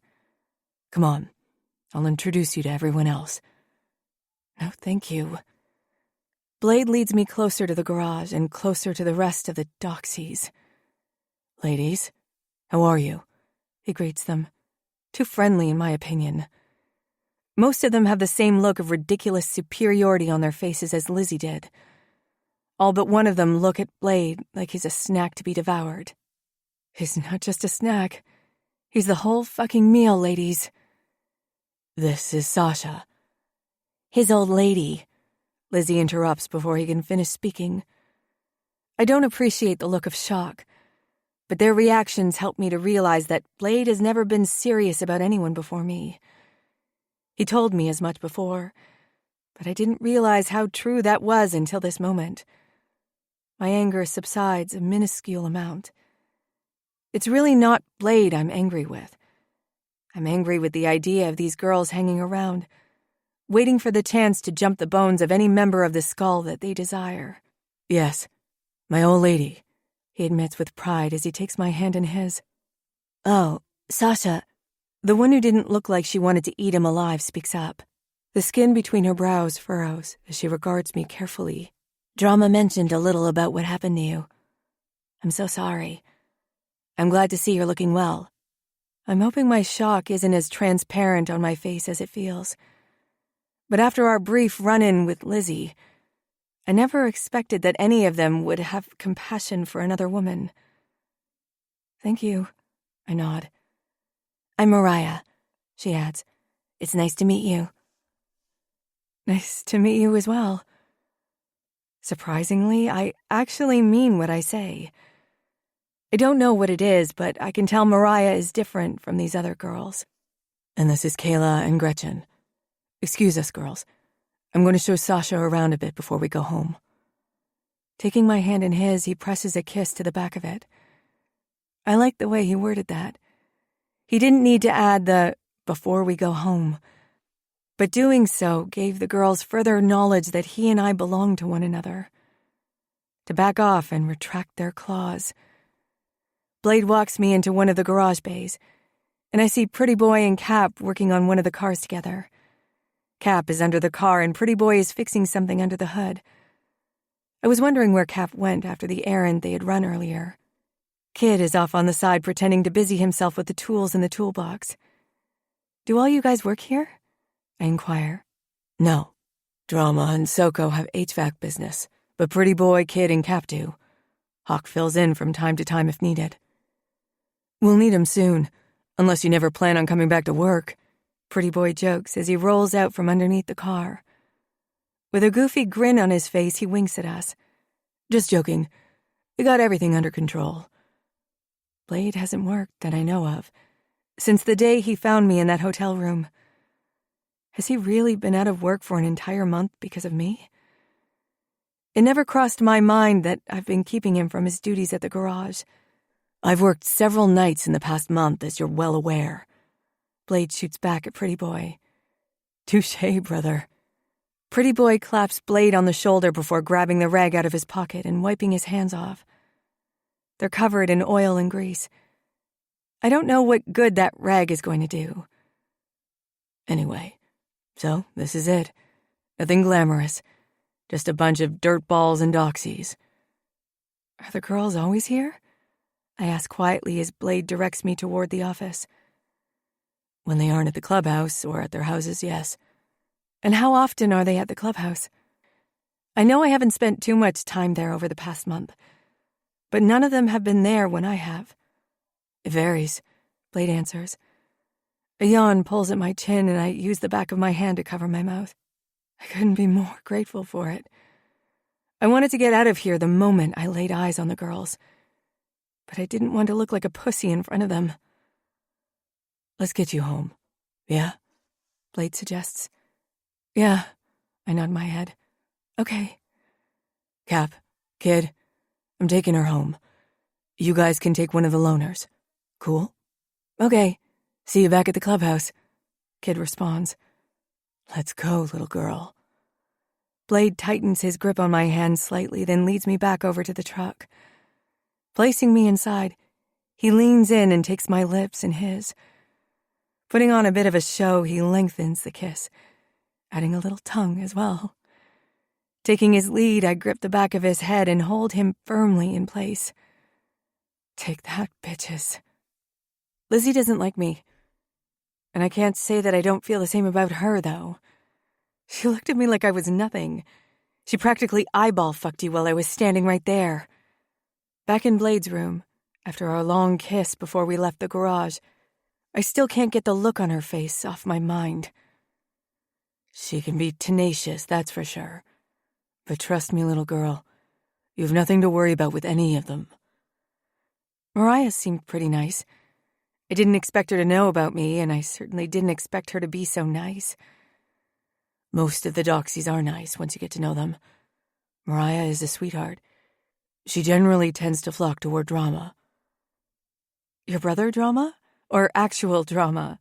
My brother. That only makes me feel slightly better. What about the others? Who do they tend to flock to? I don't know why I asked. I really don't want to know. Blade sits on the edge of his bed, fully aware of what's coming. Different guys. They've made their way through the club a time or two. Hearing him speak, it feels as though I've been shot in the stomach. Which have you slept with? Sasha, don't. Don't ask questions that you don't want answers to. Suddenly, I'm furious. I can feel hot, angry tears building in my eyes. I try to shove them down because I don't want to come off like an unbalanced, jealous maniac. But it's no use. Who? I ask again. All of them, he admits. His words knock the wind out of me. My hand shoots to my chest as I try to desperately suck air into my lungs. Sasha, breathe, he orders, taking my hand and pulling me over to the bed. Inhale, exhale, Sasha. He had a life before you came into the picture. So did you. After another moment, I'm finally able to catch my breath. Never in a million years did I think I would have any competition, let alone have to deal with 4 of your ex-lovers, all of which still happen to be in your life. They were no lovers of mine. They were merely a means to an end. How many times? He closes his eyes and scratches his 5 o'clock shadow as he takes a deep breath. Don't do this to yourself, Sasha. How many times? I demand. I don't know where this crazy bitch inside of me came from, but even I'm a little scared of her right now. A lot, okay? Blade finally shouts. I run my hands over my face, trying to snap myself out of the near-rage blackout that I can feel coming on. Turning toward me, he takes my hands in his and pins me with a stare. Listen to me, Sasha. Right now. I've never wanted to be with anyone ever. So when I had an itch I needed scratched, yeah, I would fuck one of them. But that's all it was. A quick, insignificant fuck. I've never had a meaningful sexual encounter with anyone until the first time I slept with you. And after that night behind the diner 2 years ago, it was only your face I saw whenever I was fucking someone else. This time, his words don't feel like a sucker punch. They snap me out of whatever crazy spell I was under, and it's replaced with a sense of possession that I've never felt before. Before I know what's happening, I lunge at Blade, knocking him backwards onto the mattress. Gone are my feelings of insane jealousy. Gone is the desire to punch that bitch in her dumb mouth. I straddle Blade and work on unbuttoning his pants as I lean over, kissing him like it's been years since the last time I was able to taste his decadent lips. The warmth that I felt earlier today has returned, only it's more intense now, like a raging inferno. I can only hope and pray that nothing gets in the way of my end goal. I can't let my brain even begin to think about what happened to me, or else this will end here and now. Blade's arms come around me just as I release the button from the fabric of his jeans and pull his zipper down. Swiftly, he rolls to the side until I am on my back, and he is hovering over me. Are you sure? He asks. I love him for it, but at the same time, I can't afford to stop and think. Please don't ask me if I'm sure. Just fuck me. If I end up breaking after all is said and done, hold me tight and never let me go. Never, Sasha. I'll never let you go. With a swift motion, he has my own jeans unbuttoned and he's pulling them down my legs. Hopping off the bed, he takes the denim with him, then parts with his own pants before crawling back on top of me. Please just let this happen. I coach myself because the last thing I want right now is for my mind to be flooded with the gut-wrenching memories of my time at that clubhouse. His hands roam my body, and the longer his touch is upon me, the hotter the inferno within me blazes. With a quick pull, he rips my underwear from my body, but I don't have time to be impressed before his fingers dive through the wet space between my legs. I wince, waiting for the pain to come, but it never does. Whatever pain I felt down there has vanished in the last week, and the gratitude I feel because of it is overwhelming. Blade captures my lips as he presses his fingers deep within me. Oh, fuck, Sasha. It's been too long since I've been wrapped in your soft warmth. I need to fuck you. I need you too, Blade. Fuck me. Heal me. Make me forget. Take me and help me erase the memories that I can't seem to expel from my soul. And the next second, Blade replaces his fingers with his dick. This time when he enters me, it hurts. It hurts more than I remember it hurting. But I keep my reaction in check. The last thing I want is for him to stop because he thinks I'm in pain. Ah! I cry out, trying to make it sound like more of a pleasurable moan and less of a painful grunt. But he knows me too well. Fuck. He stops his motions. I'm hurting you. It's okay, I promise. I cup his cheek with my palm and cross my legs around his back, keeping him from being able to pull out. I don't know that I'll be able to let him back in. Please, keep going. His eyes search mine before he continues thrusting. I beg him. I plead with my eyes for him to fuck me. I want this. I need this, Blade. I need you to fuck me. He doesn't answer with his words. Instead, he leans down and kisses me, reaching his hands underneath me and gripping my ass in his palms. Using my body as leverage, he thrusts into me over and over until a scream rips from my chest, and I'm overcome with pleasure. He slows, but only for a second before he resumes his punishing pace. I feel his cock flex inside of me, and I know he's already close to coming. Fuck, he moans, calming his pace again. Fuck, Sasha. I love you. I love being inside of you. I love you too. Don't hold back, Blade. Let me give you what you need. He lifts his head and his eyes find mine. Staring at one another, he picks up the pace again. This time, he doesn't slow or stop until I'm clenching around him, and he's coming inside of me with an exuberant gasp. We lay still, holding one another as we fight to catch our breath, as the waves of my orgasm begin to subside. The memories that I've been feverishly trying to keep at bay flood my mind, wrenching a painful sob from my chest. Shit, Sasha. Blade pulls out of me and curls my body against his. Fuck, he exclaims under his breath. I feel like a panic attack is coming on. I try to focus on my breathing, but I may as well have duct tape over my mouth. I didn't want to feel anything when he... Fuck. I tried so hard to keep my body from reacting to his touch. It made me sick to my stomach.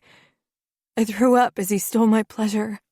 I pound my fists on Blade's bare chest, crying harder than I ever have before.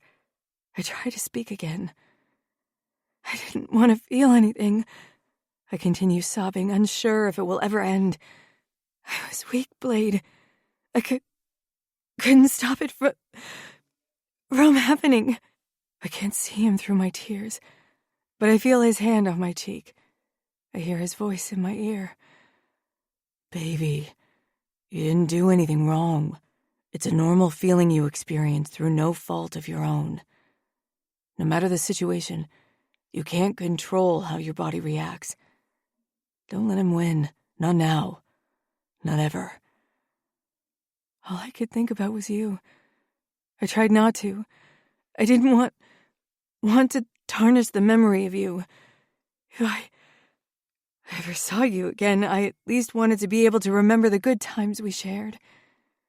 Sasha, there are so many more good times to be had. Shit, we've hardly gotten a moment to experience any good times. The best is yet to come. I can't speak anymore. Blade pulls me closer to him, and I try to force my body to relax, to let go of the pain and allow Blade to replace it with his warming touch.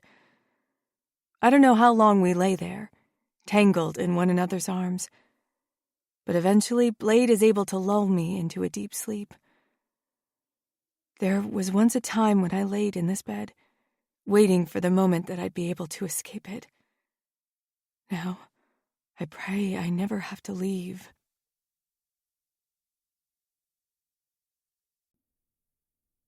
Leaving Sasha snuggled in my t-shirt and in my bed was extremely hard this morning. If it weren't for the fact that we're resuming our search for Jasper today, I never would have unwrapped my arms from around her body. When she pounced on me yesterday, I almost lost it as soon as I realized what was happening. To feel her hands on my body again was delicious agony. No matter how much she touched me or where, it wasn't enough. Nothing will ever compare to the feeling of being rooted deep inside of her. And after what felt like eons, it was even better than the first time we were together. But then she started sobbing, and I swear to God, I thought my heart was going to fall out of my chest. When she told me some of what he did to her, I thought I wanted to know everything, but to know even a mere fraction of it, I don't know if I could handle hearing any more. I know what she told me was just a tip of the iceberg, and the fact that she survived makes my chest swell with pride at the same time as lava pours into my veins. I reaffirm my promise to destroy Jasper as my bike roars down the dirt road that leads to the Bastards' clubhouse. We're meeting Royce and some of his members there. Then we'll all make the ride to Chambersburg together. Parking our bikes out front, I'm irritated they aren't out here, ready to go. This isn't a fucking social visit. I want to get on the road and get some fucking answers. I take a deep breath, giving myself a second to chill out. I get it. I know that Stone doesn't want to step on the Bastards' toes or get on their bad side. We're not best friends, but we've always been able to play nice with them. I can't lie. It's nice having the backing of such a large club. And if it weren't for them, we wouldn't have the information that we do now. That's enough to allow me to chill out a little while we wait for them. Walking away from my bike, I rest against a fence along the driveway. Cap follows my lead. Yo, man, you heard from Lizzie yet? What? No, why? I inquire with attitude that Cap doesn't deserve. After how she treated Sasha the other day, I should have a talk with her. She knows that kind of behavior isn't acceptable toward an old lady. In the social hierarchy of the club, old ladies are far above the doxies, especially the old lady of an officer. Yesterday, after you left, I reamed her out for acting like a skank in front of Sasha. Told her she needed to make it right. Yeah, Sasha wasn't too happy by the time we got home. It sort of worked to my benefit, though. She attacked me once we got to my room. I think she was trying to mark me. We both laugh. It's the first time we've been able to be intimate since... Oh, damn, Cap replies. Yeah, it didn't end too well. Brought up all sorts of fucked up memories of what happened. I feel so fucking bad for her. Makes me that much more eager to find this fucker. I feel you, man. We're going to get him, he promises. Anyway, you really think Lizzie is going to say she's sorry? Actually, yeah. Mariah even told her off. Our conversation is cut off when someone opens the front door of the clubhouse. I watch as Royce steps out into the front porch, followed by several of his men and the younger girl we met the other day. He dips down and pulls her in for a kiss that is a little too long to be had in front of company. When they finally break free of one another, he casually descends the steps, meeting up with us at the bottom. Stone? Royce nods, acknowledging the rest of us silently. Royce, how have you been? Stone asks. Well, to be honest, I'll be better once my daughter is returned to me. I take it she's nearly recovered by now. Does he not understand what happened? I know he didn't see the condition the girls were in when we got them out of there, but surely he must have heard from Hawk how bad it was. Has Hawk not been keeping you apprised of her progress? Stone asks. Oh, he has, but I've a hard time believing she's still too fragile to be transported, as he told me just last night. You know you're more than welcome to come visit her any time you'd like. The look Royce gives him unnerves me, as though his time is too precious to come visit his only daughter. We'll take 30 all the way to Chambersburg. The house isn't far from the main drag. Lead the way. I don't miss Stone's scowl as he fastens his helmet under his chin. It looks like our partnership may be on the rocks. I don't like Royce to begin with, but I'm especially suspicious after hearing him talk about Maggie. I don't believe for 1 second that he's oblivious to what happened to her and Sasha, which means he really is just an asshole. It's a straight shot to Chambersburg on Route 30, and within 40 minutes, we're cruising into the center of town. Just before the main intersection, Royce turns off onto a side road. A quarter of a mile down the road, we hang a left and immediately pull into the first driveway. We're here, Dobbs. You better have some fucking useful information for us, too. The house is small, a Cape Cod. It doesn't look like it has many places to hide, either. I just hope this Dobbs is home. Between the 2 clubs, there are 8 of us here today. If this guy has any information about Jasper, there's no way this amount of intimidation won't scare it out of him. Royce and Stone walk up the steps and knock on the guy's door. I use the time it takes Dobbs to answer to have a look around. Walking to the backyard, I notice a window near the base of the house, one leading to a basement. Stepping up to it, I squat down and place my hands to the side of my face to block out the sun so I can see inside. It's dark. I can't really see more than the concrete walls and a pipe and joist-lined ceiling. Looks like a shadow of a washer and dryer in the back corner. By the time I rejoin the group of guys, the front door swings open, and a man who looks like he walked off the set of an 80s porno stands tall on the top step. "You Dobbs?" Royce asks. "Depends on who's asking," he responds. Royce hits him with a shit-eating grin, as if this guy can't tell who the fuck we all are. "Looking for Jasper. You seen him?" The look that crosses Dobbs' face surprises me. He almost seems scared just hearing the name.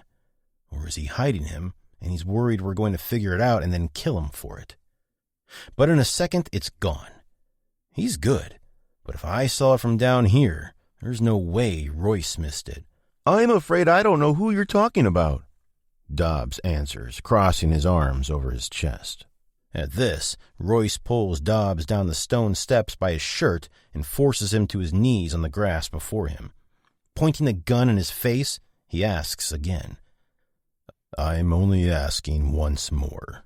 My time is very valuable. I won't stand for it being wasted.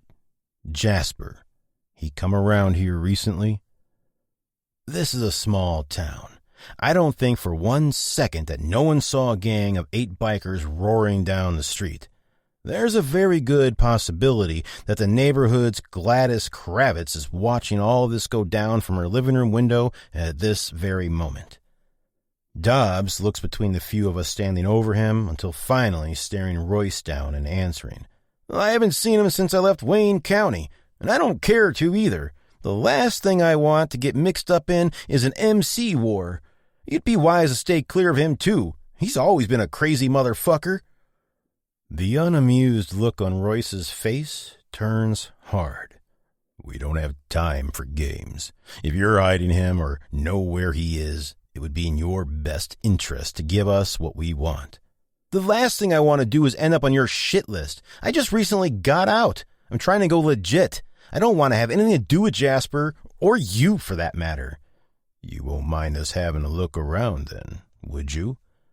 Stone turns and hits me with a glance. Following him up the steps, Royce, Stone, me, and Constantine enter the house. Before the storm door closes, I hear Royce call to one of his members. "He tries to run, shoot him." "But only in the leg," I add before looking at Royce. He may still have answers we need. With a slight eye roll, Royce allows the door to close.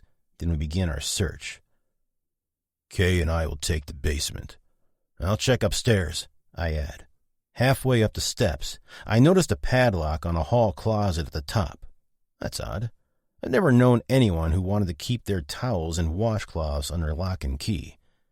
My heart starts racing, thinking that I've found Jasper already. It can't be this easy. Can it? I pull on the lock to see if it has any give.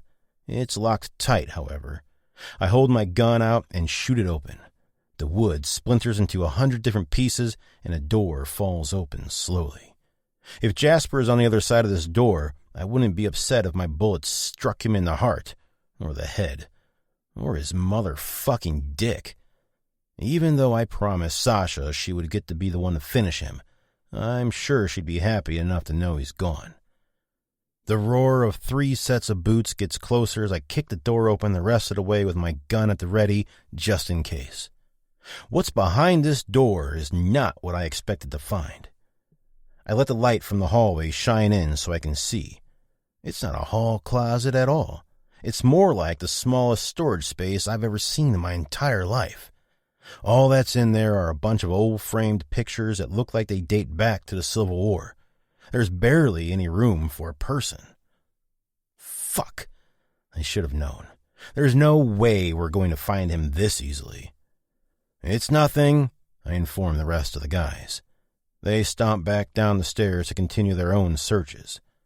Next to this closet is a bathroom. There are 2 bedrooms, one to the left and another to the right. I take the one on the right first. There is nothing of note in here. Just an unmade bed and an empty closet. I check behind the shower curtain on my way into the other bedroom. This room is a little more lived in. There are sheets on the bed and a minimal amount of clothing hanging in the closet. There is also a dresser that I go through. It reminds me of the first time I stepped foot in Sasha's room. My chest aches thinking about it. I miss her. After a thorough search of the dresser, I come up with nothing more than a hidden Glock and a box of bullets. He's not fucking here. We're wasting our time. I join Stone back downstairs, who also came up with nothing. I'm going to wait outside, I inform him, pissed as shit. A few minutes later, the 3 men exit the house empty-handed. God damn it! Royce nods to his men to release Dobbs. If Jasper reaches out to you or shows up here, it would be in your best interest to let us know about it. Is that clear? Royce hands Dobbs a business card. Crystal! Dobbs answers, snatching the card from Royce's hand before walking back into his house and slamming the door behind him. I'm furious as we walk back to our bikes in silence. Thoughts of what Sasha told me yesterday pop into my head uninvited, and it hits a nerve. I need to fucking punch something. I don't believe that Jasper hasn't been here or won't try to come here. I'm going to leave one of my guys behind to stake it out, Royce declares. We'll do the same, Stone adds. Soko, you got first watch. As Royce talks to his men, I watch Soko, waiting for him to give Stone a hard time. He usually hates bitch work like this, but he doesn't protest this time. He looks from Stone to me and nods, and I can see the fire in his eyes. He wants to get Jasper as much as I do. Thanks, brother. I offer my appreciation. 24-hour shifts. Atticus will take the first shift with you. We'll send you your relief this time tomorrow, Royce explains. Mounting our bikes, we head out. In less than 2 hours, I'll have Sasha in my arms again. I picture it, and that image stays in the forefront of my mind the entire drive home. Chapter 21. Blade. When we get to the clubhouse, I find Sasha in Maggie's room. I had no doubt that I would find her there. Bond made brownies while we were gone, and her and Maggie are enjoying them while watching a movie. Hey, babe, I whisper before planting a kiss on her head. I inhale her scent, and it practically melts all of my irritation away. Her and Maggie both look up at me from their seats. Hey, Sasha exhales, as though she's been holding her breath for me to come home. The look in her eyes when they meet mine is one I will never get tired of. I've never experienced anything like it before I met her. She missed me. I don't even have to ask her to know how she feels, and it's something I never knew I wanted until now. To be able to look at someone and read their every emotion, their every want, their every need. What have you ladies been up to? Not too much. Kid moved the TV over here. Mostly we've been channel surfing. Good. I wink. Glad you've been relaxing. How did it go this morning? Sasha asks softly. The way she asks, it's almost as though she's trying not to let Maggie hear. I don't know if Maggie is as up to date with everything that's been going on as Sasha is. Dead end, but we have Soko and one of the bastards up there staking it out. We'll rotate watch until we find something or realize it's truly a dead end. What's happening? Maggie jumps in. Both Sasha and I look at her, unsure what to say. Well, Sasha begins, Blade took me home the other day, and there was a note from Jasper. Maggie flinches when Sasha speaks his name. What kind of note? Maggie asks as Hawk walks into the room. He's been spending as much time in here as Sasha has. Something is up with them. I want to know what it is. A threat, really. Sasha grabs my attention again. He said he's coming for me, that he's going to kill everyone around me so I won't have any protection. Then he's going to make me his new queen. Oh my God, why didn't you tell me? Maggie asks. I didn't want to bring any of it up. I didn't want to cause you any more pain than you've already endured. Fuck. A ringing from Hawk's pocket has the three of us turning our attention toward him. Fishing his phone out, he takes one look at the screen before his eyes dart to Maggie. Is it my father again? She asks. A quick nod tells us it is. Let me talk to him. Maggie holds her hand out, waiting for Hawk to give her the phone. Placing it into her palm, Maggie quickly answers the call, but doesn't say anything. I don't like the pained expression in her eyes, and judging by the dark shadow that crosses Hawk's face, he doesn't either. Hello? I hear Royce's voice through the speaker. Father? Maggie finally speaks. Mags. His voice softens, but only slightly. It's good to hear your voice. I wasn't sure that doctor was ever going to let you speak to me again. I didn't want to talk to you. Unlike you, Hawk doesn't make me do things that I don't want to. Oh, shit. Because he's not your father, nor is he the one you're intended for. Nothing has changed, Maggie. The fuck? Well, I'm not clear to leave here yet. I still have quite a bit of healing to do, but when I do finally leave, I won't be coming home. She looks at Sasha as she says this. I get the meaning behind her words. Even when their physical wounds have disappeared, the emotional ones will continue to burn. I want you back here, where you belong, ASAP. Do you understand me? When I left home, it was for the last time. I haven't changed my mind, and I'm not letting what happened derail my plans. It was just an obstacle, one that I overcame. She sits up a little taller with that last statement, and I don't miss the look of pride on Hawk's face. He loves her, or he cares for her at least. I don't know if I would go so far as to call it love. Maggie, you know what will happen if you don't follow my He doesn't get a chance to finish his threat before Hawk rips the phone out of Maggie's hand. Listen here, Maggie is my patient, and she's not leaving my care until she's ready. Do you know who I am, boy? Talk to me like that again, and I'll reach through this phone and end you here and now. Royce threatens. I really don't give a flying fuck who you are. You can take your phone and shove it. I'm not afraid of you. Hawk spits back before ending the call. He tosses the phone onto the counter behind him before taking a deep breath and looking around the room at all of us. Sasha's shocked gaze doesn't surprise me, but Maggie's does. I'm sure she's never heard anyone speak to her father that way and lived to tell the tale. What? Hawk questions me. Nothing, man. I'm staying out of this. Unless he comes here and tries to kill you, which I now think is highly likely, I laugh, and I got your back. Yeah, thanks. Hawk grins. Thank you, Maggie voices, a slight shine to her eyes. It's been a long time since I've had someone stand up for me like that. Well, he's an asshole, and I don't like assholes, Hawk answers. The room grows quiet for a moment, none of us sure what to say next. Before any of us can speak, Stone storms through the door into the infirmary. What the fuck is going on in here? He shouts. He scares Sasha so badly she jumps out of the chair and practically hides behind Maggie's bed. I put myself between her and Stone. I know she's not in danger, but I want to reassure her that she's protected. What are you talking about? I ask him. Royce just called me, screaming about disrespect and telling me I have 24 hours to return Maggie to him. What the fuck did you say to him? I told him that I wasn't releasing her until she was ready. She's not ready to go home, so I told her she can stay here. She's an adult, and he's a fucking asshole. Jesus Christ. You guys and your fucking old ladies.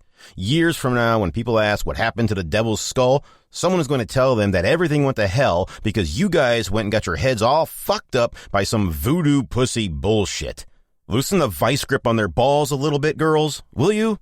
God damn it. Stone continues to shout long strings of obscenities as he walks back out of the room, through the house, and into the garage. Sasha stays in the corner next to Maggie's bed until Hawk and I burst out into laughter. Maggie follows suit after a moment. I don't know if he'll ever not scare the shit out of me, Sasha declares, finally walking over to me. I pull her in for a hug. You're in the clear now, I promise. He may be scary, but there's nothing to fear from him any longer, I assure her. Are you kidding? Maggie asks. He's like a big teddy bear compared to my dad. Don't let him hear you say that, or else he'll drag you home to Gettysburg himself, Hawk laughs. Sasha joins in with light, still somewhat uncomfortable laughter. For the first time in too long, there's something to laugh about. It will likely come back to bite us in the ass, but we'll cross that bridge when we come to it. Until then, I want to keep that smile on Sasha's face for as long as possible. So, is this a surprise, or do I get to know where we're headed? You know how I feel about surprises. We stayed in Maggie's room for a little while longer before excusing ourselves about 20 minutes ago. I just want to take you back to your apartment. You can grab some more clothes and anything else you want or need. Grab it all if you want to. I'm happy to have you move into the clubhouse.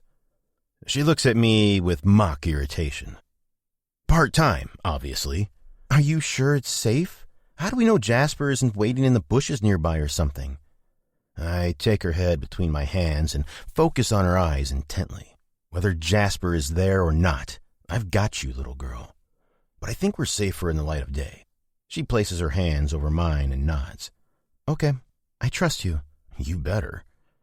After laying a quick kiss on her pouty lips, I grab a gym bag and a backpack out of my closet before we vacate my room. She can use those to load up her things.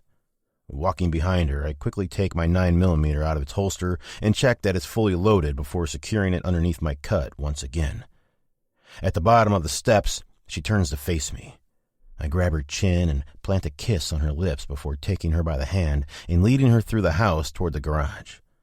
Bon is in the kitchen making sandwiches, and I promise her we'll come by and grab one as soon as we get back.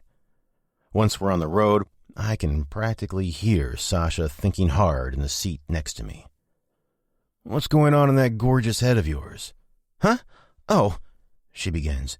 Actually, I was thinking about Michael. Oh. I'm sure the people at the morgue don't feel like storing his body any longer. I should probably make arrangements to have him cremated soon. All right.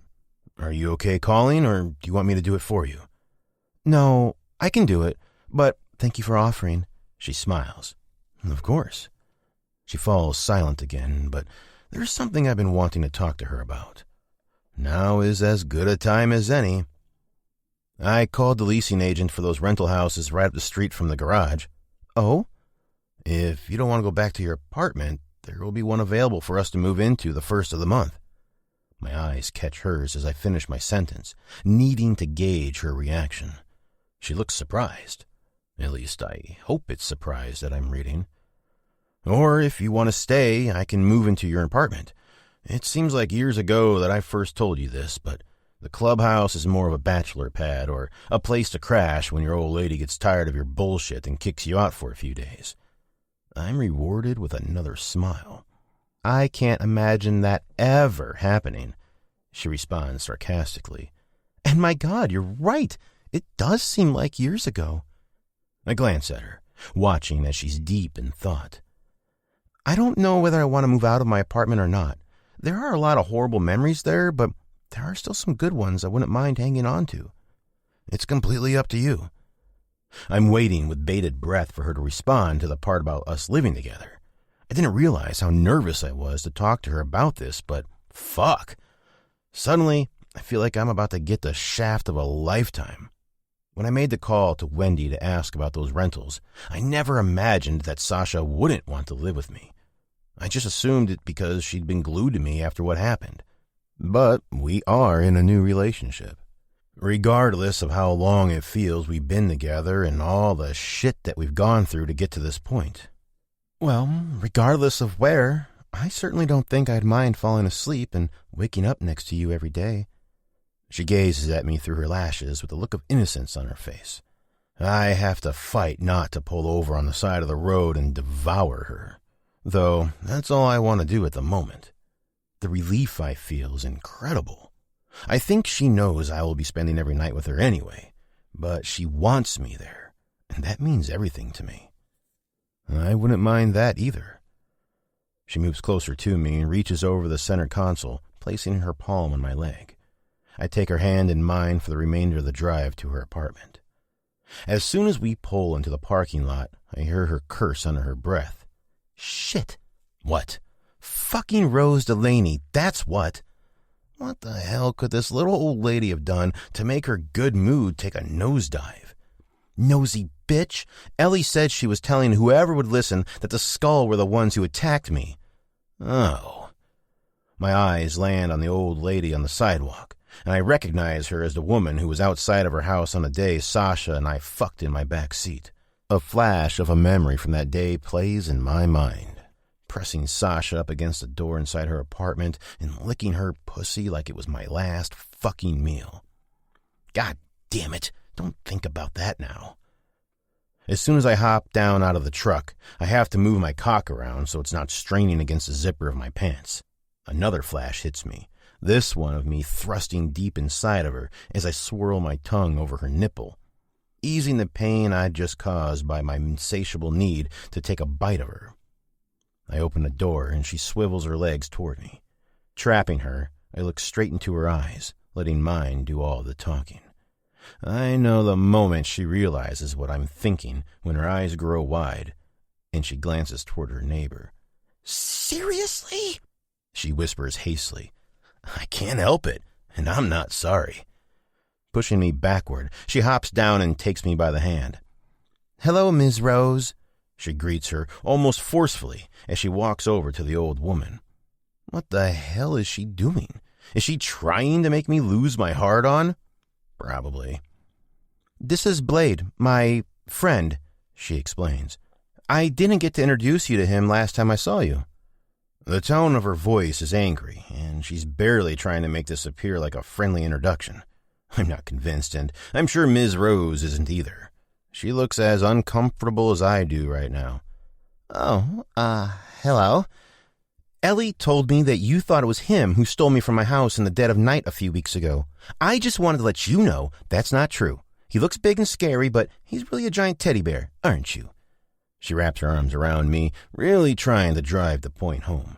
I thought it was important to tell you so you can stop spreading lies around town about him. He and his friends are actually the ones who saved me. She's speechless, and I have to admit, so am I. I've never known Sasha to speak so brashly to someone before. Now, we're going to go inside and fuck, okay? Ms. Rose looks like she got slapped across the face. I don't think anyone has spoken to her like that in her entire life. But this conversation has taught me one thing. Anger is driving Sasha's libido at the moment. I'm not sure how that makes me feel, but I'm not going to let this opportunity slip by. The more Sasha and I are together, the easier having sex and being intimate will be for her. I hope. I search for the key on my keyring as Sasha practically pulls me toward the door. Finding it just in time, I unlock the door, and a moment later, Sasha is in my arms, with her lips pressed against mine and her tongue plunging into my mouth. I lean up against the back of the door to close it before I reach down and flip the lock into place. Grabbing onto her ass with both hands, I squeeze it as I walk her through the apartment and into her bedroom. Leaning over her bed, she lets go and falls into the mattress. In one swift motion, I tear my shirt off and undo my pants, finally releasing my erection. Sasha wraps her fist around my shaft with a look of hunger in her eyes. My body quakes with desire as she runs her tongue along my cock, hitting each and every vein and ridge along the way. Her soft warmth is nearly my undoing as she pulls me all the way into her mouth, not stopping until my tip tickles the back of her throat. Fuck, I pant. This is not what I was expecting to happen. Do I stop her? Do I ask her if she's okay? Please don't ask me if I'm sure. Just fuck me. If I end up breaking after all is said and done, hold me tight and never let me go. I remember what she told me yesterday when I asked her if she was sure she wanted to continue. I hold onto her head gently as I guide her mouth over my cock. In and out. Push and pull. Jesus, a few more seconds of this, and I'm going to explode in her mouth. That's not how I want to finish. Shit, Sasha. With all of my willpower, I pull my dick from her mouth. Bending down, I grab onto her head and press my lips against hers. With my other hand, I work to unlace my boots and make a vow to start wearing flip-flops around her. There's no getting these shit-kickers off fast enough. Sasha wraps her hand around my cock again, and I don't break our kiss until both of my boots are off. Standing tall once more, she lets go of me as I pull my pants off. Once I'm completely naked, she becomes my sole focus. I don't take my eyes from her, making sure she's still in this completely. Unbuttoning her shorts, I slowly drag them down her legs. She must have kicked off her flip-flops on the way to her room because they're nowhere in sight. After her shorts are discarded on the floor, I grip the hem of her t-shirt and lift it over her head. Her long chestnut hair falls back around her shoulders, flinging her scent into the air. Inhaling it gives me a high I've never experienced before. My cock hardens almost painfully when I unclip her bra and free her perfect tits. I watch them sway slightly before I lay her back onto the bed, gripping her smooth, perfectly round tits. I pull her pert nipples into my mouth, savoring one before moving onto the other. Then I take my time kissing down her body. When I get to her panties, I grab the waistband with my teeth and drag them down her legs. I don't relax my bite until they're off completely. Balling them up in my fist, I inhale her scent once more, and my cock twitches with delight at the sweet smell. I want to make this good for her. I don't want her thinking of anyone or anything but me. I refuse to let that monster into our bed. Laying on my side next to her, I gently pull her face toward me. Connecting with her lips again, I kiss her once before speaking. Look at my eyes, Sasha. Only at my eyes. I run my fingers down her body toward the break in her thighs, but her legs are closed tightly together. My hand stills, but I don't move it away. Let me in. I give her the command gently. I feel her legs relax slightly, but I don't miss the flash of fear in her eyes. The anger and desire she felt a moment ago is gone, but I don't want to lose her. I don't want to lose this battle right now. I know I can help her. She just needs to trust me. My lips touch hers again at the same time as my fingers rub the area covering her clit. Let me in, Sasha. I whisper against her lips, still not letting go of her gaze. She closes her eyes. No, eyes open. Eyes on me, Sasha. She listens to me, and the moment she opens her eyes, her legs relax. She's not spread wide open, but she's no longer holding them closed either. It's a start. I run my finger through her slit to check for moisture, but it's completely dry. Flicking my tongue out, I lick her bottom lip before grabbing it gently between my teeth and sucking it into my mouth. I press down on her clit, again rubbing circles over it, trying to conjure the feeling of ecstasy that will help her let go. Maybe this is what we needed to do yesterday. Maybe a quick fuck wasn't the best way for us to come together after what happened to her. Releasing her lip, I scoot down the bed just enough so I can still look into her eyes, but I can also suck her nipple into my mouth, just like I did to her lip. Flicking her peak with my tongue, I slide one finger between her legs and connect with her clit. The soft moan that escapes her mouth is music to my ears. That's it, Sasha. I release her nipple and stick 2 fingers in my mouth, lathering them up before I begin massaging her clit again. Then I capture her lips, and the moment that I slide my tongue against hers, I work up a little more friction between her legs. Her eyes break away from mine and land on the ceiling. Look at me, Sasha. Feel me, I tell her, breaking our kiss again. Her eyes shift back to mine. Blade, she pants. That's right, I'm here. When I feel her hips buck slightly, I take that as a very good sign. She usually only does that when she needs more, and I can give her more. I'm going to give her a whole fucking lot more. I trail my fingers along her slit again, but this time I burrow in between them. Feeling the slight dampness there is a huge relief. You're getting wet for me, Sasha. A meager, quiet little moan sounds in her throat, telling me she can take more. I slide my fingers inside of her and slowly begin twirling them around in a way that drives her wild. I kiss her one more time before I speak again. I'm going to eat your pussy now, Sasha.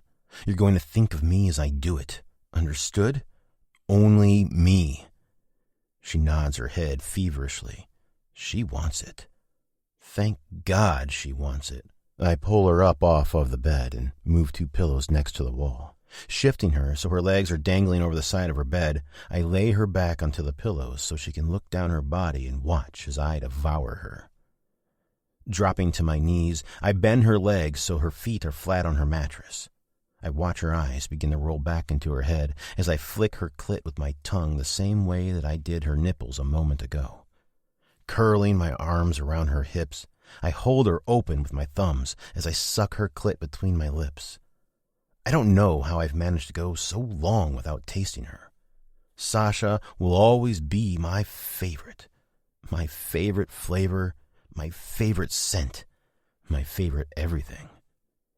I allow myself to feast upon her until she can't help but squirm with delight. When I sit up, both her pussy and my chin are covered in a sheen of her arousal. I move her back so she's laying long ways on the bed again. Settling my body between her legs, I lock my eyes on hers once more. Be with me, Sasha. Only me, I command her. Nodding her head, I push through her opening, and her eyes close briefly as her pussy contracts and relaxes, trying to get used to my size. But they're open again a moment later. I start moving in and out of her slowly, making sure she's not in any pain. After she cries out a pleasurable moan, I know it's okay to go harder. I don't make it a gradual change. Now that I have the green light, I'm gone. I thrust into her so hard her bed frame screeches in protest beneath us. Within seconds, she's crying out with pleasure. She closes her eyes, but this time I see tears falling from the corners of them. Sasha, look at me. I slow my movements a little, but I don't stop. Baby, are you okay? I'm fine, Blade. She opens her eyes, tears pooling in them. It just feels good. So fucking good. Please don't stop. She lays a hand against my cheek as I speed up again. We stay like that, not tearing our eyes from one another until the moment we become undone. I collapse on top of her, breathing heavily into the comforter until I'm able to catch my breath. With a deep inhale, I roll off of her because I can feel her struggling to breathe under my weight. I prop my head in my hand and lay on my side, looking down at her. Using my thumb, I wipe away her tears. How are you doing? You okay with all of that? I inquire. She nods her head slightly, blinking at me but not speaking. It makes me uneasy. What isn't she telling me? Sasha, tell me. I like when I can read your expressions, but I honestly don't know if you're okay right now. No, I'm great, she breathes. I wondered if it would ever be possible to be intimate without thinking about what happened. Did we succeed this time? Mostly. There were a few bits and pieces that forced their way through the block that I was fighting to keep up. But when you gave me those little commands, I was able to push them away. It's like you knew the moment they popped into my head. One of these days, you're going to not have to try so hard to keep them at bay. You won't have to try at all. I promise you that, little girl. As I look down at her, at the woman I love, I think about those who came before her.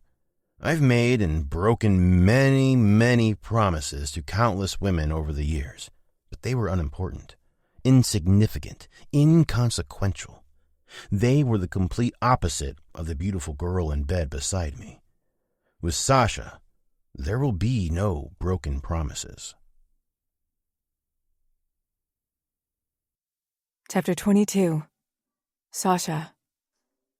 The German philosopher Paracelsus once said, "The main reason for healing is love." And I believe him. I couldn't do it alone. Heal. It's without a shadow of a doubt that I wouldn't have survived this without Blade. I'm sure if I told anyone my feelings on the matter, they would tell me I wasn't giving myself enough credit. That I am now and have always been a survivor. It's true. At least it used to be. There comes a time when someone is so beaten down they lack the will to live. I've been there. I've seen it. Without Blade, I would not be here right now. And if, by chance, I did happen to make it on my own, I know for damn sure I wouldn't even think about having sex or being intimate with anyone ever again.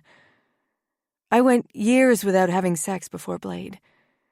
And after what I went through, I wouldn't have a problem never being touched by another person ever again. But what Blade did for me at my apartment a couple days ago was incredible. Something I wasn't sure could ever be done. And it was his love for me that enabled him to help me so much. Without that love, I would be lost. Once we finally made it out of bed, he showed me what he and Cap were up to the other day. They completely repainted the front room, covering all traces of the red painted threat Jasper left on my wall. I was so grateful. I nearly drug him right back into my bedroom. But instead, I simply packed up all my clothing and told him that I couldn't wait to move in with him. He said we could stay at my apartment, but we're safer at the clubhouse for now. Once we catch Jasper, he will let me choose where we'll be living. I honestly thought I would live in that apartment for the rest of my life. Well, maybe not my whole life. The county would have probably kicked me out at some point. But I never considered moving anywhere else by choice. Moving into a brand new, to us, place with Blade is intriguing, though. It's neutral ground. Somewhere none of our exes have been. I hate the thought of having sex with Blade on the same mattress that he fucked those whores on. Especially Lizzie. I wonder if I have enough pull to kick her ass to the curb. Tell her to find a new club to whore around in. Probably not. How does that sound? Blade asks. Fuck. I completely missed what he said. What? I'm sorry, my mind drifted away for a second.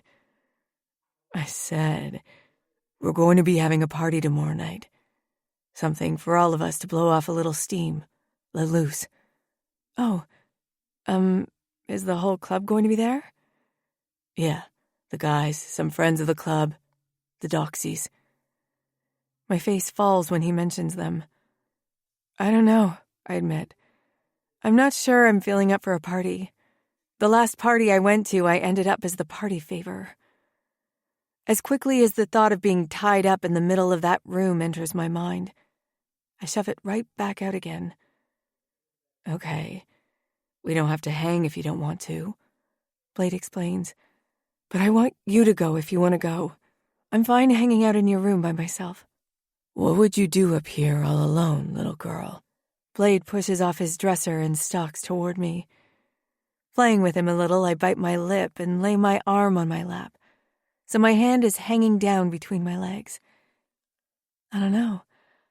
I'm sure I could find something to do to pass the time. His playful face turns serious, and for a second, I'm actually a little scared. I haven't seen that look on his face since he found me in the hotel room. If you're gonna tease me, little girl, you'd better be prepared to act on it, or deal with the consequences. I struggled to swallow the lump in my throat. Oh, shit. I crawl backward toward the headboard as he reaches the bed. My breath escapes me and I shiver as I remember trying to get away from Tweedledee and Tweedledum at Jasper's clubhouse. Immediately, the severity in Blade's stare softens. He sits down in front of me with one leg hanging off the bed and grabs hold of my hands. Jesus, you're cold as ice, he exclaims. Tugging his blanket out from under me, he wraps it around my shoulders and moves me onto his lap. Fuck, Sasha. I'm so sorry. I wasn't thinking. I concentrate on my breathing as he rubs my arms, trying to deliver more warmth to me. Finally, after a minute or two, I'm able to speak. I'm sorry, I mutter. Don't fucking apologize. It's me who's sorry. I shouldn't have done that. It's okay. It's just going to take more practice, pushing the thoughts and flashbacks from my mind. That's all. I don't want you to not act a certain way. I love you. I love everything about you. From the way you take care of me to the dangerous way you stalked over here. For a brief moment, I was turned on. But I just couldn't keep the thoughts from taking over. He hugs me tighter to him. I love everything about you too, little girl. His words bring a smile to my face. I like who I am when I'm with him. I'm not going to lie. I almost miss our bickering. There was a little of it the other day before I jumped his bones after finding out about Lizzie and the doxies. That gives me an idea. Maybe I will go to the party tomorrow, I tell him. Oh yeah? You sure? Yeah, maybe. It could be fun. I could get the chance to tell Lizzie off. That little Betty bitch. I would pay money to see that, he admits.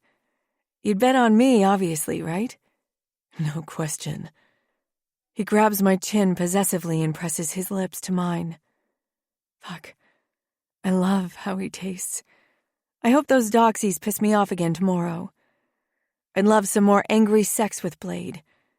I imagine him fucking me hard over every surface in his room, leaving holes in the wall from the furniture banging into it over and over again as he bangs into me. I catch Blade's eyes and bite my lip again. I think I'm ready for the consequences of teasing him now. I'm sorry you're still sleeping in the infirmary, I tell Maggie. She's been cleared to leave for a couple days now, but she still needs to figure out where she's going to get a bike and where she's headed after this. I wish she could stay, but she said she doesn't want to be responsible for the hell her father would rain down on the skull if she did. It's fine. I'm sure it's more comfortable than anything else I'm going to be sleeping on for the next however long it takes me to find a place. That makes me sad. But I don't think Maggie is the type of person who wants other people to be outwardly sad for her. Being raised in an MC, I'd imagine that hardens a person. I've barely seen her bat an eye over what happened to us. She's got to be going through something internally, right? That's not something you just walk away from unscathed, physically or emotionally. So anyway, thank you for letting me borrow some of your clothes. I'd hate to have to show up in this nightgown Hawk so generously provided. I mean, it's better than the open-backed gowns at the hospital. But barely, I add. True. I'm happy that she's sticking around for a while. It's nice having another girl here. Not that I've been here for long myself. But I can't imagine what I would have done the past week and a half without her here. Would I have stayed in Blade's room the whole time? Would I have hung out with Bon Bon in the kitchen all day? What will I do when Maggie leaves? I'm glad you're going to be at this party. I may need some help teaching these doxies, the club whores, how to behave. Oh, this'll be fun. A wide, excited smile breaks out on her face. Do all clubs have them? Whores, I mean. Oh, yeah. The bastards refer to them as harlots. Are they all awful? This one girl, Lizzie, practically tackled Blade right in front of me the other day. For real? You know you hold more power than she does as an old lady, right? You could have laid her out and no one would touch you. I'll have to remember that for tonight. But no, I didn't know that. I know practically nothing about being affiliated with an MC. I've only been around for coming up on 2 months, I think. And I didn't get involved with Blade and the club by choice. Uh-oh. What happened? See? I don't even know if I'm allowed to tell you. I know there are rules, but I don't know what I can and can't say. Maggie stares at me from across the room. Okay, I'll tell you. It will actually be good to talk to someone who can sympathize with me. I go through the whole story of the accident with Iron, going on the run, Blade finding me and dragging me back here, the cell in the basement, Stone attacking me, Blade claiming me, and me trying my damnedest to get away from it all. Yeah, that's pretty intense, right? So after we were rescued, Stone finally apologized to me for everything the Skull put me through following the accident. I'm still surprised that he even agreed to a rescue mission.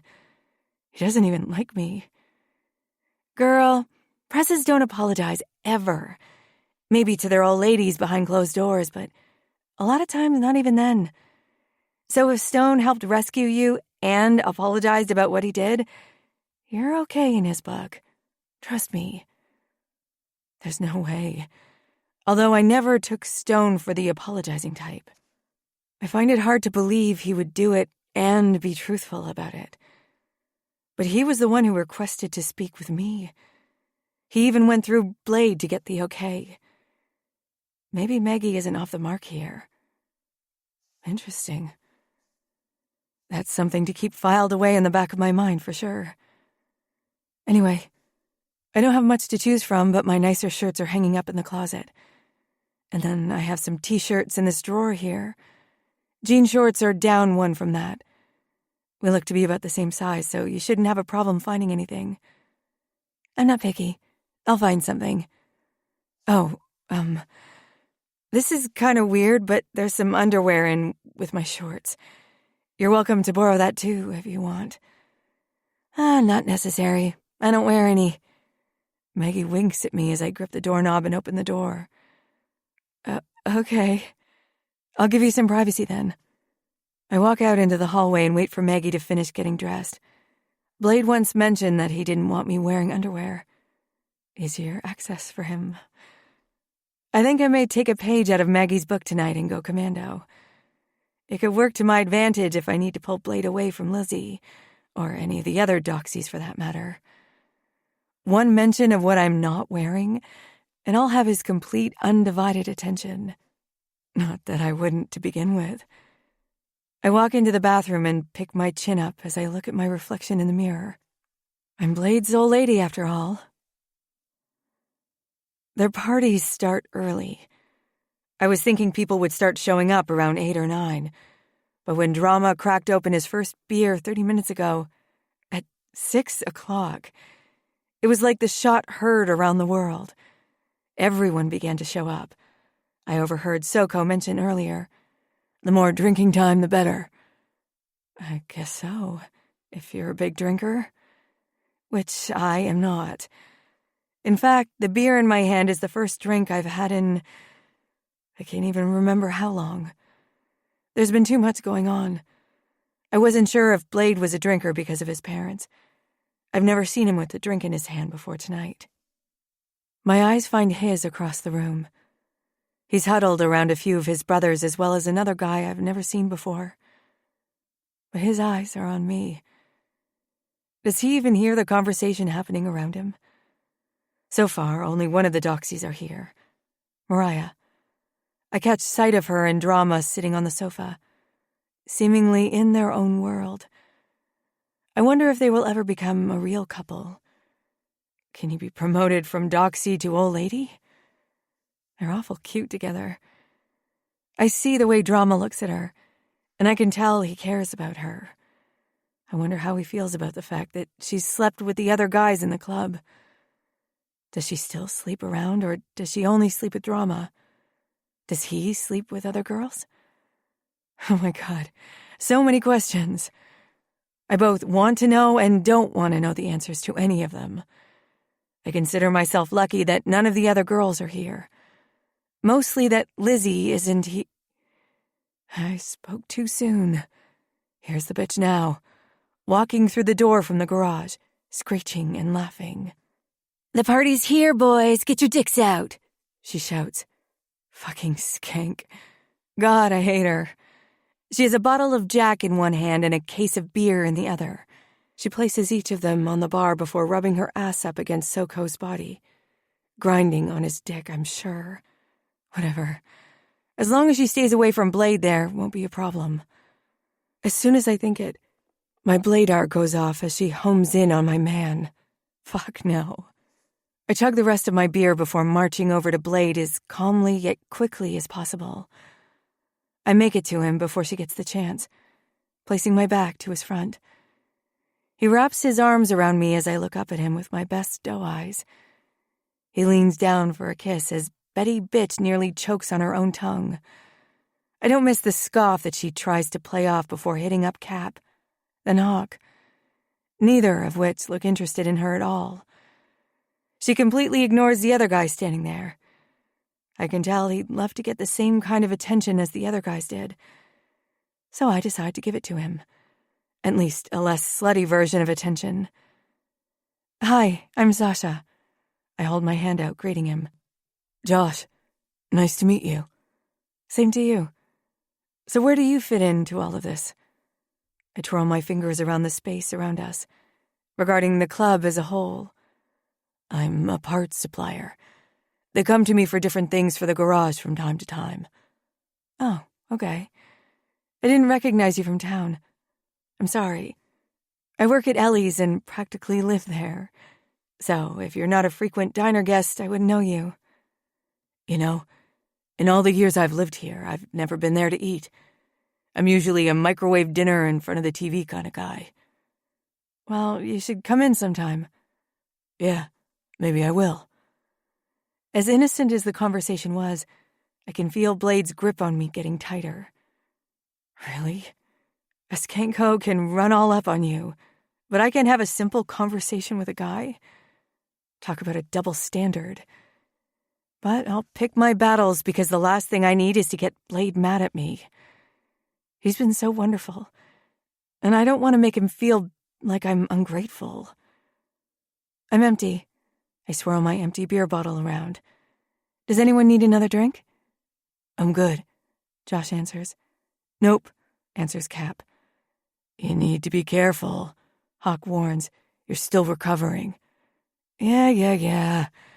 I playfully roll my eyes before planting another kiss to Blade's lips and slipping off toward the bar. Where is Maggie?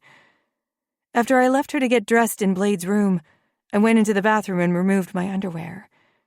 She was still getting dressed, and I didn't know what to do with them, so I put them in my pocket. Maybe after I get a drink, I'll go up and check on her. Then I can finally get these panties out of my pocket. Kid is behind the bar, handing out beers and shots to everyone who needs one. "Aren't you allowed to have fun tonight, too?" I ask him. "I'm having fun." He lies. "You're a really bad liar, you know that?" I shout over the music that someone just cranked up. I don't recognize the song. It's by some heavy metal band. I hope this isn't the only music we'll be listening to tonight. I don't think I can handle more than one of these songs in a row. Kid offers me a half smile and passes me another beer. "Want a shot?" he asks me. "Oh, no, thank you. I'm not a big drinker." "She can't handle it, kid. She's a weakling." I hear someone interrupt from beside me. I already know who it is before I even look. "Excuse me?" I respond, my eyebrows cocked higher than they've ever been. "You heard me. You're fucking weak." She must have a death wish. "You don't know anything about me, skank," I spit. "Knock it off, Lizzie," Kid demands. No, kid. It's fine," I assure him. "I'll have a shot of whatever she's having." I nod toward Betty Bitch and pray she's not getting something ridiculous like a prairie fire. I lost a game of pool on my 21st birthday, and the rules were loser had to take a shot of the winner's choice.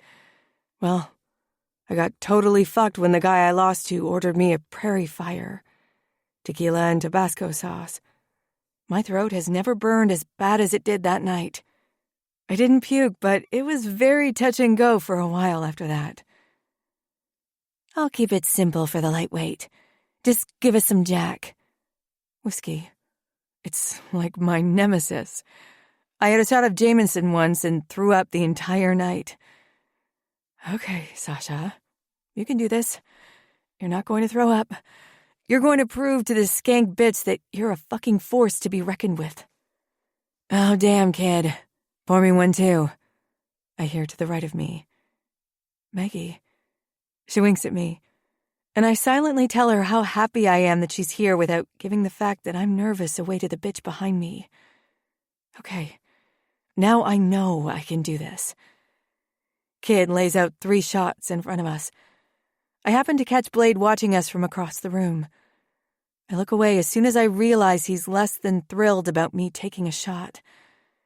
As I grab the glass in one hand, Maggie takes hold of the other one before looking at me.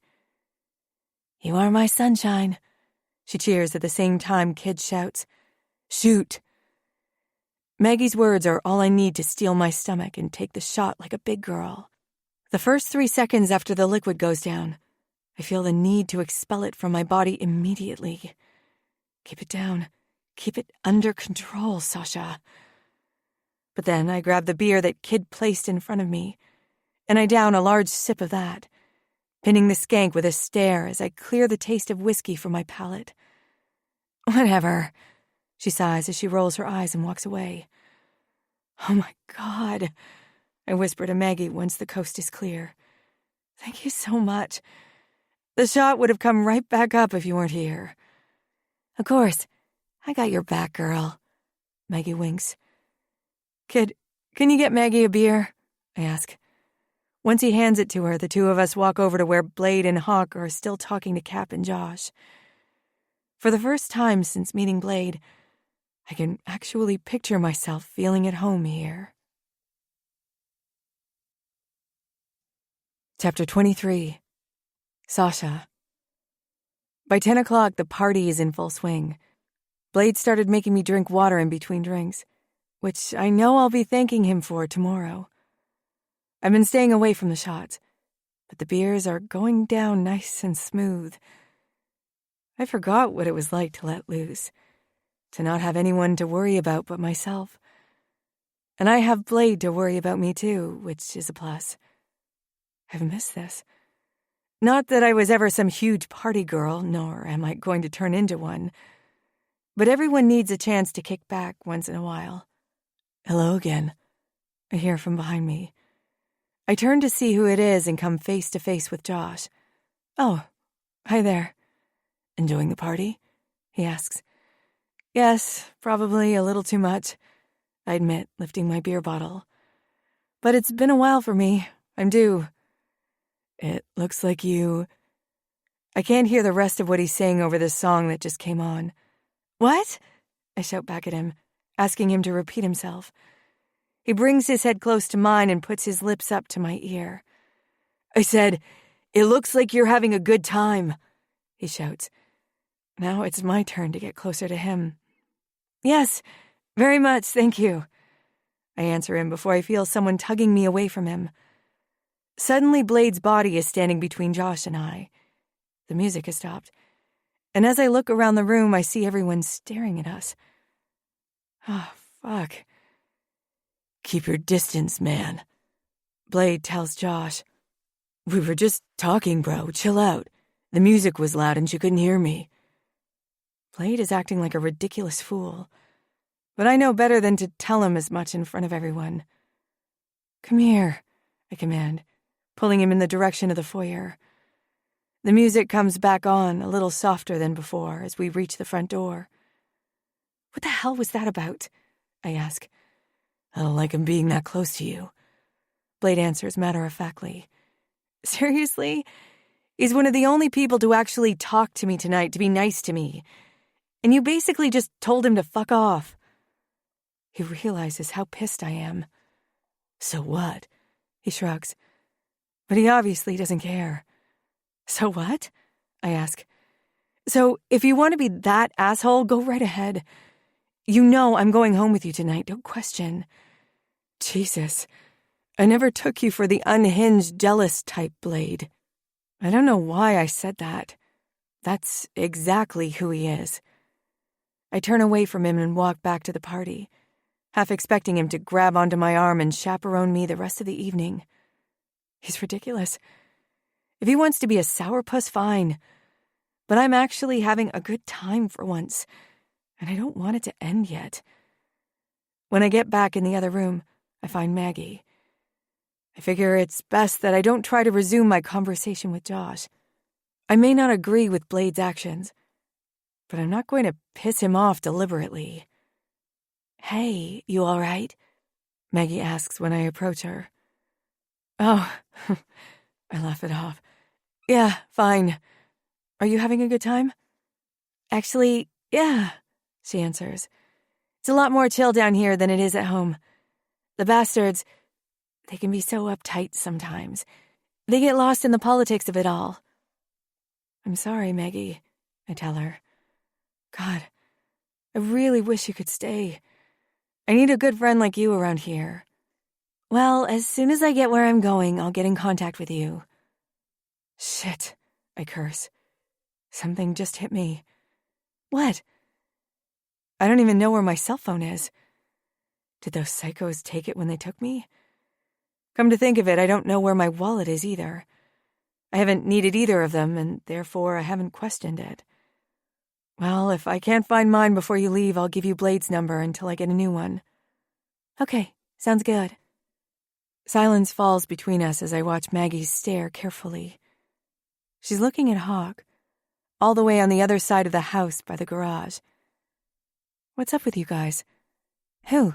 Maggie asks, trying hard to hide the fact that she knows exactly who I'm talking about. Come on, Maggie. You know who. Hawk. What's up with you and Hawk?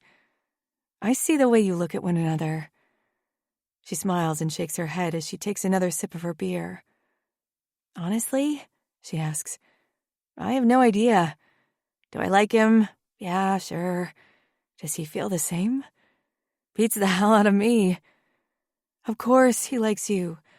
Every time I'm around you and he comes in, he can't keep his eyes off of you. I snuck into your room the night before the first time we ever spoke, and he was sleeping in the chair next to your bed. She looks from me to Hawk, then back again. He was? Yes, he was. Just like Blade did for me. I really think he cares about you. You should stay and see what happens. Blade and I may be moving out of the clubhouse soon. Maybe you can take his room when we're gone. Oh? You guys are getting serious, huh? She asks in a way that seems a little sarcastic. I don't appreciate her tone, but before I get a chance to tell her as much, she speaks again. Does he know that? She points the lip of her beer bottle at something across the room. I follow her direction, and my heart drops when I see Blade, sitting down in a chair with that skank-ass bitch on his lap. What the fuck? I shout, not even attempting to keep my voice at a reasonable level. Thank God the music is cranked up again so no one hears me. That motherfucker. I look at Maggie with a scowl, and she nods toward him, egging me on and telling me to handle this situation. But I have no idea what to do. Then the lyrics of the song drift into my ears, giving me an idea. Dirty girl getting down, dance with guys from out of town, grab her ass acting tough, mess with her, she'll fuck you up. Oh, someone's about to get fucked up all right. With narrowed eyes, I pin Blade with my stare. As soon as he notices me, his face drops, even though he tries hard to keep his features in check. Another shot, kid, I demand when I get to the bar. A red-headed slut, please. With a slight smile on his face, Kid mixes the shot quickly and hands it over. I turn and look at them before I down it quickly. Listening to the song for another second, it lays out my next move for me. She likes to shake her ass. She grinds it to the beat. Okay, shake my ass. Grind it to the beat. I can do that. I look around, and the first person my eyes land on is Hawk. I turn to Maggie quickly with an apologetic look before continuing. Walking up to Hawk, I take his beer out of his hand, stealing a sip before handing it back to him. Then I turn around and grind my ass against him. I catch Maggie's reaction across the room, and she is in absolute hysterics. Thank God. At least I know she won't be mad at me tomorrow. Cap is next to Hawk, and I'm very thankful it's not a stranger. If I'm going to do this, I need to do it. I can't puss out just because I don't know someone. When I step in front of Cap, I look at his face. His eyes go wide before he looks over at Blade and cracks a half smile. Moving from Cap, I look to see who else is nearby that I can use in my shallow payback. Josh is next. Well, if I didn't get a rise out of him with his brothers, maybe this will do it. Josh takes my hand and spins me around in a circle before dipping me nice and low. I catch Blade, upside down, before Josh brings me upright again. Whew. Head rush. Before I get a chance to find the next guy to drive Blade crazy with, I feel two strong hands grab hold of my waist and lift me high into the air. The next thing I notice is the room upside down. Wait, that's not right.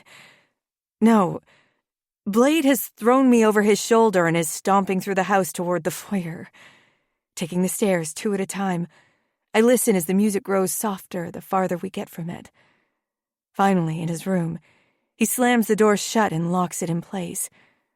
Dropping me onto his bed, I practically bounce right off of it and onto the floor. Once the bed springs stop whining, I look up at him.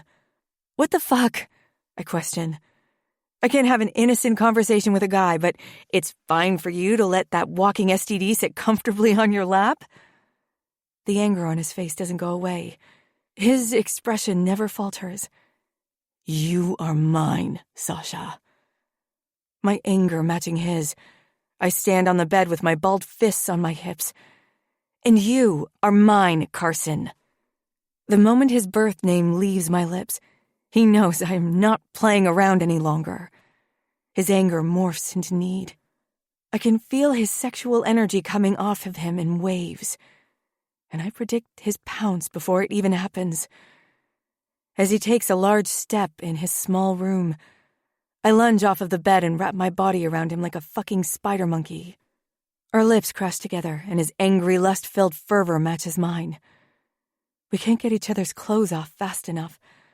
He tears my shirt down the front before he rips his own shirt over his head. Denim is damn near impossible to rip, so I try to be patient as his large fingers struggle to unbutton my jeans in a frenzy. Before they're even down my legs, I'm working to unbutton his pants. He bends over to untie his shoes, but there's no way I can wait for that.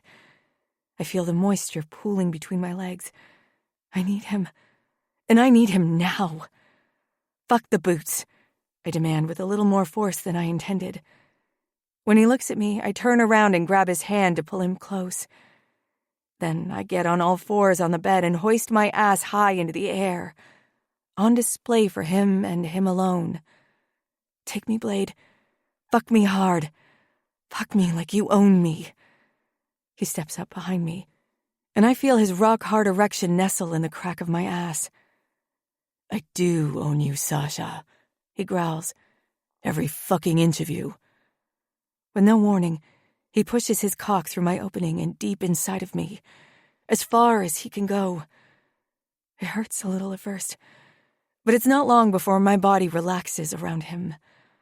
Bending over, he kisses me on my back and utters words that aren't meant to be beautiful, but they're beautiful to me. And you own every piece of me. Before I have a chance to let the words sink in, he begins thrusting, pulling out and pushing in faster than he ever has before. Fuck, I moan. Oh, fuck, Blade. Does that feel good? He asks before smacking my ass. The burn is a new feeling I'm not quite used to, but I have to admit that it adds to the pleasurable sensation that he's given me. I asked you a question, he growls again, smacking my other ass cheek. Does that fucking feel good? Yes. God, yes, don't stop. Please don't stop, Blade. I cry. I cry because it feels so good. This can't be real. I've already discovered that I like angry sex. But could it be even better when Blade is mad as well? The way he's fucking me is beautiful torture. It's too much, yet at the same time, I can't get enough. He's hitting that sweet spot deep inside of me in a way he never has before. With a couple more thrusts, I come undone. I can feel the liquid escape me, down both of our legs. Is that all you got for me, baby? Blade reaches around and grabs me by the neck, pulling me up so my back is to his front. He snakes his other hand around the front of my body and presses down on my clit as he continues to move inside of me. I want more, Sasha. I'm going to wring you dry until you don't have one more drop of moisture in your body. He kisses my ear before pushing me back down onto all fours. With one hand on my clit, he brings the other to my mouth, pushing 2 fingers inside. He swirls them around the same way he does when they're buried deep in my pussy. The feeling of it has another rush of moisture dripping from inside of me. When his fingers are fully saturated, he removes them from my mouth. I'm very excited and all too eager for him to enter me. But then I remember that his dick is still deep inside of me. Wetter? I begin to ask him, but he grabs a lock of my hair and turns my head back to face the headboard. Before I can turn around again, his fingers breach my back entrance, and my first instinct is to cry out and pull away. But the moment he's in, his other hand moves even quicker over my clit. I've never felt this kind of pleasure before. It's on a completely different level from anything else I've experienced. And in seconds flat, it feels like pins and needles are shooting through my entire body. My head falls to the mattress as I cry out another earth-shattering orgasm. Before I'm able to recover, Blade begins moving inside of me again. With a hand on each of my hips, he moves my body to match his thrusting. I come again, and again, and again. Just when I think I have nothing left in me, he pushes through that bundle of nerves at the back again. At the same time, he pinches my clit. As if it's his grand finale, he pulls one last orgasm from me, forcing the last drop of moisture from my body, just like he said he would. Collapsing onto the bed, I can't handle anymore. Every inch of my body is hypersensitive. The only thing I want right now is for Blade to pull me close to him and hold me for the rest of the night. Always knowing exactly what it is I need, Blade does exactly that. Chapter 24. Blade. I run my fingers through Sasha's silky smooth hair as she lays tucked against my chest. Listening to the sound of her breathing is something I'll never get tired of.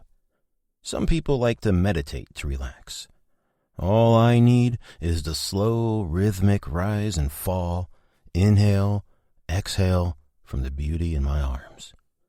Sasha has been curled up in the same position since collapsing onto the mattress after I fucked her brains out.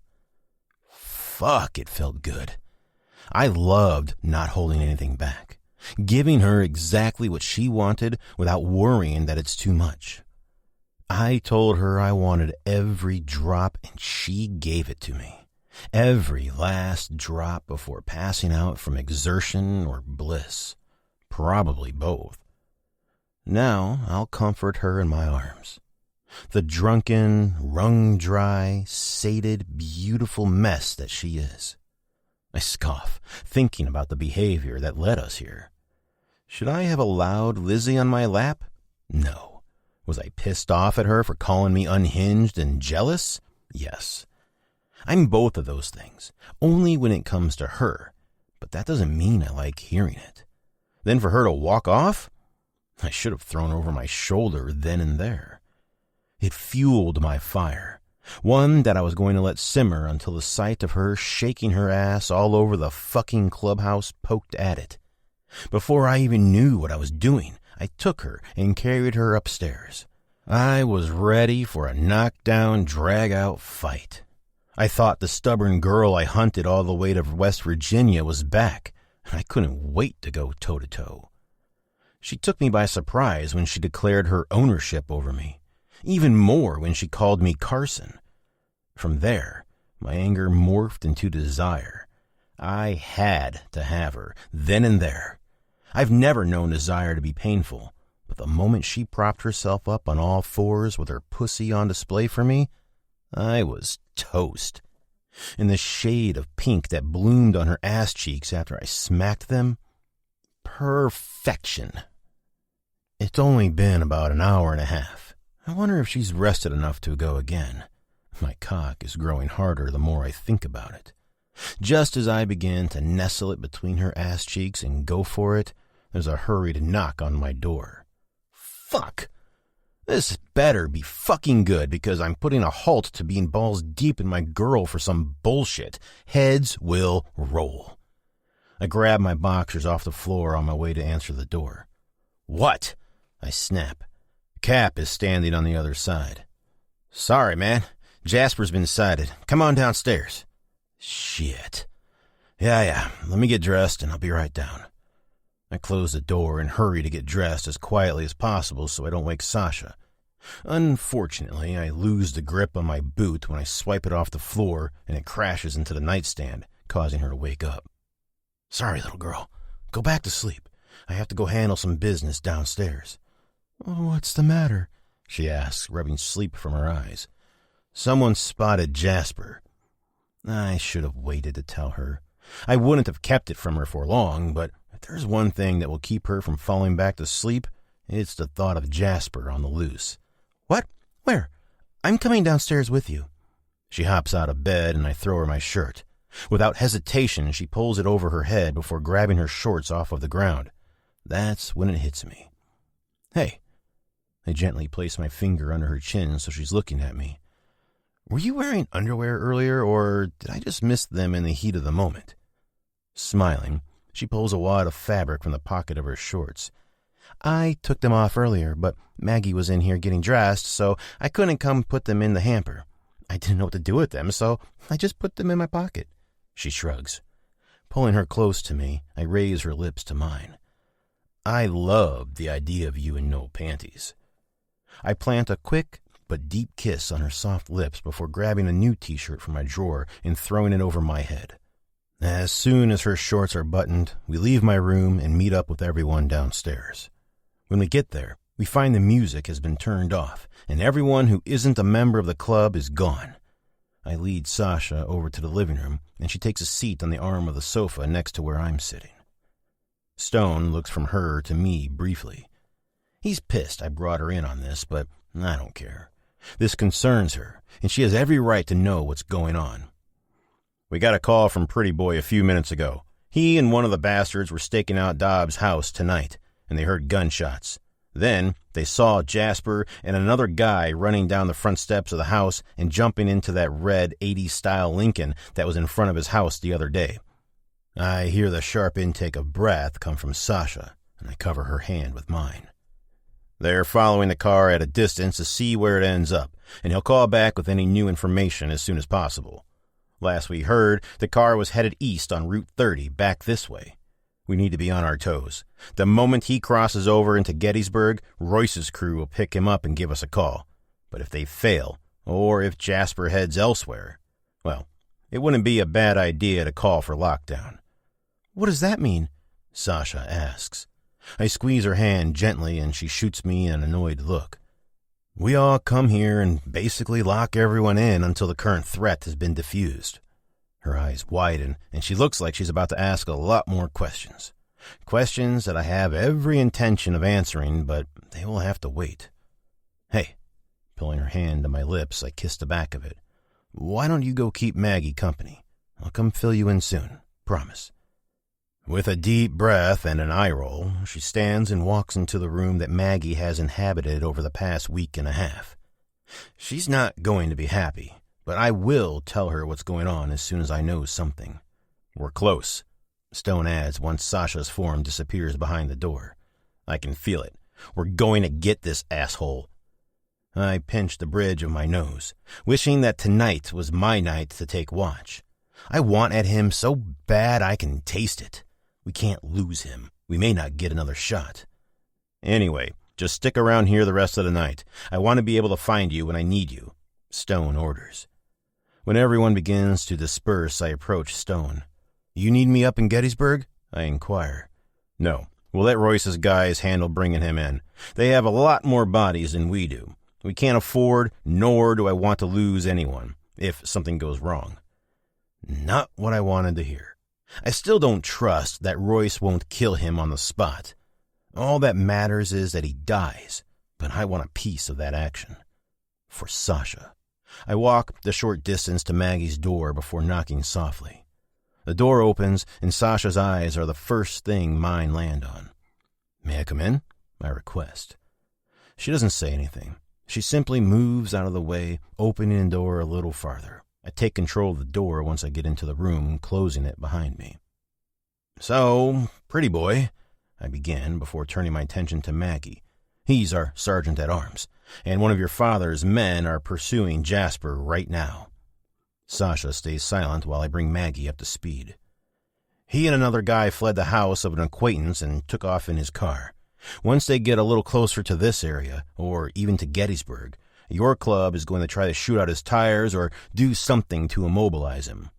My dad's club, Maggie corrects. I nod my apologies before turning back to Sasha. Running my hands over her arms, I look down at her. You okay? Yeah, nervous and anxious. I want him caught. I hate living in fear.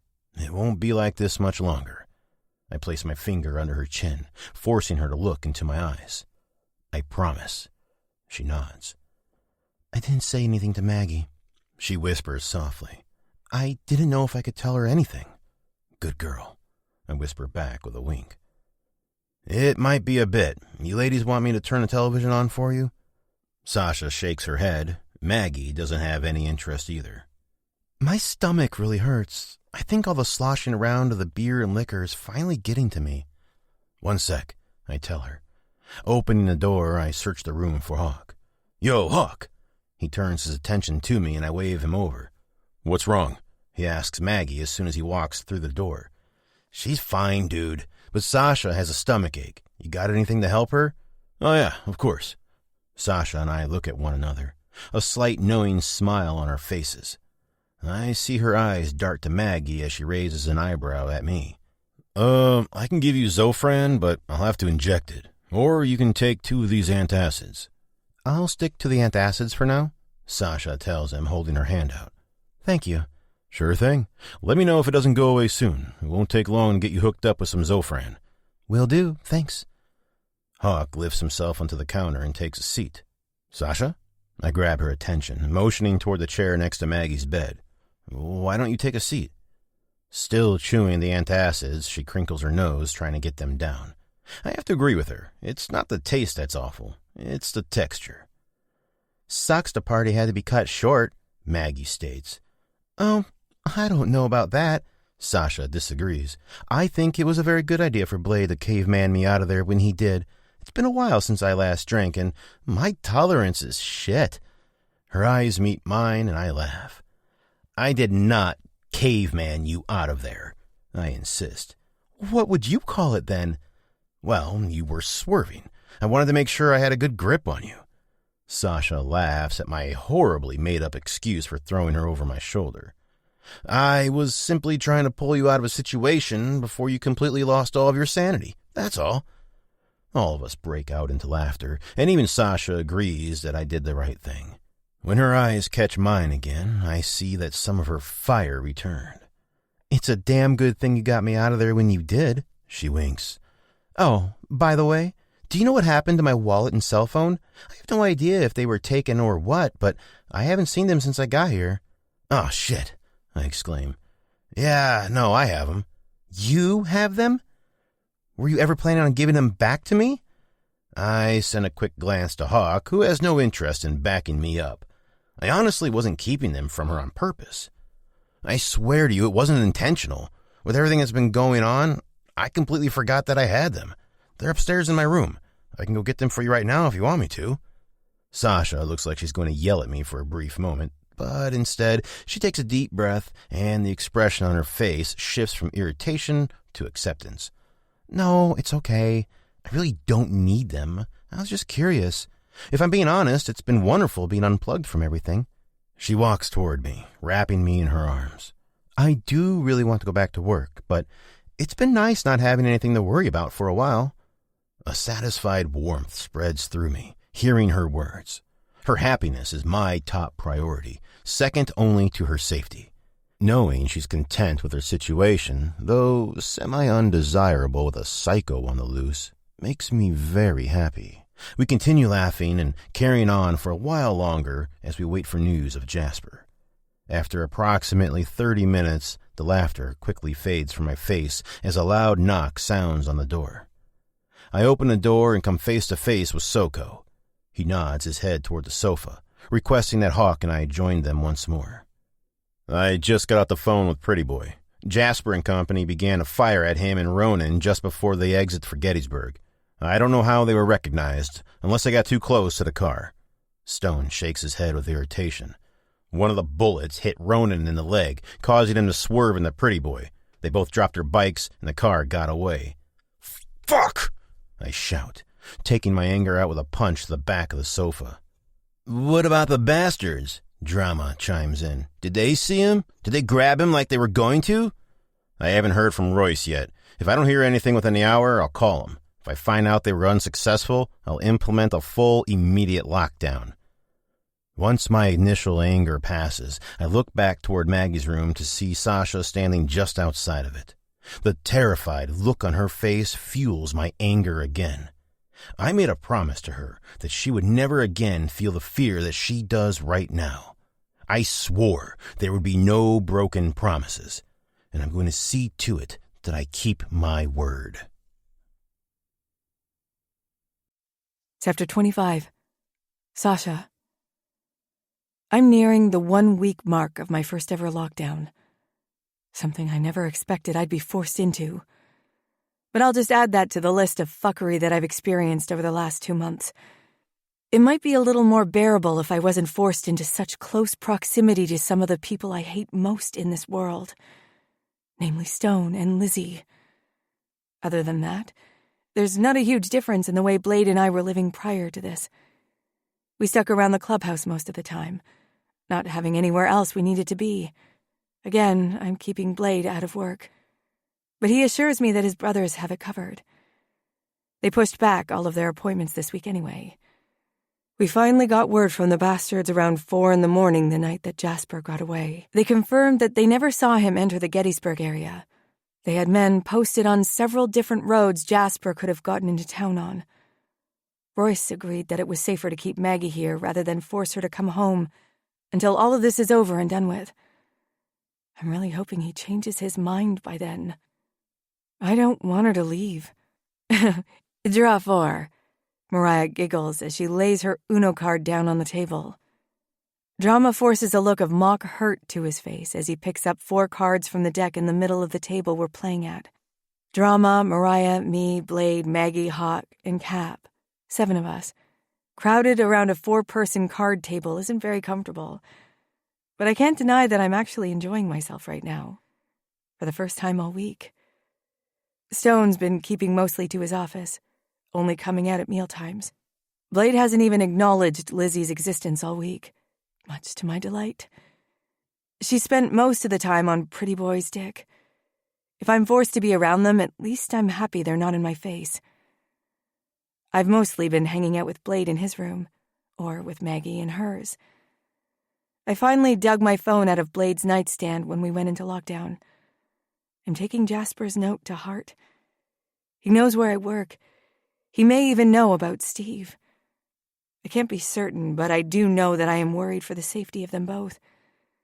I've been in constant contact with them since the moment Stone implemented the lockdown. Blade installed some kind of tracker app for me so we can view each other's location at all times. It doesn't make me feel much safer, but the idea that we can possibly locate each other in the event that something happens is definitely a plus. Speaking of Steve, the face of my phone lights up when another message from him comes through. "Doesn't that Boy Scout know you're safe here? He doesn't need to text you every 5 minutes, Blade gripes. "I thought you guys were cool now or whatever," I ask. "I'd say we're civil, but I don't think I'll be saving a spot for him on my dance card or anything like that." I roll my eyes but also smile. "You're such a smartass," I declare as I lay my green 3 on top of the pile. "It's your turn. Now go." Picking up my phone, I checked my latest message. Steve was understanding when I first texted him a few days ago. I had about 80 missed texts and calls from him, but I told him that I was too overwhelmed to deal with all of that. I firmly believe I would have felt that way had I had possession of my phone before the start of this lockdown. So it really wasn't a lie. "Steve, checking in again. Sorry. I'm sure you're getting tired of all my messages. I just can't help myself. How are things?" "Me. They're all right. I'm glad you're safe. I'm worried about both you and Ellie. Ellie especially because he knows where I work. I'm afraid he might go to the diner and do something terrible. Steve, I've been hanging around there often. Kind of a self-appointed security guard. I'll make sure he doesn't get anywhere close to the diner." Easy for him to say. He doesn't know the full extent of Jasper's psychosis. There's nothing that will stop him from getting what he wants. I am well and fully clear about that. Me. Hopefully this lockdown will be over soon. When it is, I'm happy to meet you for lunch one day. I still owe you for helping to rescue me." "You don't owe him shit," Blade vents, reading over my shoulder. "Excuse you. Do I go around reading your texts? No." "Steve, you don't owe me a thing. But I will take you up on lunch any time. See? Even he doesn't think you owe him." I roll my eyes playfully. "It's not worth arguing with these guys, Sasha," Mariah explains. "When they're right, they're right." I enjoy her sarcasm as well as her eye roll, though it doesn't seem like drama does. I hope he's not actually mad at her.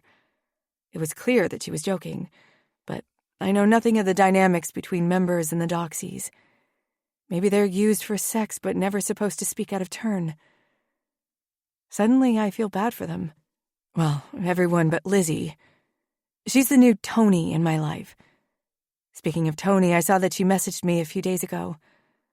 I haven't been motivated to respond to it, however, because I'm still treading lightly where she's concerned. I pull up her message again, rereading it to see if I've missed some hidden jab or secret meaning. But there's nothing. There's no way I can twist what she sent into something mean or cruel. Tony. "Hi, Sasha. I wanted to check in on you and see how you're doing. I'm hoping when you get back to work we can turn over a new leaf. Start fresh?" Let's not talk about the fact that she's the owner of said leaf. She's the attitude. She's the aggressor. She's the one who needs to make a change if she ever expects to consider me a friend. I roll my eyes as my turn comes around again. "Blade?" A voice equal to nails on a chalkboard forces its way into my ears, and I'm instantly irritated. Fucking Lizzie. Petty bitch. "Yeah," he responds, not looking at her. "Can I talk to you for a minute? I need your help." I don't want to look at her. I don't want to give her a moment of my time. But I can't control my own muscles, apparently. My head swivels toward her, catching the seriousness in her features. What the fuck is this? Blade isn't gonna fall for her fake wounded bullshit. She's been here all week. What trouble could she possibly have gotten herself into? Completely making me feel like I know nothing about him, he acknowledges her for the first time this week. "What is it?" She looks around the table at everyone but me. It's kind of private. Can I speak with you alone? Can't it wait? We're in the middle of a game here. Yes, Blade, put her in her place. Let her know that you're not going to drop everything just because she has a fake problem to deal with. She sobs. I guess so. She quickly turns her back to the group of us and walks to the other end of the room, flopping down on the sofa. Oh my fucking God, what a drama queen. With a deep sigh, Blade tosses his cards onto the table and pinches the bridge of his nose between his fingers. I'll be right back, he tells me. Before I get the chance to protest, Blade fists my hair and pulls me in for a kiss that can only be described as searing hot and teeming with possession. By the time he lets go of me, I barely remember my name, let alone the reason he's leaving my side right now. I watch him strut across the room toward her and still can't be mad because the sight of his tight ass teasing me as he goes dissolves all of my anger. Hey, I hear Maggie's voice in my ear, followed by 3 snaps, pulling me out of my dreamlike state. It's your turn. Oh, sorry. You guys are fast. Looking at the pile in the middle of the table, there was a yellow 9 on the top. I search through my hand and realize I don't have anything to play. Before I pick a card up, I'm distracted again by what's happening on the other side of the room, watching them intently. I don't miss the gleam in Lizzie's eye as Blade pays attention to whatever the fuck problem it is that she made up. This is bullshit. Throwing my hand down on the table, I march across the room to where Blade and Lizzie are sitting, thankfully with room enough between them for the Holy Spirit, as my 4th grade teacher, Sister Isabel, would say. As I approach them, I overhear Blade saying that he thought Lizzie was going to apologize about something. About what? At the last moment, I walk past them and into the garage before quickly turning back and secretly listening to their conversation from the other side of the door. Yeah, Cap asked me if you had called, Blade tells her. He said that you were going to tell Sasha you're sorry for acting like a goddamn bitch at the garage the other day. I just didn't think that it was super serious. I know now that it is. I didn't know the full extent of what happened to her. Mariah filled me in earlier. Good. I'm glad you know now. I love her more than anything in the world, and no amount of bullshit will come between us. Do you understand? He asks firmly. Yes, I get it. I don't like it, but I get it. Stop chasing patches, Liz. I promise you won't find what you're looking for there. I sneak a peek around the corner just in time to see Blade get up off of the sofa. What I thought were crocodile tears seemed to be the real thing coming from Betty Bitch. Not that it makes me feel sorry for her all of a sudden. I don't understand what it's going to take for the people around here to realize that I'm here to stay. I am in Blade's life and he is in mine. It pisses me off to no end. And before I realize what I'm doing, I find myself in front of Lizzie. Are you satisfied now? I ask, not really looking for an answer. She looks at me with contempt, but quickly her eyes soften, and I watch as she cowers beneath me. Are you really going to let a guy make you feel this way? I ask her, more surprised than anyone at the question coming from my lips. Let's get one thing straight. I don't like you, but woman to woman, no man should ever make you feel like this. Don't misunderstand. I'm not saying Blade was at fault here. I actually think your expectations were all fucked up. But you need to love yourself before anyone else can love you. She stiffens her back, sitting up as straight as possible. I really thought she was smarter than this. There is no situation in which she and I will ever be friends. But when it comes to the destruction of another woman, I will never play a part in that. I should probably get back on birth control, I pant, trying to catch my breath. Blade woke me up with a morning quickie. I certainly didn't mind, but I'm sure now that sex is beginning to get a little easier for me, we're going to be at it more often. I thought that I'd caught him off guard, but he doesn't miss a beat answering me. Well, I certainly wouldn't be upset if I get you pregnant. It's so like him to flip the script. And now I'm the one caught off guard. He rolls onto his side and pins me with a stare. I say to hell with it, and whatever happens, happens. I'm speechless.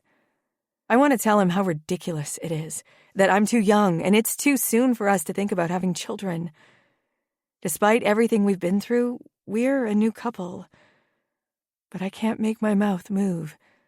Out of nowhere, a text I read from him the other day pops into my mind. He'd sent it after I'd been taken, but before he knew I was gone. You realize there's no going back, right? I told you we're no ordinary couple. Things are different with us. There's no slowing down, there's no pivot, no stopping what's been started. None of what he said is a lie. Am I crazy for agreeing with him? We are different. Nothing between Blade and I has ever been normal or conventional. If it had been, maybe we wouldn't be here right now.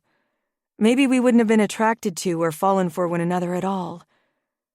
We both know how short life is and how quickly it can end. Maybe I should adopt his way of thinking. Let whatever happens, happen. I take a deep breath and decide to table this inner discussion for a later time. I tear my eyes from him and cuddle into his chest. We're silent for a few minutes before I remember something I heard him say to Lizzie last night. What's a patch chaser? It's a girl who hangs around the club for the chance to sleep with its members, especially officers, as they're held in a higher regard than other members. And you're an officer? I ask. Yes. Everyone with a title patch on their cut is an officer. Big, bad enforcer Blade. That's you, huh? I joke. Better believe it, little girl. The first 2 times I was up close and personal with you, I noticed your enforcer patch. But it wasn't until you chased me down outside of the hotel that I realized exactly what your role in the club was. Blade takes a deep breath before exhaling. I'll never forget that day. I found you the day prior, actually. I followed you to that gas station. Watched as you shopped around for shampoo and soap. You have no idea the war that was raging inside of me. Between wanting to save you and the oath I made to all my brothers that had me wanting to drag you in, kicking and screaming. Even knowing who he is now, it doesn't stop the goosebumps from rising on my skin. Hearing what he went through in the hours leading to my very first abduction. And I'll never forget the night behind the diner, and all the moments after that when you seemed to pop up around town at the exact place that I was. Yeah, that was no coincidence, he admits. What once would frighten me now sends desirable shivers down my spine. I know it wasn't, I tell him. We fall silent again, my head resting on his chest as it rises and falls gently with each breath he takes. It's been a long, rocky road to where we are now. While I don't appreciate the intimidation I felt in the early days, I'd be lying if I said I wasn't happy here. I'm happy that you're happy, little girl. Well, not here. I'd be happier in one of those small houses by the garage. I try to casually bring it up to him that I want to move from my apartment. Are you sure? He asks me. Yes, I'm sure. I tell him as I sit up and look him in the eyes again. While we're on the subject of things I'm sure about, I want to call the morgue today and tell them to do whatever they need to do to get Michael cremated. When that's finished, I'd like to take a trip out to Harper's Ferry to spread his ashes. I stop speaking and smile for a moment, recalling how much fun those day trips were. It's been a long time, but we used to go there as a family all the time. I can remember walking through Harper House with him, going to the location of John Brown's raid. I was always so afraid to cross the bridge that led us out there. I remember Michael helping my dad hoist me up onto Lincoln Rock. I felt like I was on top of the world all the way up there. We could never leave without a trip to the ice cream shop. And playing hide and seek among the various ruins was one of our favorite things to do together. I think I still have a few rocks at home that we stole as souvenirs. He doesn't deserve it. Blade's words tear the smile from my face, and I struggle to swallow so I can speak. Maybe not, but I'm choosing to remember the good times rather than dwell on the bad. If you don't want to take me down there, I understand, but that's what I want. So that's what I'm going to do. No, Sasha, don't misunderstand me. I'll be there with you every step of the way.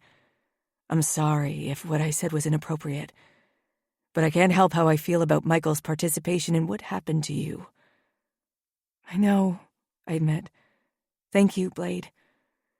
He places his hand on my cheek and pulls me in for a kiss. I've been thinking. I may be okay with attempting to go for a ride on your death scooter. He looks at me, and his eyebrows raise in question. Really? Let's start small. Perhaps a ride through town so I can get used to it. Harper's Ferry is a little far for the first trip, but maybe we can work up to it? Absolutely. Let's do it, he tells me. I would be able to make the trip to Harper's Ferry on my own. I know that I can push through the pain of what Michael did to me and remember the brother he used to be. What I didn't realize until now is how much I want to share that moment with Blade, and how important it is to him that he's there to support me. Call him whatever you want to call him, a thug, a gangster, a troublemaker, or the like. Since the moment he stepped into that hotel room, intent on taking me, he's had my best interests at heart. Possibly even before then. He may not have realized what was happening initially. Lord knows I didn't. But we were put in each other's paths for a reason. I am his, and he is mine. The two of us, perfectly imperfect, but perfect for one another. Chapter 26. Sasha. The lockdown ended 2 days after Jasper seemingly disappeared. Stone and Royce think that when he realized both clubs were after him, he fled. I want to believe that's true more than anything. Blade is still pissed that the bastards weren't able to locate him. I feel safe with Blade, but we'd both sleep better at night knowing Jasper is well and truly out of our lives.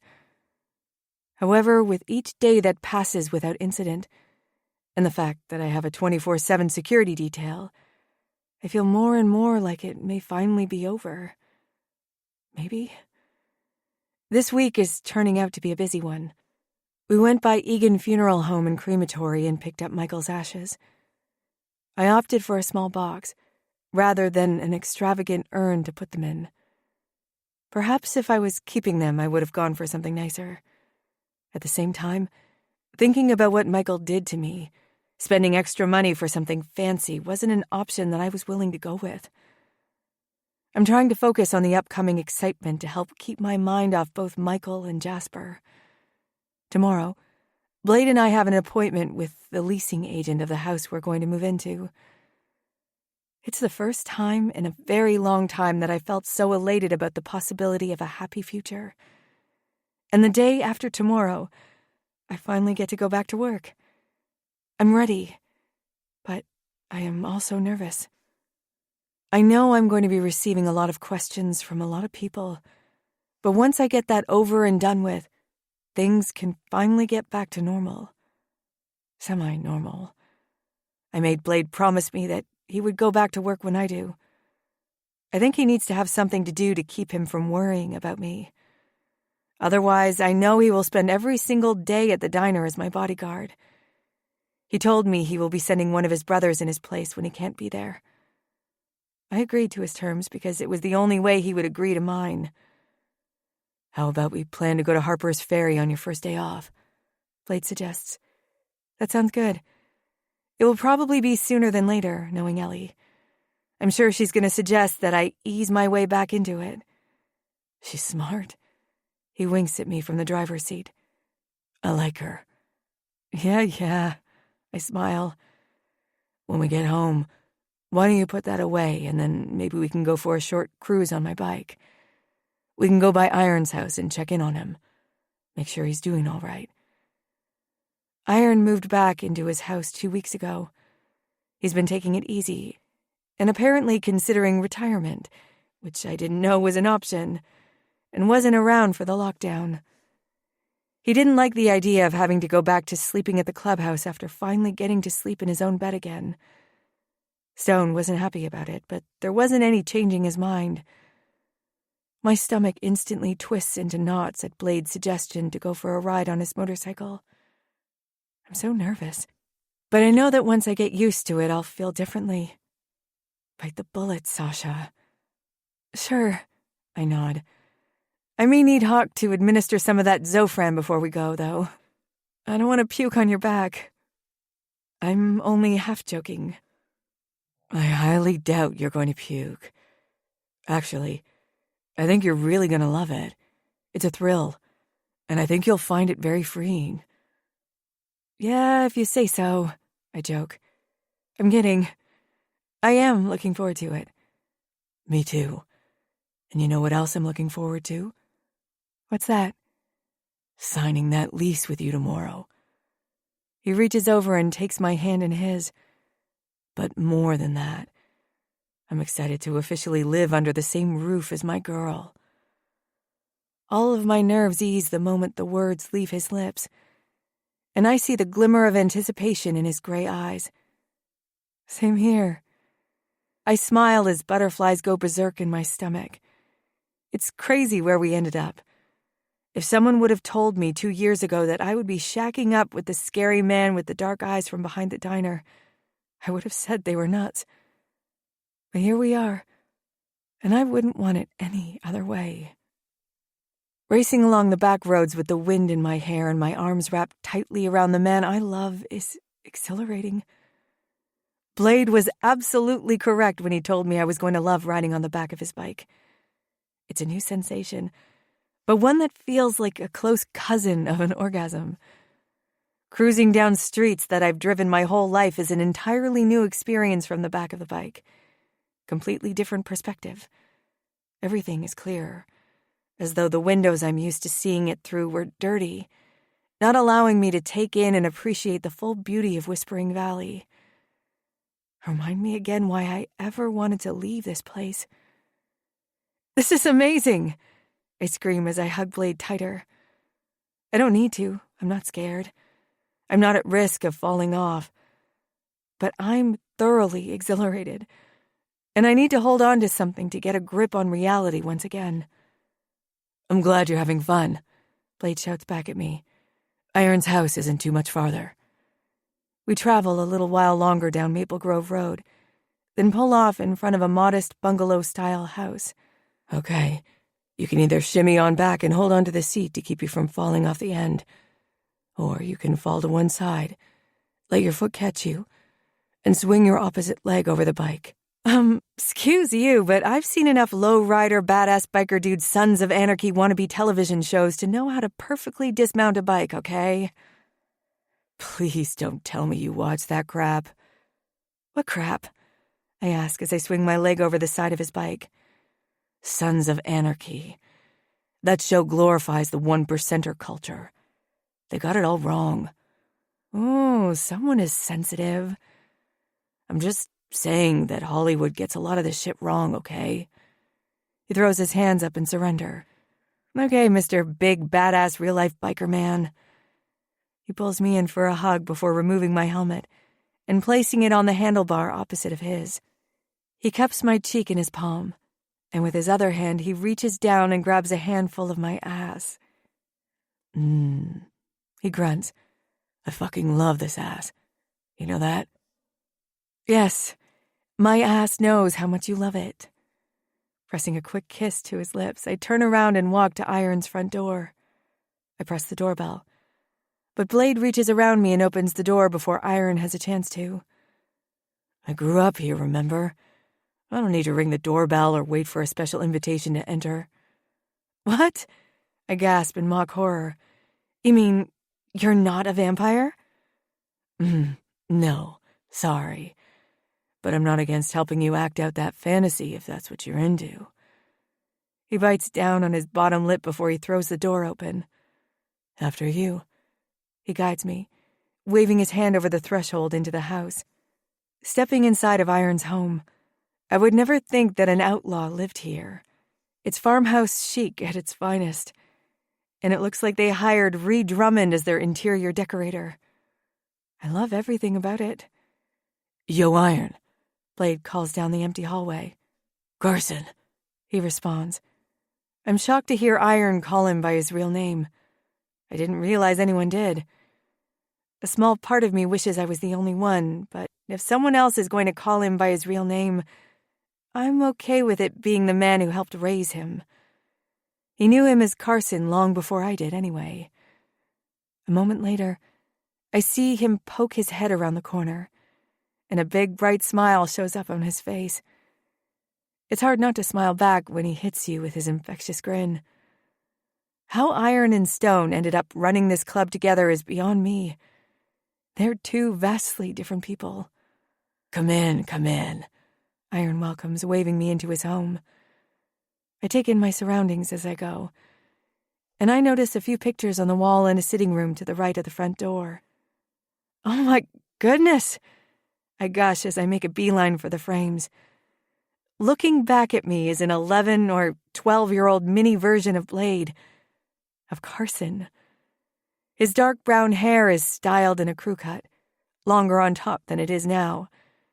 His smile is exactly the same, other than the adorable gap between his two front teeth.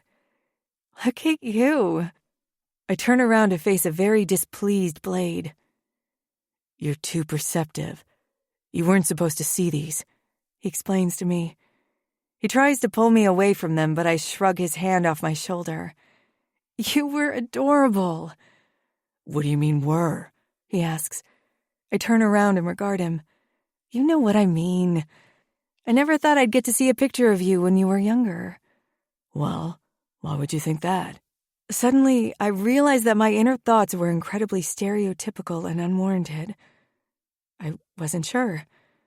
Because of his background, I'd assumed there weren't any pictures of him as a child. That was stupid of me. I hate myself for even letting the thought permeate my mind. I don't know what I'm talking about. Don't mind me, I tell him, but he still looks confused.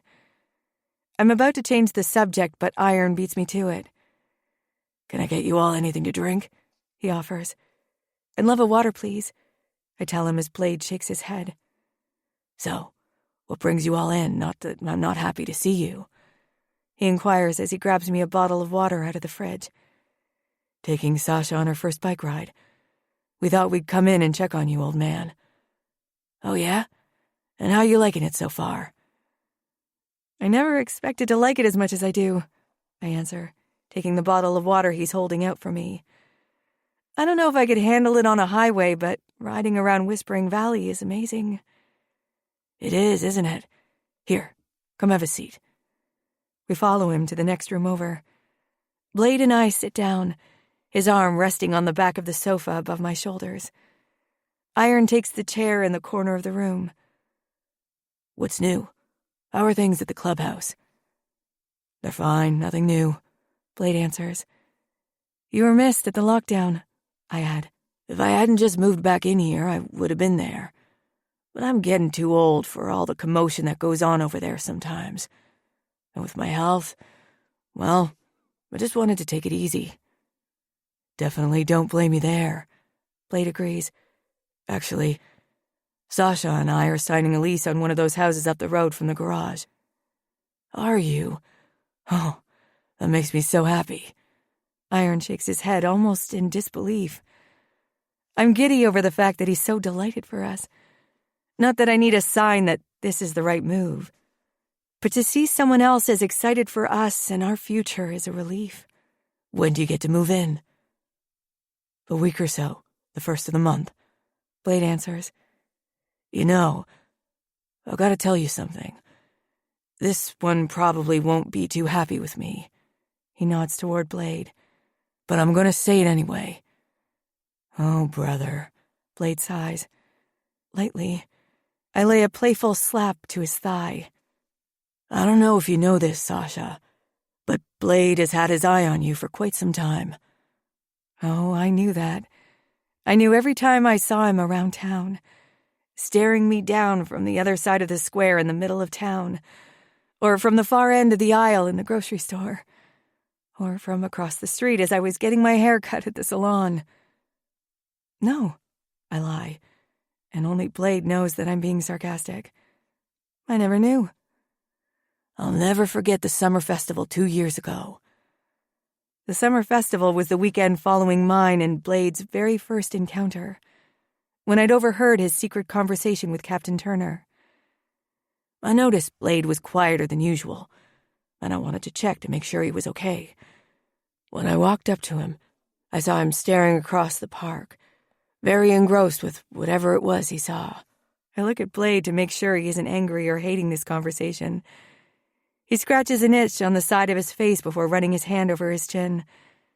He's uncomfortable, but he's okay with Iron continuing his story. When I followed his stare, it led me to you. You were working a table with Ellie, serving food. At first, Blade's expression was soft. Well, soft for him, anyway. But a few minutes later, it changed. It was like the sun disappeared behind a cloud and cast a shadow over his face. When I looked back to you, I saw 2 younger men had come up to place an order. I don't know what they said, but you smiled at them so sweetly. I loved hearing this. To know what Blade was doing, what he was feeling back then, interests me very much because I always thought he was following me around as a threat. It's rousing to realize he was following me because he liked me. Apparently that translates to stalking in Blade's world. But knowing him now, knowing who he is and what he's capable of, I get it. He didn't like those boys being there. Iron laughs. And I have not a doubt in my mind that if they were there for one moment longer, it would have made his way over to that table and beaten the shit out of them. The look of pure possession in his eyes was something I'd never seen in him before. The idea that Blade felt that dominant over me back then turns me on way more than it should. But I welcome it. I welcome every pin and needle and throb of my clit that I'm experiencing right now. Watching you interact with those boys stirred a beast inside of him. I've always known Blade had a dark side. It's something I've been helping him calm since the night I found him. But the fire in his stare that day was unlike anything I've ever seen in him before. You were his from that moment on, whether you wanted to be or not, young lady. Holy shit. I'm glad it worked out so well. Iron follows his last statement with a wink. I swallow, unable to speak. I'm enthralled and completely turned on by the story that he just recounted. Struggling for something to say, I silently thank Blade when he clears his throat and speaks first. We should be getting back to the clubhouse. It's going to be dark soon. Okay, I'll walk you out. We're all silent as we walk to the front door. Thanks for stopping by. Come back soon, you hear? We will, thank you. I finally managed to get out. Blade and I walk hand in hand to his bike. Before he throws his leg over and takes his seat, he turns to me and grabs my head between his hands. His lips attack mine as he grinds his erection into my stomach. I open my eyes and realize he's staring at me. I see the fire in his eyes that Iron was talking about. It matches the inferno that has been ignited in my soul. Chapter 27. Sasha. Today is my first day back at work. Ellie told me to come in around lunchtime, and we could close the diner together tonight. Blade dropped me and Kid, today's designated bodyguard, off on his way to the garage. Once again, Tony was uncharacteristically nice to me. I believe it's genuine, but only to an extent. I don't know what she wants, but she's trying to get on my good side for some reason. Honestly, I'll take it if it means I don't ever have to deal with her attitude again. Whitney? Well, she was quiet as usual. The Allens came in and were very excited to see me. I could tell almost right away that they heard the rumors, especially when they didn't ask me where I've been. They made shifty eyes at Kid a few times, but I told them I wouldn't be doing so well if it weren't for the skull. I may not feel warm and fuzzy walking into the clubhouse, but I do know that I'm welcome. The feeling of home will come eventually. However, those men, all of them, played an integral role in finding me and nursing me back to health. They already have my respect, and the best way I know how to repay them is to right the rumors that were spread after I'd been taken. I'll collect the trash and take it out back to the dumpster, I tell Ellie. Okay, but if it's too heavy, get Mikey to help you, she orders. I will, or I'll just make Kid do it, I laugh, catching his eyes as his fork full of cherry pie is halfway to his mouth. Yeah, I can do that for you, he answers without hesitation, lowering his fork back down onto the plate. It makes me feel bad. He's such a grunt for these guys. Obviously, he wouldn't be doing it if he didn't want to, but he deserves a break, too. No, I was just kidding. You enjoy the pie, I insist. There isn't much, anyway. Okay, but let me know if you need help. I promise, I tell him.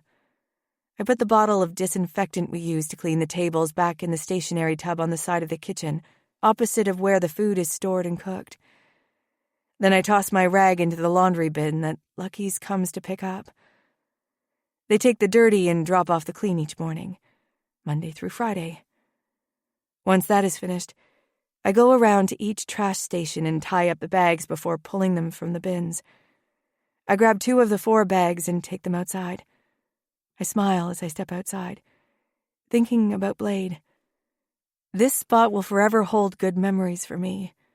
I pull open the sliding door in the side of the dumpster and cringe at the smell of rotten food and God only knows what else coming from inside.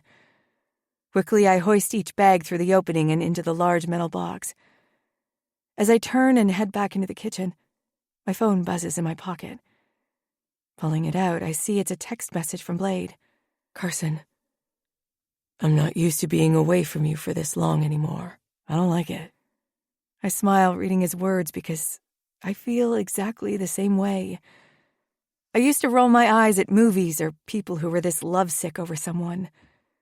But now that I know what it feels like, I realize I was just jealous of them. Me. Not much longer. Looking forward to seeing you when I get home. Carson. I'm looking forward to it too. You know what else I'm looking forward to? Me. What's that? Carson. Having you put on that purple thong of yours that I love so much. Then fucking you with it on. Possibly reenacting the first time we ever had sex. My cheeks heat, and my clit throbs as I picture the authoritative way he owned my body the first time he fucked me. Me. As long as you don't lock me back in that cell afterward. Carson. That was definitely not my finest hour. I laugh at his response. I'm about to respond to him when another message comes through. Carson. My cock has been hard as a fucking rock all day, thinking about you. Thinking about the night of the party when I threw you over my shoulder, and everything that happened after that. Did you like when I spanked your tight, sexy-ass little girl? I gasp with pleasure, thinking about it. I'm too shy to admit it, but it would be easier to do so over text than face-to-face. Me. More than I ever thought possible, Carson. I use his real name because of how he reacted to it the same night he's talking about. He hates when people call him by it, but something about me using it turns him on. Carson. This fucking car can wait. I'm leaving now, and I'll see you in 5. I look at the time on my phone. 7:35 p.m. He wasn't planning on closing up until 8 tonight because they're behind due to the lockdown. I know Blade owns the garage and his brothers technically work for him, but I seriously doubt they're going to be happy that he's closing early on his first day back. But that's not my problem to worry about. I stuff my phone back into my pocket and re-enter the kitchen to grab the other trash bags. Walking them out to the dumpster, I consider texting him back and telling him how much I'm looking forward to our evening plans. I throw the bags in, and just as I pull my phone out, I feel a pair of strong arms grab me from behind. My phone shatters as it hits the ground. A shrill scream rips from my mouth before a large, very recognizable hand covers my mouth, deafening the sound. Oh my God. I know that hand. The one with the tattoo of a rat in a snake's mouth that trails up his bulbous arm before disappearing underneath his dirty sleeve. It's the same hand that punched me in my apartment. The same hand that held me down on that mattress. The same hand that pinched my broken nose, forcing my mouth open so he could shove his dick in it. Rooster. I hear a voice shout as he turns around and removes his hand from my mouth, but I can't scream again. My voice no longer works. Without putting me down, Rooster raises his hand toward the commotion. Mikey. He fires off 2 shots, only one of them hitting him in the leg, causing him to go down. Please, God, let someone have heard that. Please, come save me. Do something, Sasha. Not waiting and allowing myself to become a victim again, I begin hitting him wherever my fist will reach. I pound on his arms and hands. I kick my legs. I reach behind me to try and land a punch to his head, but am unsuccessful. The sheer size of this motherfucker is too great to attempt to fight off. Finally, I find my voice as Rooster reinforces his grip around me and runs toward the street behind the diner. Initially, his destination is unclear, but when I see the old red Lincoln screech to a halt in front of us, I realize that's where he's headed. He tears open the back door and launches me inside. I land on my stomach across the large back seat before he jumps into the car after me. The tires peel out as Rooster crushes me with his massive weight, knocking the wind out of me. The memory of me landing on the table in my apartment and feeling exactly how I do right now nearly sends me into a panic attack. It's happening again. I feel the weight of Rooster lift off of me before he sits upright in the seat. Stay down and don't move.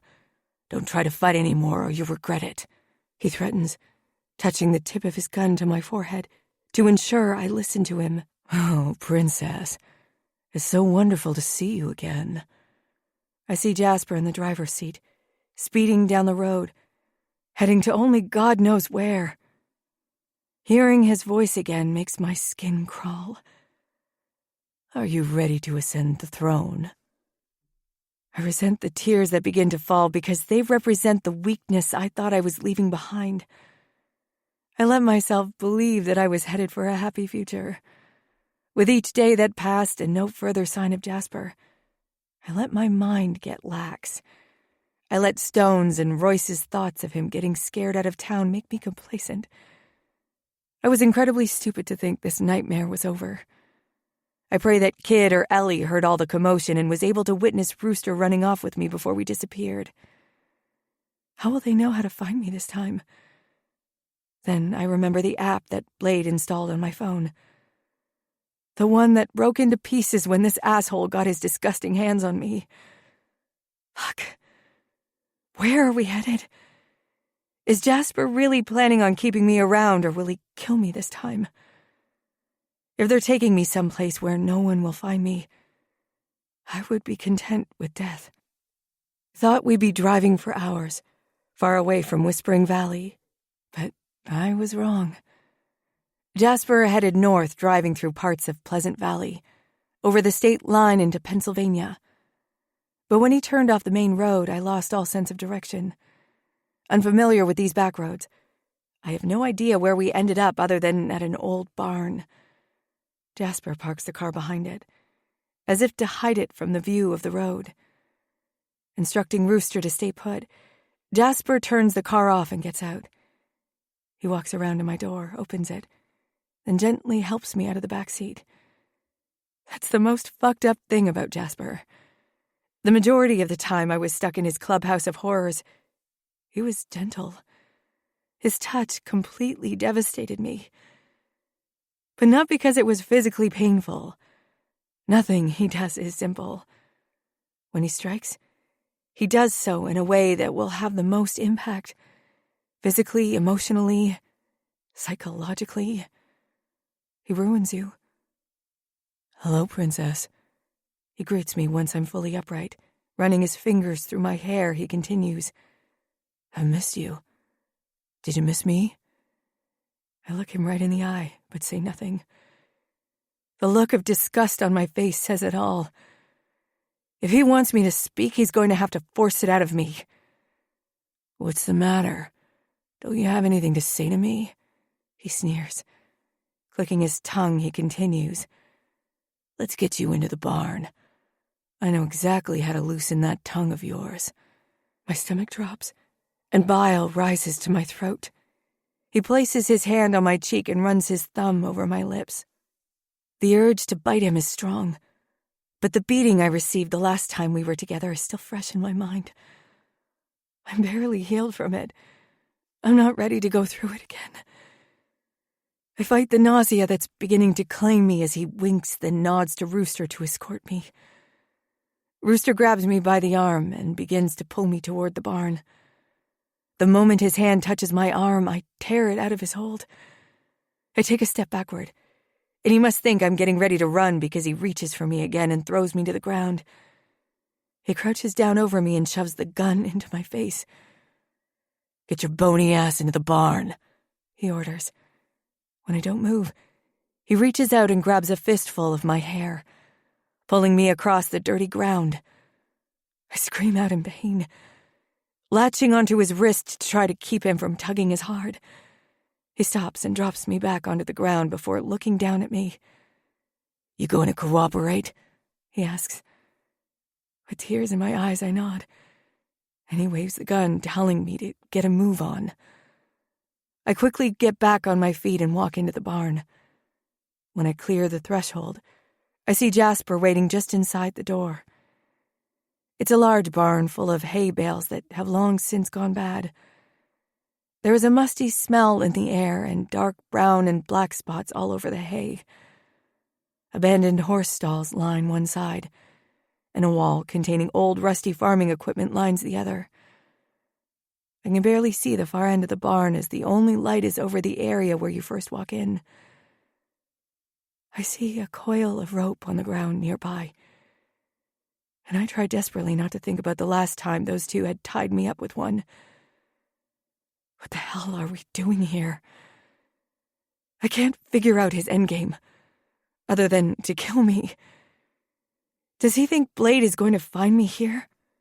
Is he hoping he will so he can kill him? Is he trying to lure the skull here like he wanted to do the first time he grabbed me? I can't play the part of the terrified girl that I did before. I swallow, trying to get the nerve to question him. What are we doing here? I ask, barely loud enough for him to hear me. This is just temporary, Princess. A place to get off the road quickly before anyone is able to track us. There are too many eyes on the lookout for me around here. I can't risk them finding us before it's time. Time for what? I ask him, my voice shaking with fear. To take what was promised to me once and for all. You're never going to get what you want. They'll kill you. They're going to have to find me first, Princess. You no longer have an army. Not that you had much of one to begin with. I spit. There's the fire I missed. I'm looking forward to experiencing it until death do us part, Princess. Tomorrow when we head out of here, the first place we're going is to the house of an associate of mine. I've been busy the past couple of weeks. I had a wedding to plan. What the fuck is he talking about? I'm assuming you got my letter. That's why the skull and the bastards were trailing me, right? I don't answer him. I'm too dumbfounded. He starts walking toward me, and I step backward slowly. See, my Trixie was taken from me on the same night that you were. Once I got over the initial shock of her passing, I realized I didn't have anything to be upset about. I still had you. I just needed to get you back. So I went by your apartment, but you weren't there. I figured it was only a matter of time before you returned. He steps toward me again, and I take another step back. But I can't go anywhere. I've backed right into Rooster's front. I try moving to the side to get away from him, but Jasper grabs a tight hold on my throat, keeping me in place. With his face too close to mine, he continues. Eye for an eye. They took her from me, I took you from them. Again. In all honesty, I enjoyed Trixie for a while. A long while. But her temper had created a lot of issues within my club. I don't see the same thing happening with you, Princess. You're more polished than Trixie was. More genteel. He leans in and inhales my scent as he traces his tongue over my cheek. You have qualities that befit a queen. He can't be serious. There's no way someone would marry us if we're not both willing. Right? What am I thinking? Look who I'm dealing with. Suddenly, Rooster grabs my arms and twists them behind me. I cry out and try to dislodge my arms from his gigantic hands, not wanting to be restrained. I know what happens after that, but Jasper's grip on my throat tightens, completely restricting my airway. Desperately trying to suck air into my lungs, I begin to fall to the floor. Jasper follows me without loosening his grip, and the two of us end up on our knees on the concrete floor of the barn. He doesn't release his hold on me until Rooster has my arms folded behind my back and completely bound from one elbow to the other. As my vision begins to fade in and out, Jasper finally releases me, and I gasp furiously for air. Unable to hold myself up, I fall onto the floor, turning my head at the last moment to keep from smashing my face into the ground. Coughing and wheezing, I beg my lungs to work faster. Before I have time to completely compose myself, Rooster lifts me from the ground by my arms and pulls me backward until my back hits something hard. I turn my head to try and see what it is, and my eyes land on the wooden door leading to one of the horse stalls. Using the same length of rope, he secures the other end to the handle of the cell, leaving me unable to fight, unable to run, and completely fucking unable to believe that this is happening all over again. Leave a little bit of slack so we can move her around a little. I'd like to be able to have access to her entire body. Jasper closes the distance between us, and I wait for him to continue his story. He loves his fucking stories, and he loves to play as he tells them. I know what's coming next, and I find myself already heading toward my happy place. Reaching behind me, he unties my apron and lets it fall to the ground. The wad of cash I had in there from everyone's overly gracious tips this evening rolls out. Rooster notices and grabs it, pocketing it for himself. Go ahead. Take my fucking money. Take everything I own. Just please let me go. My shirt is next. Jasper pulls a buck knife from somewhere on his belt and pulls the fabric of my shirt tight. With one cut, he produces a hole easily, then puts the knife away. Taking hold of the fabric in both hands, he makes a show of ripping my shirt into two, essentially turning it into a vest. Gripping the fabric, he guides my shirt out of the way. He looks me up and down as I stand there before him, half naked. The only thing I can think of is at least I didn't wake up naked, chained to a bed this time. His eyes appear to gloss over as he stares at me, before he moves in so our lips are nearly touching. His breath smells like whiskey and stale cigarettes. It causes my nausea to flare up. And I think to myself, it wouldn't be the worst thing in the world to throw up all over the piece of shit in front of me. It would probably earn me a harsh beating, though. I think he's going to kiss me, but then he looks down at my body. With one hand, he grazes his fingers up my inner thigh, slowly climbing toward the spot between my legs that he got far too acquainted with the last time I saw him. With his other hand, he reaches underneath the fabric of my bra and tugs on my nipple. He's gentle at first, but then he pinches hard, and I cry out as he pulls my breast from my bra, letting it sit on the fabric's cup, propped up for anyone to see. Almost lethargically, he rubs me between my legs, over my shorts. His eyes move slowly from my breast to my lips, finally landing on my eyes. When I looked into Blade's eyes behind the diner 2 years ago, I thought I saw an evil that I didn't know existed. But I was very, very wrong. Looking into Jasper's eyes is like looking into the soul of the devil himself. There is no other evil as equally matched as the psychopath standing in front of me. Chapter 28. Blade. Sasha. More than I ever thought possible, Carson.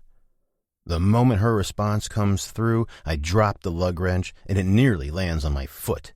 It wouldn't have mattered. I probably wouldn't have noticed the throbbing pain because I'm certain it wouldn't measure up to how uncomfortably hard my cock is right now. Readjusting myself with one hand, I text with the other. Me. This fucking car can wait. I'm leaving now, and I'll see you in 5. Rushing to get out of there, I don't even bother making sure the tire is on tightly. I'll check it tomorrow when I get back here. I leave all of my tools exactly where they are and run to each bay door, closing and locking them. The last stop is the office. I forgo shutting down the computer, opting instead to just turn the light out and lock the door behind me. My phone pings, and immediately following that, it begins to ring. I don't even have to look at the screen to know that it's Sasha about to give me a hard time for leaving early. Nothing you can say is going to keep me from getting you home and fucking that sweet puss. Blade! Kid's frantic voice is barely audible over the loud, unmistakable growl of a bike engine. Something's wrong. What is it? It's Sasha, man. They took her. I'm so fucking sorry. What the fuck are you talking about, kid? Some big dude grabbed her behind the diner and threw her into a car. I'm following them now with my lights off. I run to my bike and start it up, pulling down the garage's driveway faster than I've ever moved on my bike before. It's near impossible to have a phone conversation while on your bike, so I hope that kid can hear what I'm saying. Where are you headed? I scream. No, on 30, is all I can make out. 30? North? I ask him to confirm. Yes, he screams back. I shared location with... Do not lose them, I tell him, putting the phone up to my ear once again. Cutting the call short, I pull up Kid's location as I barrel down Route 30 north on my way over the Mason-Dixon to save Sasha from Jasper. Again. When I finally catch up to Kid, he's hidden in the shadows on a back road in Bonneville, not far from the old Death's Road clubhouse. I had to swallow down my nausea the entire drive. I wasn't going to let anything stop me from getting here as soon as I could. Where the fuck are they? Did you lose them? I demand, angry that I found him, but Sasha is nowhere to be seen. No, he whispers loudly. They're about a quarter of a mile up this road, in an old barn. As soon as I saw their car pull around the back of the barn, I turned around as quick as I could so that they wouldn't see me. Then I drove down here and waited for you. That actually wasn't a half-bad idea. Call Stone, tell him what's happening. I'm not fucking waiting around this time. You armed? I ask. Yeah. How many? Holster and boot. Give me your boot. He reaches down and lifts the leg of his jeans to gain access to the .22 lodged in his shit kicker.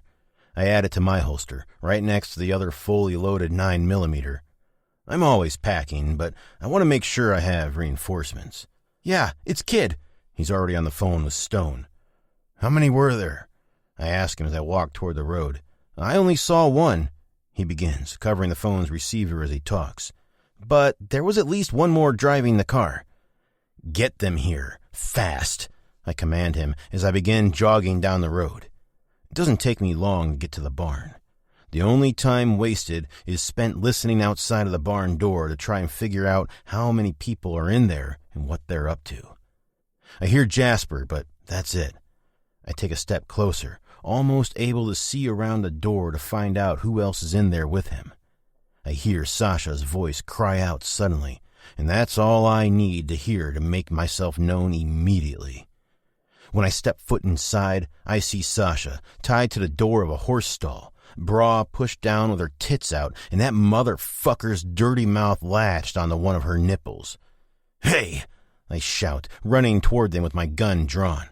But before I make it to Jasper, the larger guy standing off to the side presses the barrel of his gun into Sasha's head. It stops me in my tracks. Fuck. Once I saw her, the idea that they had guns completely left my mind.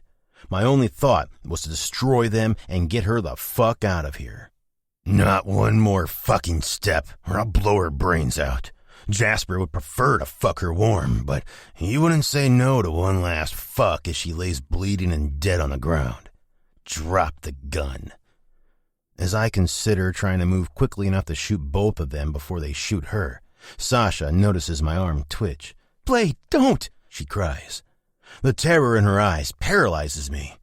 My chest hurts as I hold my hands out to the side and place my gun on the ground. I can't not act like I'm playing by their rules.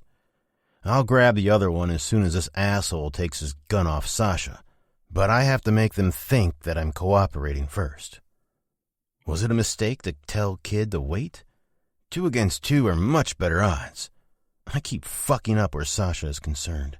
I already know that I don't deserve her. Maybe this is the universe's sick and twisted way of showing me that it agrees. "On your knees," he instructs, and I listen. "Come on, motherfucker. Drop that gun so I can shoot your fucking ass dead and get you out of the way." But he never moves. Jasper does instead. He pulls a gun from his waist and arrogantly stalks toward me. Fuck. Sasha sobs, and it breaks my fucking heart. "Sasha, I'm so fucking sorry," I tell her. I feel like that's all I ever have to say to her anymore. "Oh, fucking sweet," Jasper spits as he reaches into my cut and feels around for more weapons. He grabs Kid's gun from my holster and tucks it into the waist of his jeans at his lower back. Before standing, he looks me in the eyes and speaks. "But not as sweet as the taste of her pussy." "You motherfucker!" I charge at him. I don't fucking care if he has a gun in his hand. But the moment the larger guy places Sasha in a headlock and shoves the gun inside of her mouth, I freeze. We don't want to make Rooster angry. He's a bit of a loose cannon." Jasper places his hand up to his mouth and whispers the last bit to me as though Rooster can't hear him. "Back down on your knees, if you will. Hands behind your back." He shakes the gun at me, making a gesture for me to kneel on the ground once more. With his gun still aimed on me, he backs up towards Sasha. "Rooster, make him crawl over here so he has a front row seat." Rooster releases Sasha and approaches me. He smacks me in the back of the head, and I put one knee in front of the other, my hands still behind my back, inching closer to Sasha. "Don't take your gun off of him. If he moves, even 1 inch, blow his brains out." I look from Sasha to the gun I dropped on the floor a moment ago, which was kicked about 10 feet toward the rear of the barn, then back again. She lightly shakes her head, telling me not to do anything stupid. Then she squeezes her eyes shut and reopens them several times. At first, I think maybe she has something in them, but then I realize she's trying to communicate with me. Look at me. See me. As Jasper steps next to her, the big guy shoves the gun into my right temple. The only place I'm looking is deep into Sasha's gorgeous hazel eyes. Jasper places his gun down on a small, rusty table between the stall Sasha is tied to and the one next to it. Stepping in front of her, he unbuttons her shorts and pulls them down her legs. She's stiff as a board until he instructs her to move forward, walking out of them. Without breaking eye contact, she walks forward, leaving her shorts behind on the ground at her feet. She's now in only her bra and panties, with her tits on display and her shirt dangling from her wrists. She takes a step back, but Jasper stops her by grabbing a hold of her nipples and forcing her forward again. A tear leaks from her eye, but she doesn't make a sound. I want to scream. I want to fight. I want to kill these motherfuckers so bad it hurts. But the most important thing to me to do right now is to keep Sasha's focus and help her through this. We'll get through this together.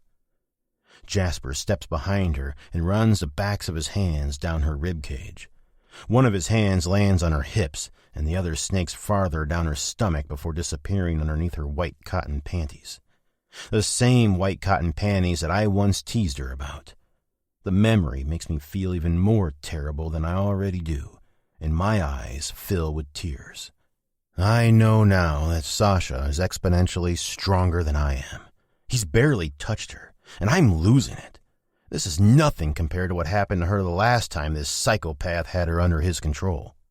My breathing increases and my blood boils as I realize he's pushing his fingers inside of her. He gasps in pleasure as she fights to hold back a sob. I begin to lunge at them, desperately needing to put a stop to this.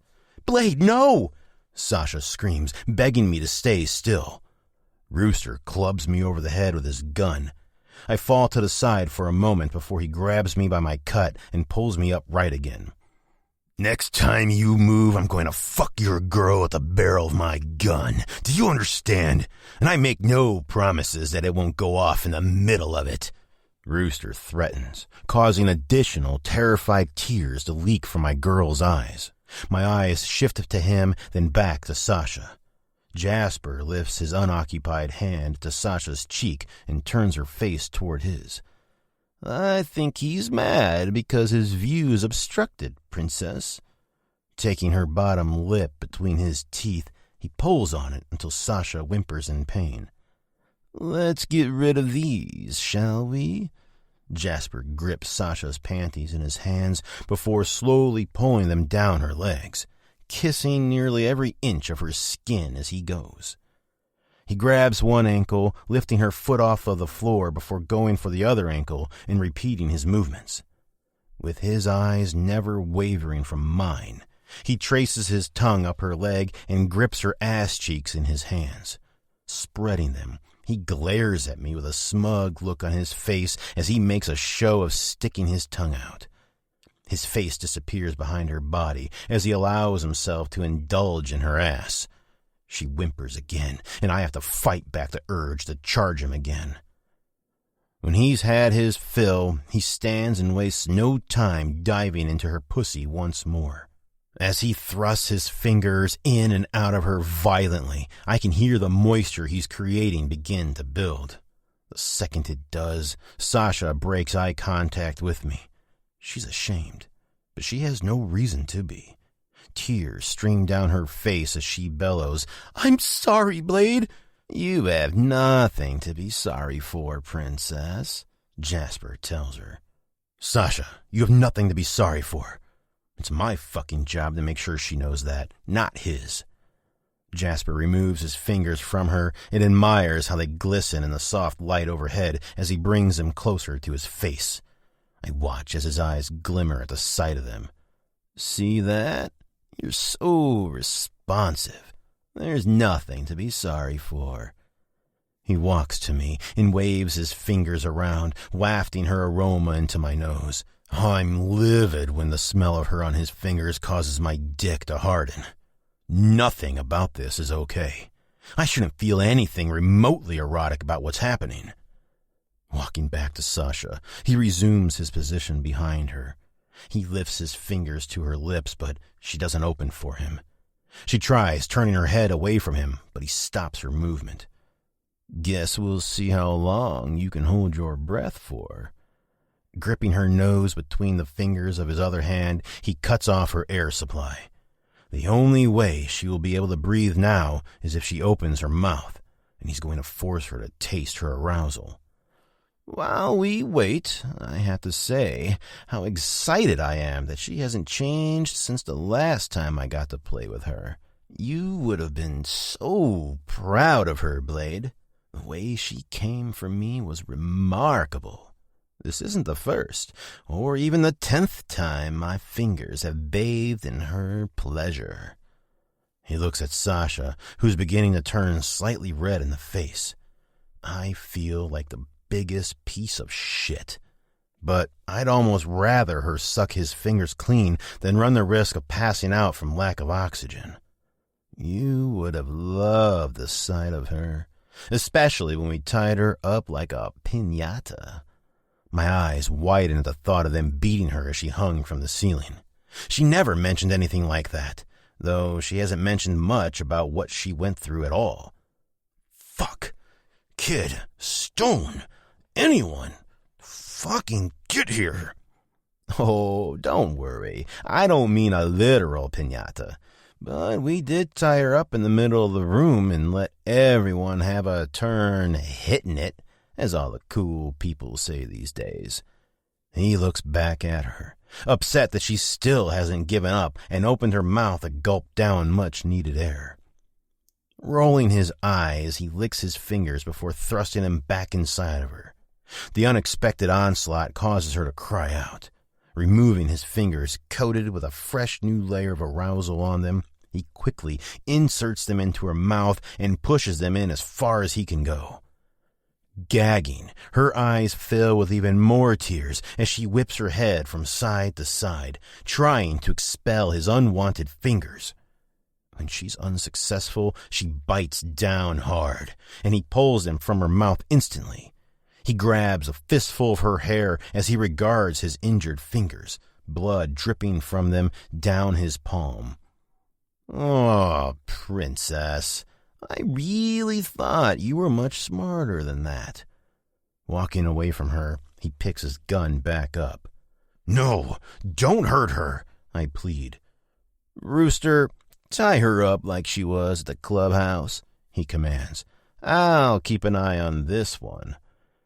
Picking up my gun off the floor, he points it at me while he trains the other one on Sasha. Rooster unties her rather quickly before throwing the rope over a beam above our heads. Pulling Sasha closer to the center of the barn, he forces her to bend over in front of him as he begins retying her, her arms stretched high above her body in a way that looks unnatural and painful. Allow me to reenact one of my favorite parts of that first night for you. Jasper spiels before he and Rooster switch places again. Jasper approaches Sasha and slaps her cheek a few times to get her attention. He bends down to her level and looks her straight in the eyes. In a quick movement, he forces his fingers into her mouth, tugging her jaw open. He thrusts his gun into her mouth and pulls the hammer into the ready position. If you even think about biting me again, princess, I'll kill your boyfriend and make you fuck his dead corpse before I blow a hole in your head. I watch Sasha's eyes grow wide with terror at his words.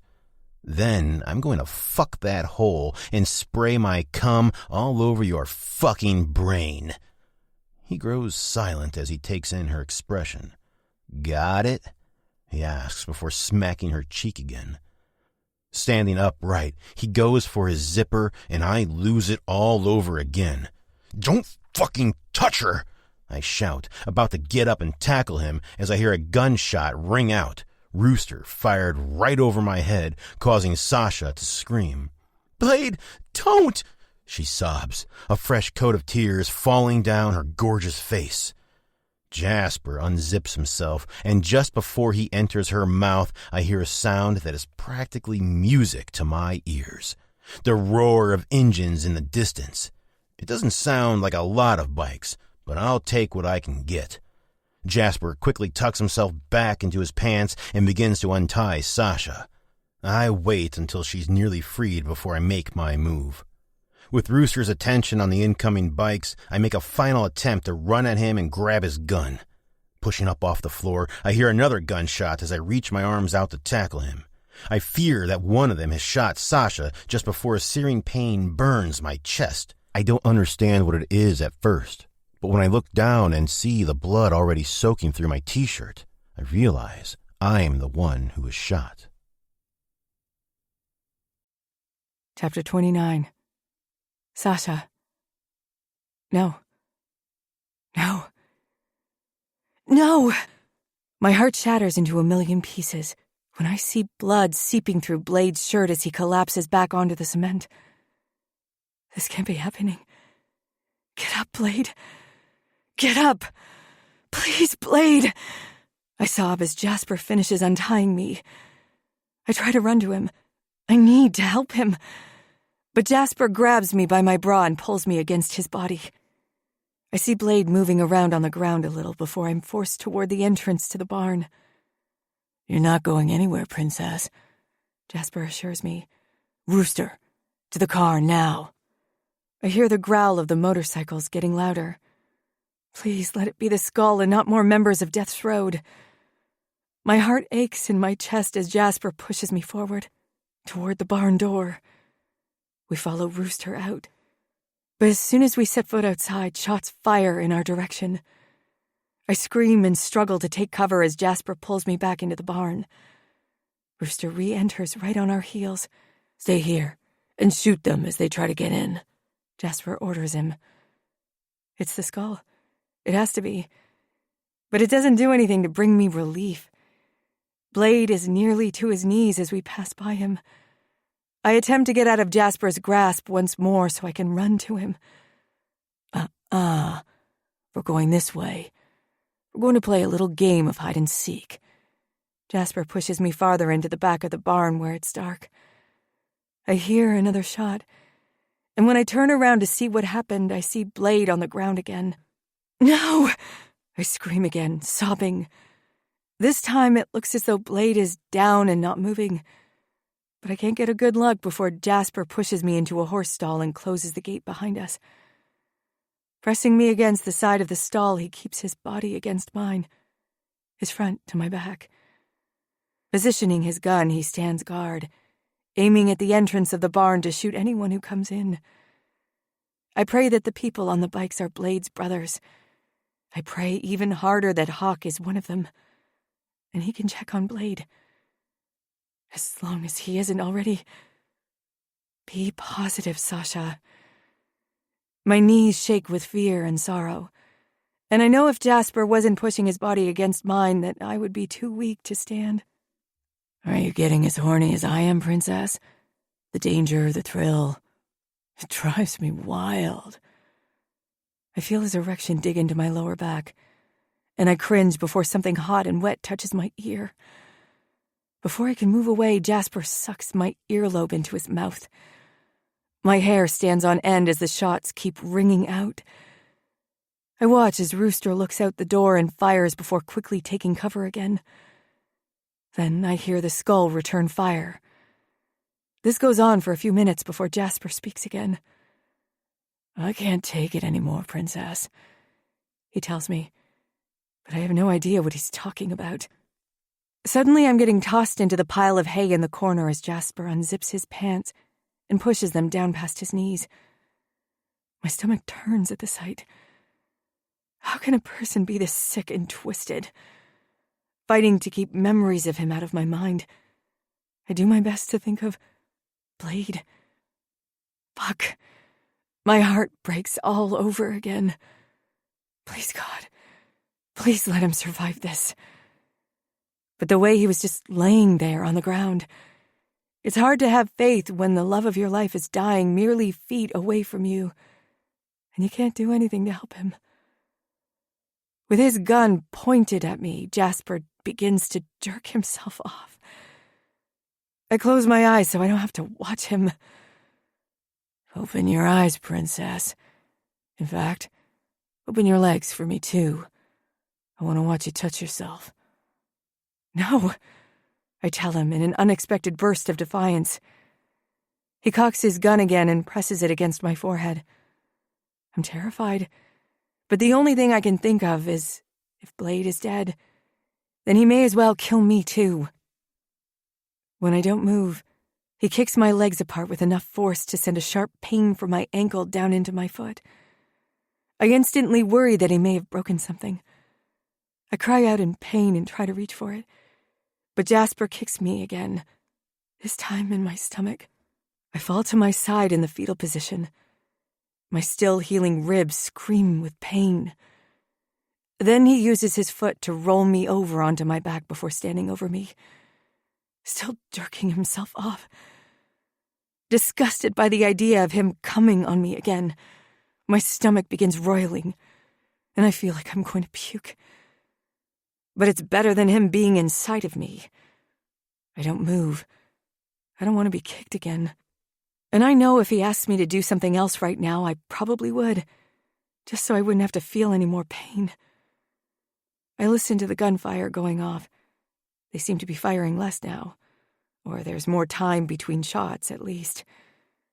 When I focus on Jasper again, I can tell he's getting close because his breathing intensifies and his hooded eyes are unfocused.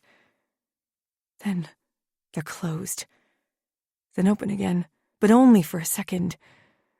My mind screams at me to take advantage of him not being able to see. Don't be stupid, Sasha. He has a gun, and you have to pull the door to this stall to open it. I'll never be able to get out of here before he grabs hold of me or shoots me. But I can't not try. Decided, I wait until he closes his eyes again. It takes a second. But as soon as I see his eyelids lower, I'm up off of the hay. It hurts. My ribs, my ankle, my heart. I shove him to the side of the stall behind the door, and because his pants are around his lower legs, he falls over. "What the fuck?" he shouts as I pull the stall door open. I hear it hit him as he struggles to get up. When the gun goes off, I wait for the pain to hit me. Surely the thin, rotting wood of the door isn't strong enough to stop a bullet. But I don't feel anything. I don't waste time feeling relieved as I hobble across the barn as quickly as possible. I stick to the rear because I don't want Rooster to see me. Ducking between two stacks of hay bales, I crouch down into the shadows. Finally able to, I put my bra back into place as I listen for any nearby sounds. I hear his boots scraping across the dirty floor, and that's when I realize the gunfire has stopped. Why? What's happening? Did they shoot Rooster? Did Rooster take all of them out? Jasper's footsteps are getting closer now, and I hold my breath. I can see him between the jagged pieces of hay sticking out from the bale that I'm hidden behind. I pray he keeps walking. Please don't find me. But how am I going to get out of here? I remember seeing tools or something on one of the walls when we got here. A sickle is no match for a gun, but if I can get to it without being seen, that's never going to happen. Once Jasper continues walking, I stand, ready to sneak to a location that he's already checked. Hopefully he won't do another lap around the barn to look again. I scoot around to the left side of the stack of hay, opposite the direction Jasper just went. Just before I take off back to the other side of the barn, I feel a hard body at my back and a hand clasp over my mouth. I try screaming, but then I hear a voice I recognize whisper in my ear. "Stay quiet. I'm going to get you out of here." I stop struggling, and tears of relief begin to pool in my eyes. Stone. I never in a million years would have thought I'd be so happy to see him. Still with his arms around me, we step farther out from behind the hay. He stops suddenly and pulls me back into the shadows. Letting go of me, he whispers again. "Don't move," he instructs. I hear a rustling of fabrics coming from him, and I wonder what on earth he's doing and why we're not already out the door. "Take my shirt." Oh. If I weren't already so scared, I think I'd be smiling. The gesture that he just made, not to mention coming in here and saving me, speaks volumes. I thread my arms under his and around his torso. "Thank you," I cry into his chest. "You're welcome. But we need to hurry up, Sasha." "Yeah," I agree, letting him go and throwing his shirt over me. Stepping out from behind the hay bales once again, we slowly and quietly walk toward the front of the barn. Stone helps me with my balance as I hobble along. I don't see or hear Jasper anywhere. Where did he go? I peer around Stone and see that Blade is no longer laying on the ground. My breath hitches. Did he get up himself, or did someone come in here and carry him out? Where are the rest of the skull, and why didn't they all charge in here? I look toward the door, and I see Rooster laying on the grass just outside of the barn. A bullet hole through his head. One down, one to go. I don't like that Jasper appears to be nowhere around. Something isn't right. I look behind me as Stone helps me to the door. That's when I see Jasper step into the light from the back of the barn, gun raised and a look of hatred on his face as he shoots daggers at Stone. "Stone, look out!" I scream. He stops in his tracks and looks behind him. Without hesitation, he curls his body around mine at the same moment that the gun goes off. A second later, I hear another shot. But this one comes from the opposite direction. Something heavy collapses onto the floor as Soko sprints through the door of the barn. "Don't even think about it, motherfucker," he threatens. I hear another gunshot and I scream. As Stone releases my body, I begin shaking. I've reached my limit. I truly think my fear and anxiety is going to pull me under and swallow me whole. When I turn around, I see a little blood dripping down Stone's arm. He took a bullet for me? "Are you okay?" he asks me, but I don't answer. I don't know how. Shouldn't I be asking him that? But I assume he's okay because he seems to have his wits about him, unlike me. I just stare at him for a moment before my eyes travel to Soko and Jasper. Pretty Boy jogs into the barn next and helps Soko with him. He's cradling his blood-covered hand to his chest. Soko must have shot him in the hand to keep him from shooting at Stone, or anyone else, again. I don't see a gun anywhere near him anymore. Soko and Pretty Boy tear him off the ground and force him onto his knees in front of Stone and me. As Soko keeps him in place with a gun to his head, Pretty Boy comes over to Stone and me. "You good, man?" "Just grazed me," Stone answers. "I'll be fine." Pretty Boy looks at me next and asks the same question. "And are you okay?" I look at him as I consider his question. I begin. "I don't know." "Well, this may help you feel better." He picks up my hand and places the butt of his gun in it. When I hit him with a questioning glance, he helps me wrap my hand around the gun. "Hold it tight, but don't touch the trigger yet." He slowly walks me over, so I am standing in front of Jasper. The light streaming down on him as if God himself has sent me a beacon. I stare from Jasper to Soko.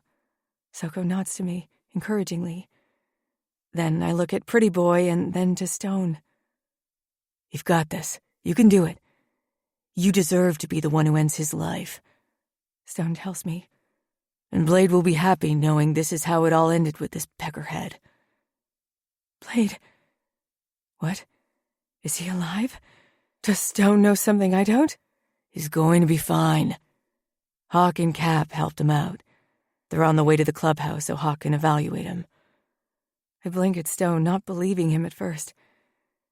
"Please don't lie to me," I cry. "I can't handle that heartbreak." "I'm not lying to you, Sasha. Hawk said he'll be just fine."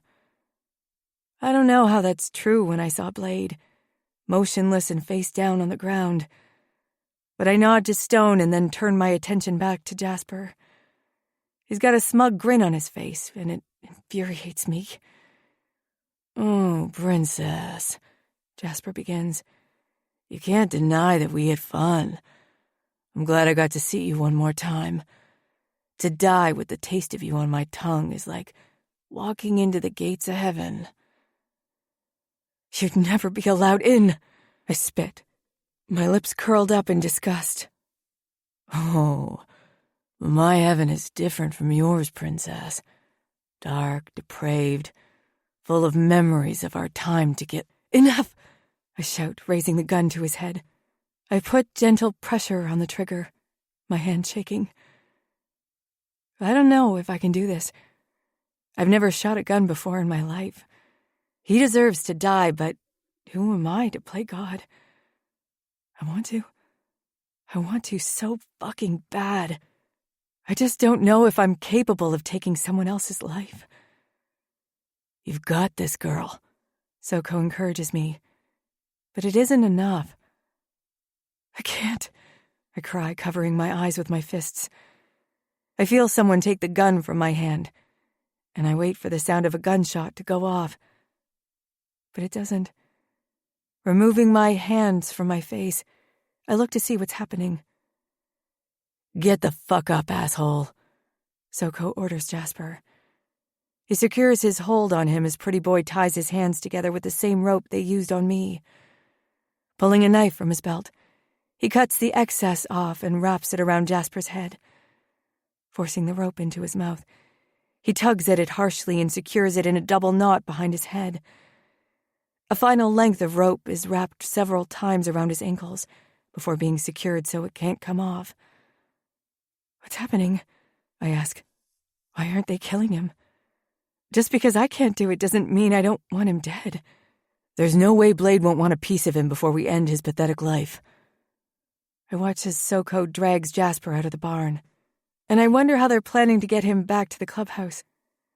I'd imagine it's tricky to haul a prisoner on a motorcycle. Before I overthink it, I feel a hand lightly caress my back. "Let's head home, sweetheart," Stone commands. Without hesitation, Pretty Boy hoists me into his arms and carries me to their bikes that are sitting outside the barn. I get ready to protest that there is no way I can hang on the back of a bike right now. But Pretty Boy passes them by and places me in the front seat of a car. It hadn't occurred to me that they brought a car with them. I wonder if that's how they got Blade home, too. I would have thought they'd all come by motorcycle. "I'll be right back, okay?" he assures me. He walks to the back of the car, and I both hear and feel a thump in the trunk. I think I figured out how they're getting Jasper home. I stare at the two bikes in front of me and recognize the one on the right to be Blade's. As Pretty Boy gets back into the car, I ask him about it. "How are you going to get Blade's bike back to the clubhouse?" "Soko is going to drive it. He rode up with me.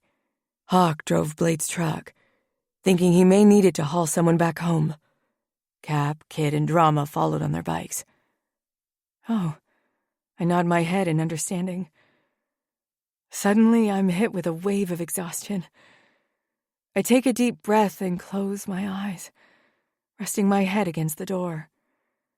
On the way home, I think about everything that just happened. First and foremost, I have to see Blade. I need to be by his side. I have to see for myself that he's going to be okay. I also think about how protected and supported I felt by Stone, Pretty Boy, and Soko.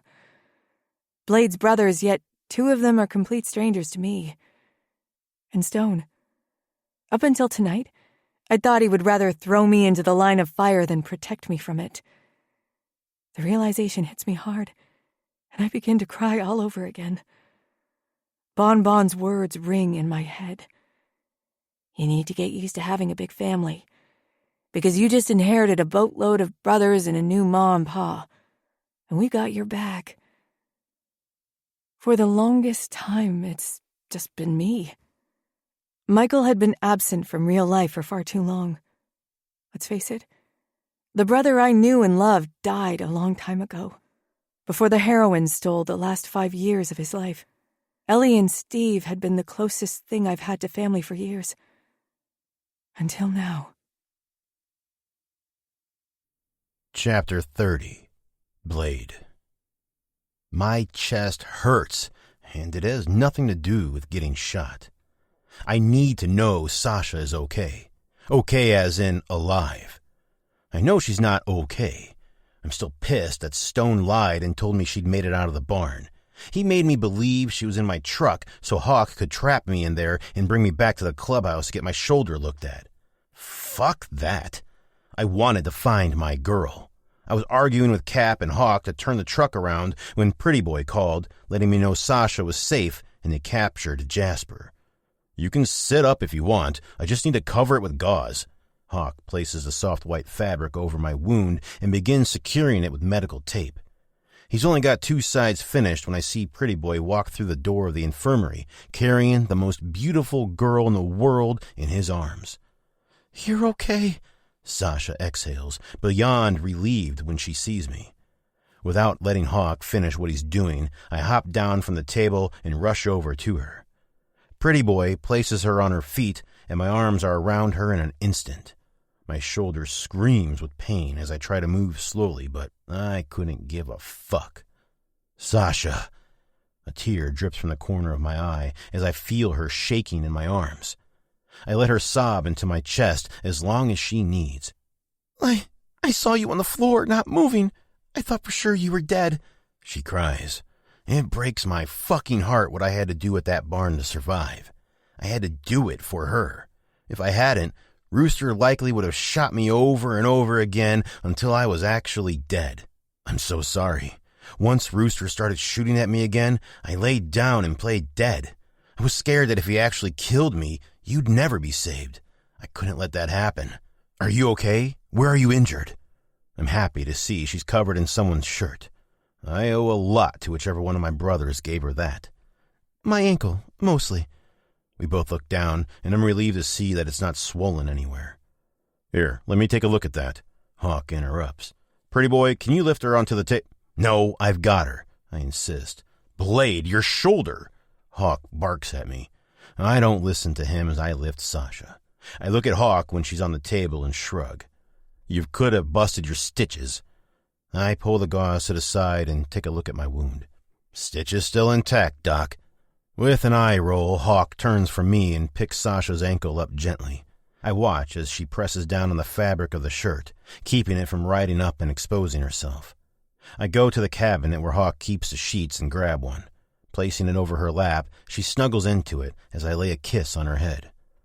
So what happened? I walk to the counter next to Pretty Boy and lean against it. Stone went after her. After he found her, Jasper fired a shot off, and it grazed his arm. He's barely bleeding. He reassures me. Sasha sucks air in between her teeth, pulling my attention back to her. Hawk continues gently prodding the area around her ankle bone. I move back to the table and grab hold of Sasha's hand. Stone going to be okay? I ask Pretty Boy a moment later. I'm still mad he lied, but that doesn't mean I'm not worried about him. Yeah, he should be here any minute. He and Soko are putting Jasper down in the basement now. The moment his name leaves Pretty Boy's lips, I want to run down there and tear his fucking face off. But I can't. I need to cool off. I need to save my energy in order to give him the kind of punishment he deserves. Sasha? I turn my head as Maggie enters from the adjoining room. Oh my God. She hurries over to the table and wraps Sasha in a hug. I am so sorry. Are you all right? I watch as Sasha shrugs lightly and hiccups with another sob. Seeing Maggie reminds me that we promised the bastards that they would get a hand in ending Jasper. Fuck. I don't want to wait. This is happening, and it's happening tonight. Maggie, any chance you can get your father on the phone for me? Both she and Sasha stare at me quizzically. Jasper is downstairs. We made a deal with your father that we would take care of him together. Oh, she looks surprised. Sure. Hawk, can I use your phone? Without letting go of Sasha's ankle, he reaches into his pocket and hands his phone over to her. She taps the phone's screen a few times before putting it up to her ear. I can hear it ringing through the earpiece from across the table. I look down at Sasha's hand in mine and rub my thumb across her skin. After a minute, Maggie pulls the phone from her ear. He didn't answer. It's not fractured. I don't see any swelling or other signs of a break. I'll wrap it for you, and I'd say stay off of it for the rest of the night. Elevate and ice it, okay? Sasha nods, and I squeeze her hand reassuringly. Before Maggie has a chance to hand Hawk his phone back, I stop her.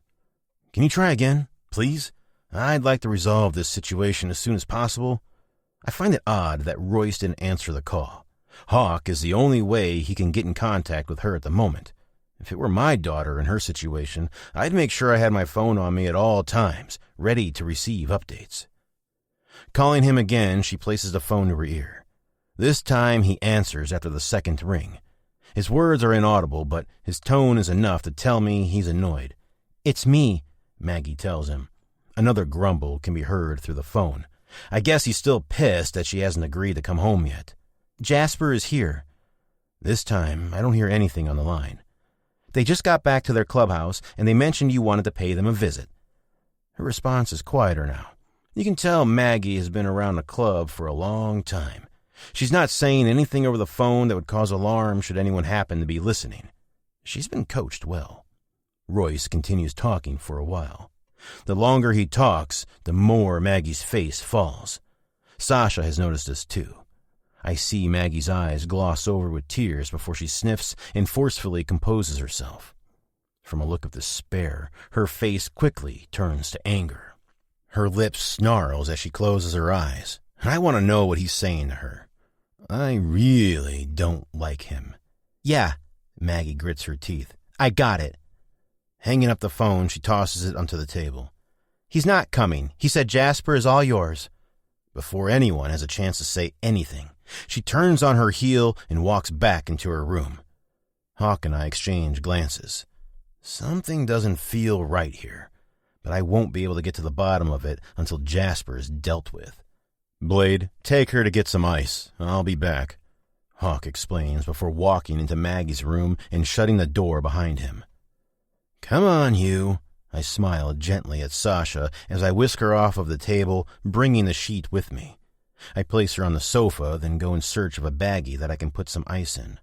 What you need, baby? Bon asks as she gets to the top of the basement steps. A baggie for ice. Sasha needs some for her ankle. I'll get it for ya. Go have a seat. Thanking her, I go back and join Sasha on the sofa. Hey. I lift her chin after I'm seated and stare into her eyes. I was terrified I'd never get the opportunity to do this ever again. We say so many things to one another without actually saying a thing. When Bon brings the ice over, I delicately place it over her injured foot. I stare at the ice for a few minutes, thinking that I should have been the one with her tonight. Kid didn't do anything wrong. In fact, he was incredible. His quick thinking is what saved Sasha tonight. Finally, I break the silence. I feel like such a piece of shit, Sasha. I wipe away a tear as it slides down my cheek. Why? This isn't your fault. I knew I should have gone with you today.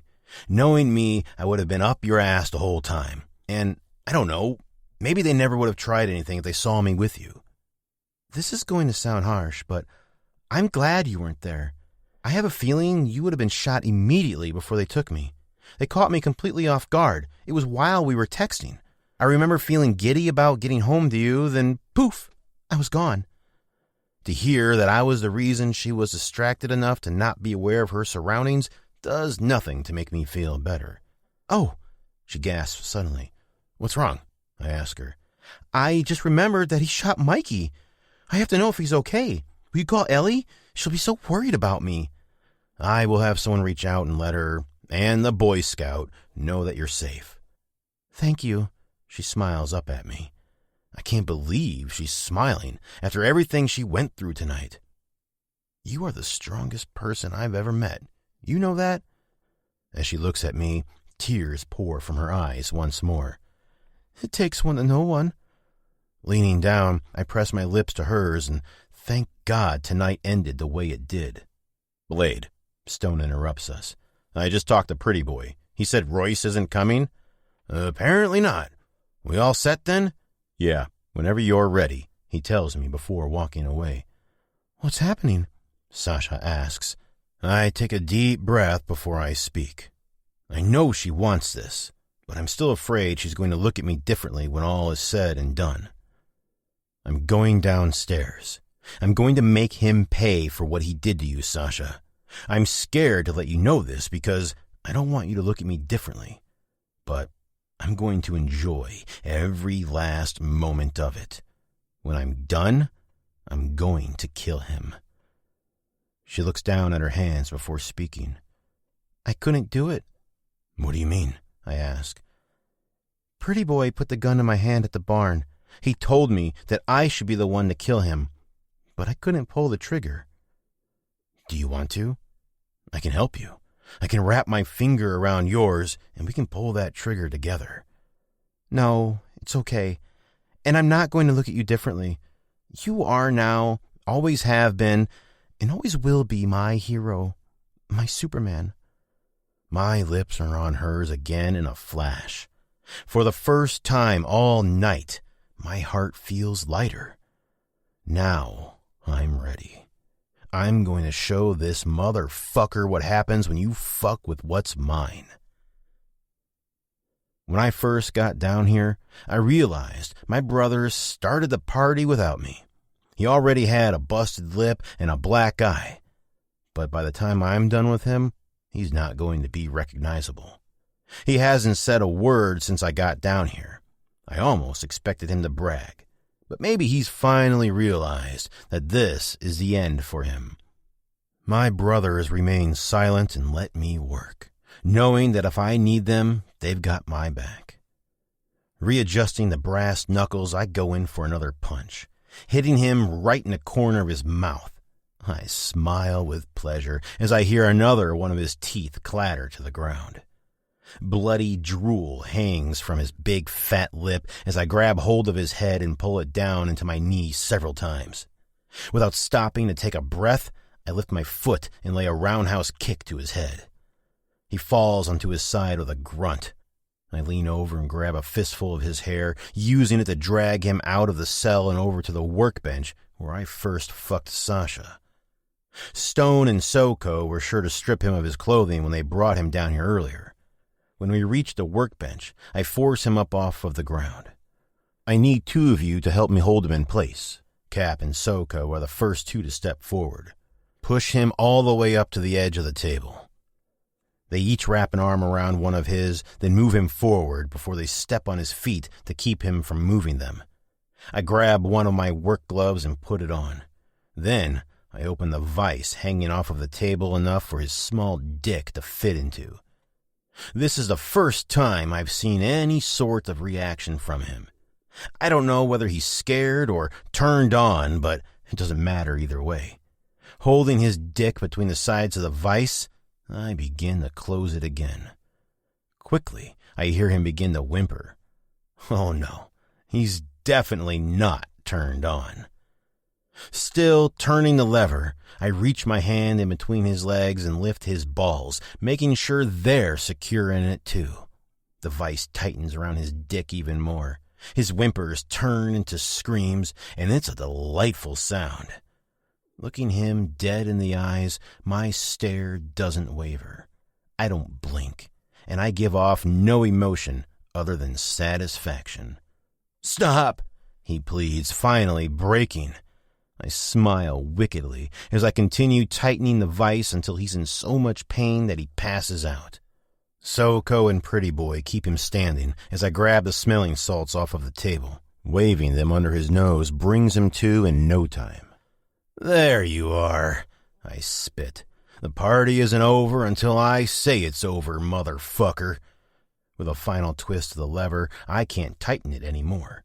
As he screams in pain again, I hock the biggest loogie I can, then spit it straight into his mouth. A reminder of him forcing Sasha to do something earlier floats into my head. I hold his nose shut and force his mouth closed. I don't let go until he swallows. As soon as he does, I land a hard punch to his throat. When he finally catches his breath, he pleads with me again. "Please," he pants, barely able to talk due to the pain. "No more."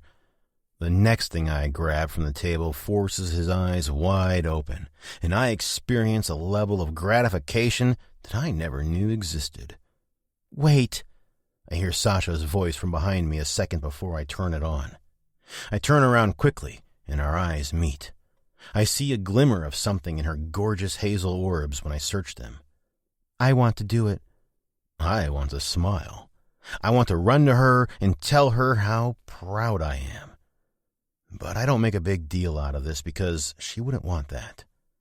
Jasper's dazed expression lets me know he's close to passing out again. I reach over and slap him hard on the cheek several times to wake him up. "Oh, no you don't. We're just getting to the good part, you worthless piece of shit." Placing the saw down on the table, I walk to her and help her hobble over. I put the saw in her hands and give her a quick tutorial. "Flip this up to turn off the safety and pull the trigger," I explain. "Easy enough, right?" She nods her head but doesn't say anything. "Oh, wait 1 second, I instruct her.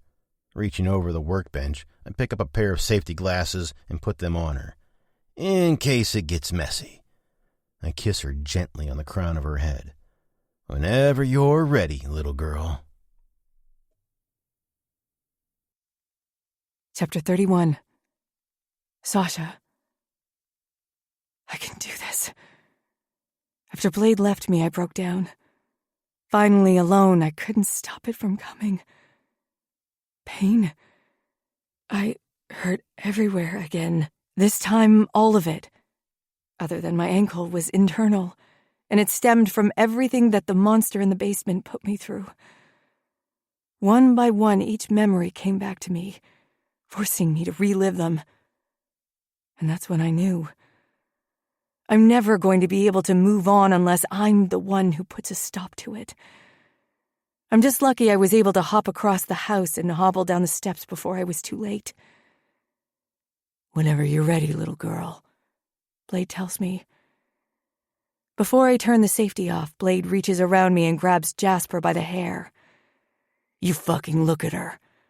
She's gonna be the last fucking face you see before you die." When I first got down here, the metallic scent in the air hit me like a brick wall. Jasper is in bad shape. Really bad. Normally, I can't handle gore, but not tonight. Tonight, it's what I crave. "You can do this, Sasha," Blade encourages me. "You need to do this. It's the first step in your final journey of healing. You deserve it.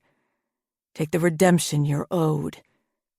I don't want to tell him that his pep talk isn't necessary, but I can't bring myself to admit to him how much I'm looking forward to this. "Pretty," Jasper whispers weakly. I narrow my eyes at him, and he does it again. "Pretty." I don't know what he's saying, but I'm sure whatever it is, he's trying to fuck with me. "Pretty, pretty princess," he finally gets out. His words are like some sort of magic incantation, like fucking open sesame. Suddenly, I can't switch the safety off fast enough. A second later, I'm squeezing the trigger as hard as I can. The saw comes to life, and as I lower it toward his dick, the scenes continue to replay in my mind. His fingers pushing through me, his tongue diving between my legs. The moment he first pushed his dick inside of me, the memories invade my mind, and I scream with indignation as I bring the saw down, cutting his dick free from his body. Soko and Cap continue to hold him upright as blood begins to pour from his pelvic region. He's still alive, but barely. I have to work fast. "Drop him," I demand. Without an ounce of hesitation, they do as I say. Quickly, I loosen the vise and catch his dick as it falls to the ground. Walking back over to Jasper, I straddle him and bend over so he can see me good and clear. His eyes are closing a little, so I backhand him across the face, just like he did to me. "Wake up!" His eyes shoot open as I make contact. "You want to know what it feels like to choke on a dick, motherfucker?" I drop my knees to the ground, letting my body fall hard onto his chest. Grabbing onto his jaw, I pull it down as hard as I can. And I delight in the cracking sound I hear as it dislocates from his skull. He wails in pain and it spurs me on. I feed his dick into his mouth, pushing it as far as it can go. Then I force it a little more until I hear the high-pitched whistle of air. That's when I know I'm close. One final push, and then I slam his jaw shut and hold his nose closed. Weakly, he tries to fight from beneath me, but he's lost too much blood, and the pain is too great. It's not enough, if you ask me. At this point, I can hold him down without any assistance from the guys. I lock my eyes on his and don't dare look away. It takes a little longer until he stills, and I see the last flicker of life fade out of his cold eyes. I feel a pair of hands grip my upper arms and pull me off of Jasper's lifeless body. As soon as I'm upright again, I realize that I'm sobbing. I thought my anger would melt away the moment Jasper took his last breath. I was very wrong. I take in the scene before me as I stand, breathing heavily over him. As my eyes drown in tears, I turn and hide my face in Blade's chest. My knees go weak, but he catches me before I fall and carries me all the way up to his room. Placing me in his bed, he crawls in beside me and holds me tight. My sobs rack my body so hard it hurts. But it's nothing compared to the pain Jasper caused me. Good morning, little girl. Blade's voice wakes me up gently from a dead sleep. I rub the sleep from my eyes as I yawn. I brought you some breakfast. The smell hits my nose, and it feels like 2 boulders are rolling around in my stomach. I can't remember the last time I was this hungry. Thank you, I tell him, sitting up. He passes me a plate and places a cup of coffee on the nightstand. Smells delicious. I cut a piece of pancake with my fork and take a bite. Bon Bon makes the best pancakes. I'm going to have to ask her for the recipe. Blade reaches up and curls my bedhead hair behind my ear. My eyes flit from my plate to him. How are you this morning? He asks. I consider Blade's question for a minute before answering. I'm not sure what I feel. It's something I'm not used to, but it seems almost pleasant. I don't know exactly, but I don't feel sad. Blade smiles at me. That makes me happy. I wasn't sure how you felt about what happened last night. Do you want or need to talk about anything? Placing my plate on the nightstand, I wipe the corner of my mouth with a napkin before I answer. Remember how you were scared I would think differently of you? Yeah, he answers nervously. I guess I feel the same way. I don't regret anything that happened. Does that make me a horrible person? No, Sasha, absolutely not. What happened to you, what he did to you, I think he got off too easy. You were fantastic. Tears leak from my eyes when I see pride shining from his. I think you were in shock. I nod my head in agreement. It was like a vortex of emotion that desperately needed to be exorcised from my body. I don't really know how to explain it. I feel light, as though something passed through my body, filtered out all of the bad, and left everything that's good behind. For the first time in a very long time, I don't feel like the weight of the world is threatening to drown me. I feel like everything is going to be okay. It is going to be okay, little girl, because we have each other. We've been through some shit, there's no denying that. But I feel like the worst of our problems are already behind us. I'm looking forward to seeing what our future holds. He reaches a hand out and cups my cheek. Wiping a tear away, he pulls me in for a kiss. I climb onto my knees as his soft lips glide across mine, and I let his words sink in. We've been through the absolute worst of it. We will never again experience anything as bad as what we've already been through together. And if I'm wrong, if there is some greater force out there that we've yet to go up against, I know we will survive that too, unequivocally. We've both led challenging lives, and we got through them with little help from anyone else. We struggled. We fought a hard fight, and we came out much stronger individuals on the other side. But we're not alone anymore. Out of all the people in the world, my soul called out to his. His soul matched mine. Individually, we are strong. Together, we're unstoppable. This has been The Devil's Redemption, written by Murphy Wallace, performed by Michael Norman Johnson and Angelina Rocca. This audiobook has been produced and published by Pink Flamingo Productions in 2023. No part of this audiobook can be copied or played for an audience. To find out more about Pink Flamingo Productions and our collection of work, please visit www.pinkflamingoproductions.com.